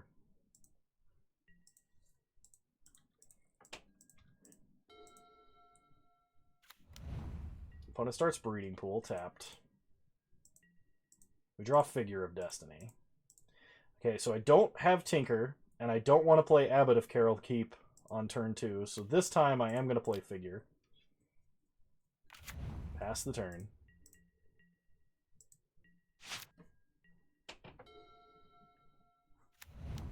Opponent plays a Bayou into a Pack Rat. We draw Chain Lightning, which kind of makes our decision for us. Can't let the rat get out of control. So, Lightning the Rat. Make Figure a 2/2. Go to combat. Hit our opponent for 2.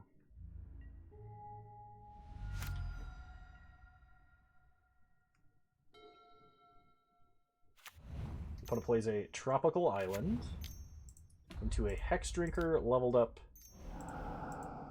once, and suspends an Ancestral Visions. We draw Rishadan Port.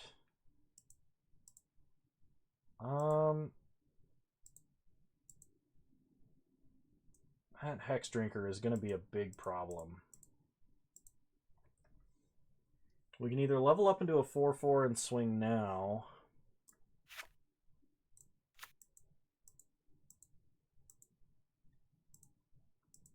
Or we could play like Ferocidon, which theoretically swings past a Hex Drinker.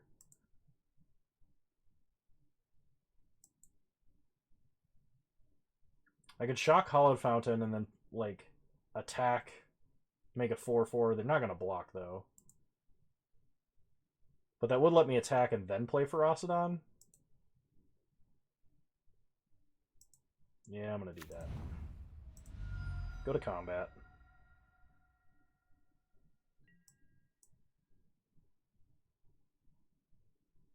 Attack for 2.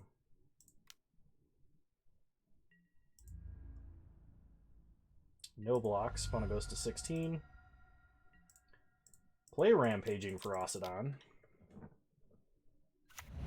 Pass the turn. Ancestral Visions is ticking down.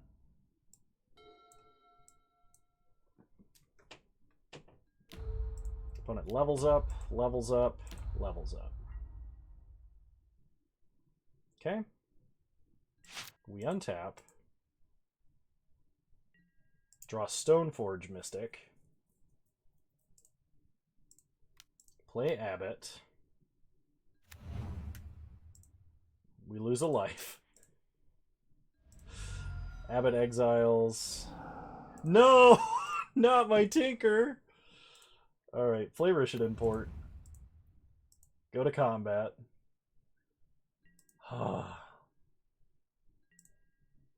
Hit our opponent for 3. I can either port them. That has Menace. Nice try, though. I think we just go get Sword of Body and Mind so we can swing past Hex Drinker.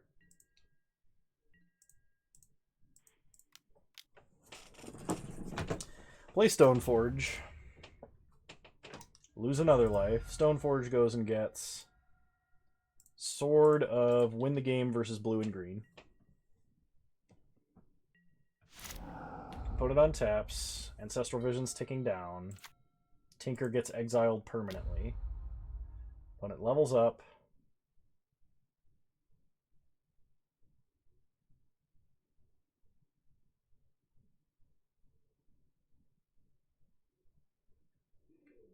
And they're thinking about what they're doing now.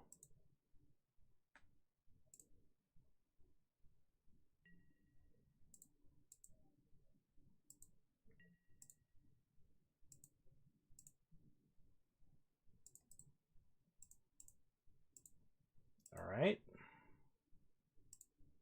They pass to their second main phase. Then they pass to us. We untap. Draw Sulfuric Vortex. Activate Stoneforge. Put down Sword of Body and Mind. Equip to the only creature they can't Fatal Push. Go to combat. Hit them for 5.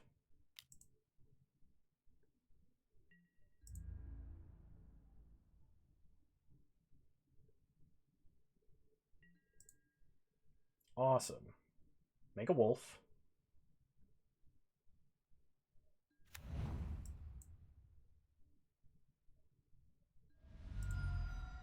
We lose a life. Pass the turn. Opponent down to 8. They play Opposition Agent and lose a life. Interesting. Guess I'm really glad they didn't have the mana to flash that in response to Stoneforge. That would have been terrible for us.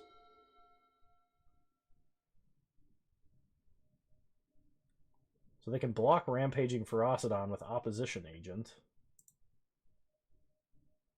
But they can't beat the mono-red Tinker deck. Alright, round 3, we won a round. And we tinkered for Lodestone Golem.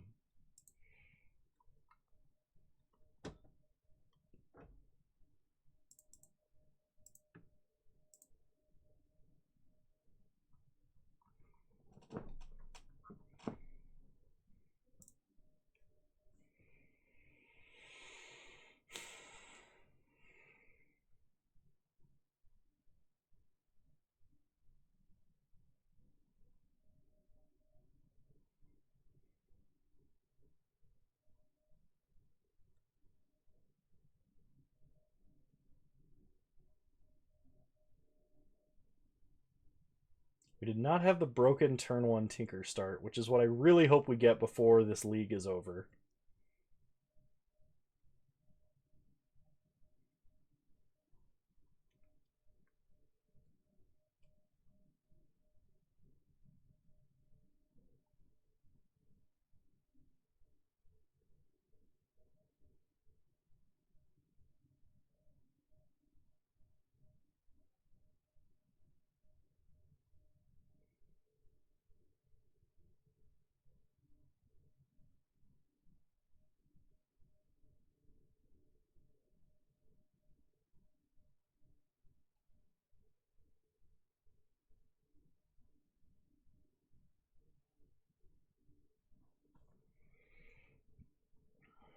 Hey, we're into the 4th hour of streaming just about. We're like a minute away. I normally do not last this long streaming, so. But this will probably be the last league that I play. I don't have enough time to start a whole new one.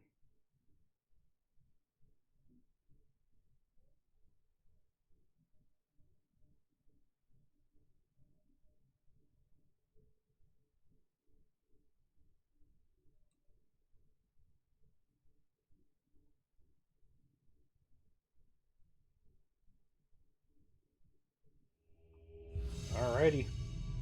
Round 3, here we go.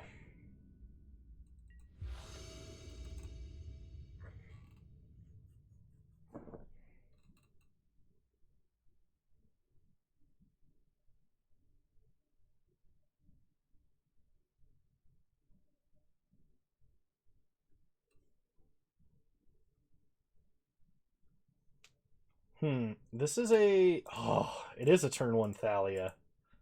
It's happening then. If I get thought seized, I will be the saddest fun police player ever. So opponent gets to start.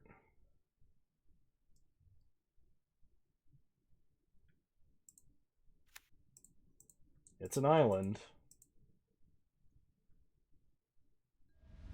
They probe us. The jerk.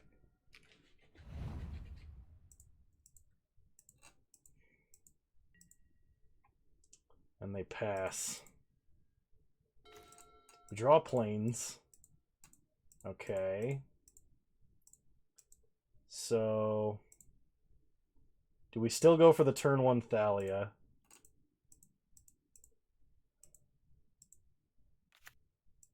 I could just play Figure of Destiny to play around.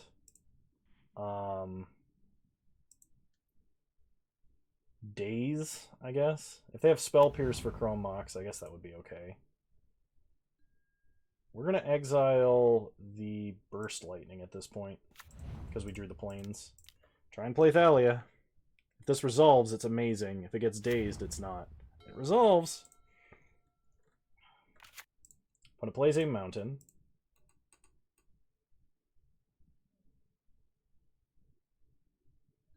We untap. We draw Grim Lavamancer. Play Rishid Import.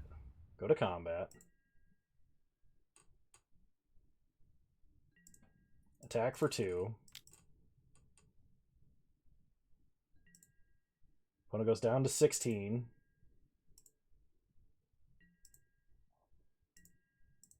Play Figure of Destiny.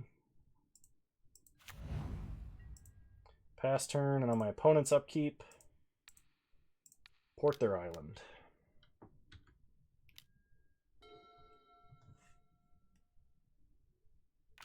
Opponent plays a volcanic island. We untap. We draw Big Gids. Level up Figure. Go to combat. Attack for 4.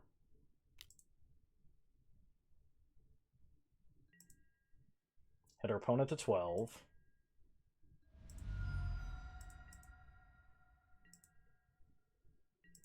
Stop on their upkeep. Tap Volcanic.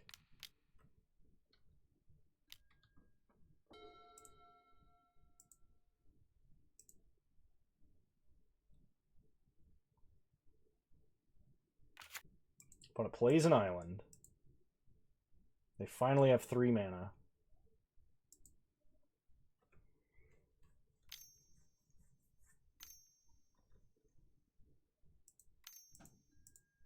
They cast an Impulse. Okay. And concede. Turn 1 Thalia wins the game. Alright. Run it back. No adjustments.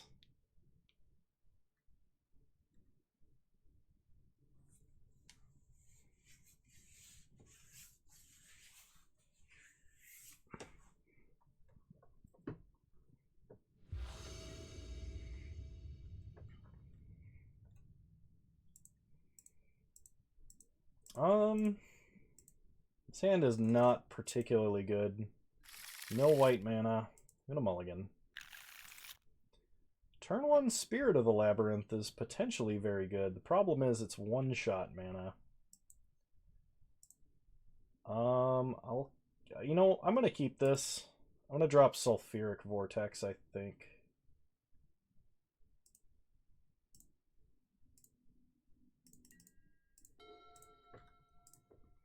Opponent's deck seems like the kind of deck that wants to draw cards. Okay, we draw Porcelain Legionnaire. Play Lotus Petal.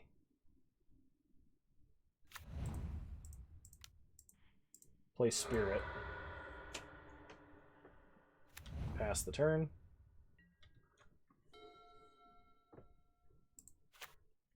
Opponent plays an island. Passes. We draw. Abbot. Go to combat. Attack for 3. I think if they have a lightning strike or something, I have to path my own spirit. Okay, we hit our opponent to 17. And we pass.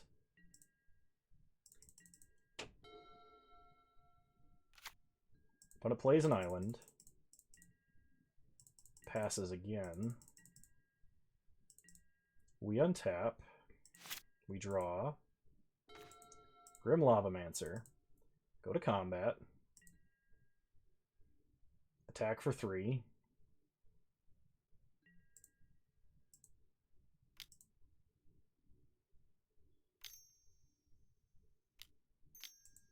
Opponent plays Vendilion Click.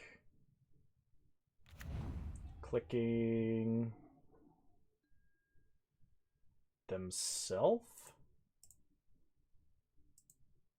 Yeah, go ahead and do that, I guess. Putting Commit to Memory back.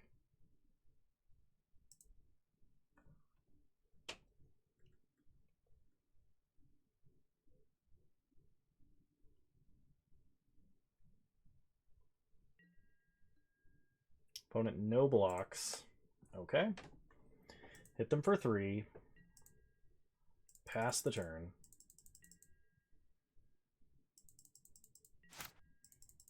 Well, we should have drawn a land by now.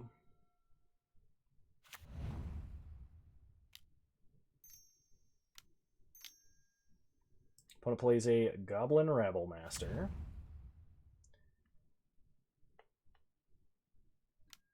And Chain Lightning's the Spirit of the Labyrinth. I can path Rabble, but this is game. I think even if I draw a land right now, it's game, but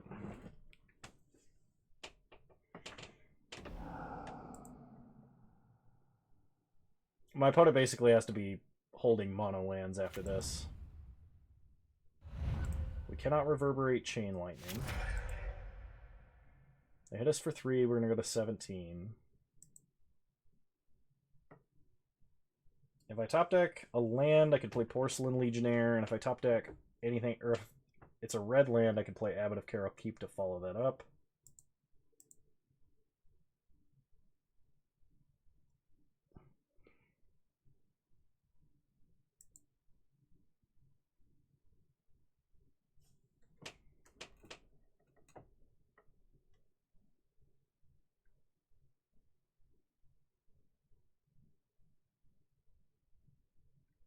My opponent disconnected. Aha! You've been intimidated, opponent.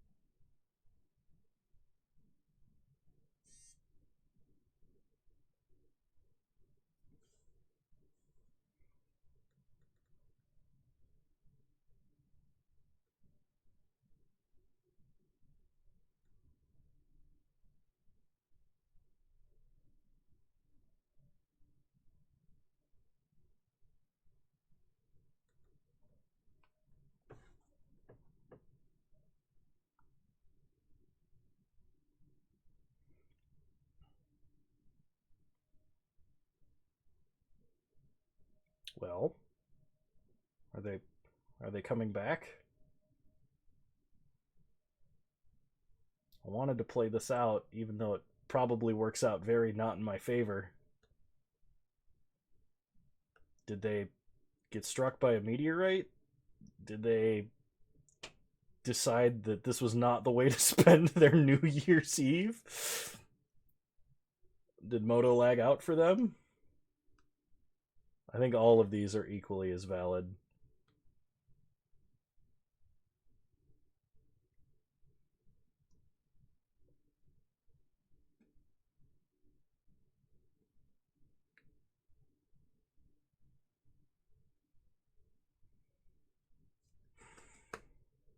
Well, we turn one Thaliad somebody.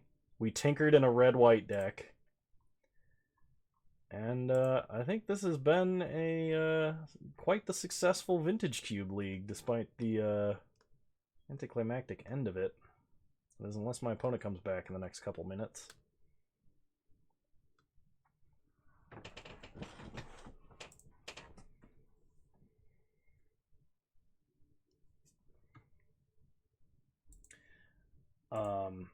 Well, I want to thank all the people who have followed and subscribed this stream. This has been a very successful New Year's Eve stream. I want to thank all the people who are watching or have watched today. I think you're all great.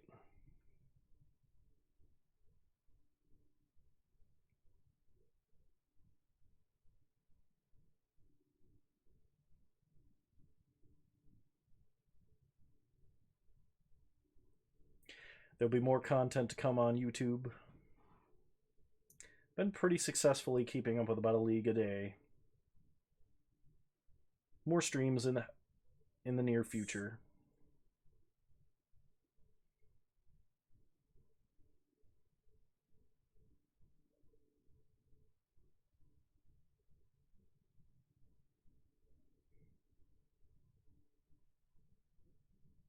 Well, my opponent has been gone for 3 minutes. 7 more minutes until the Moto timer says that we win.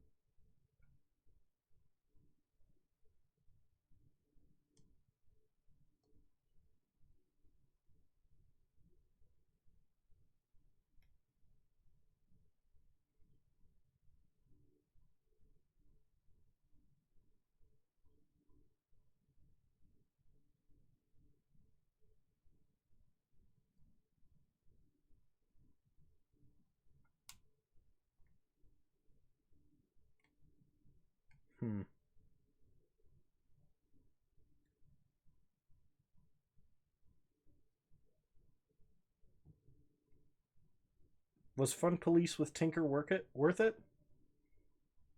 Just to say I did it? Yeah. If I was trying to win? No.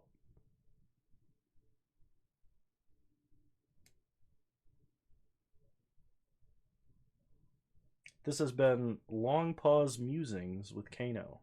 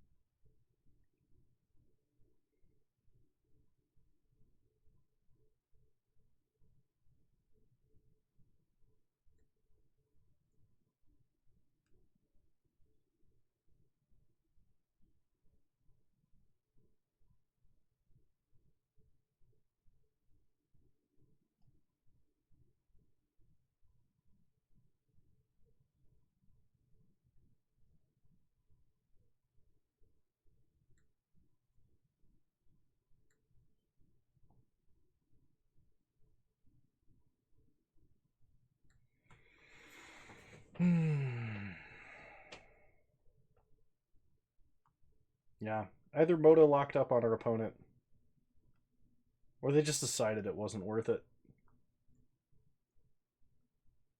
I suppose a power outage could have prevented my opponent from coming back. It is winter in the northern hemisphere.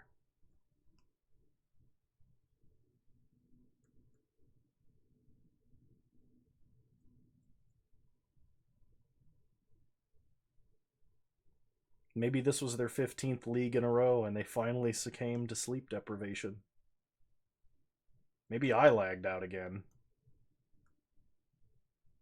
I should probably check if I lagged out again. Here I am, just talking.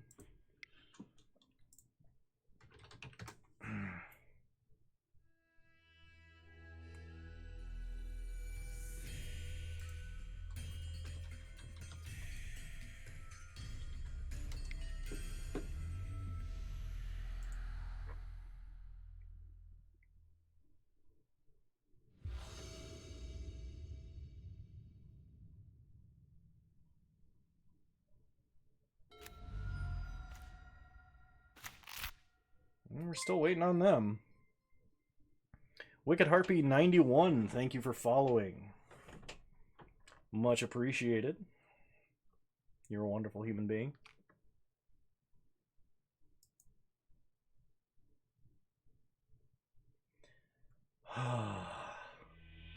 And our opponent loses due to inaction, and we go 2-3 with Boros Tinker Aggro.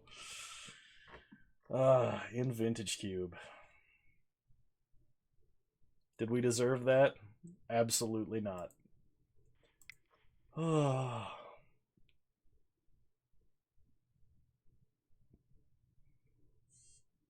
no worries.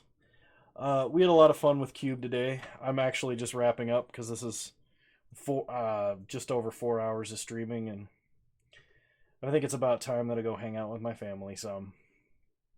But thank you for stopping by, and thank you for hosting.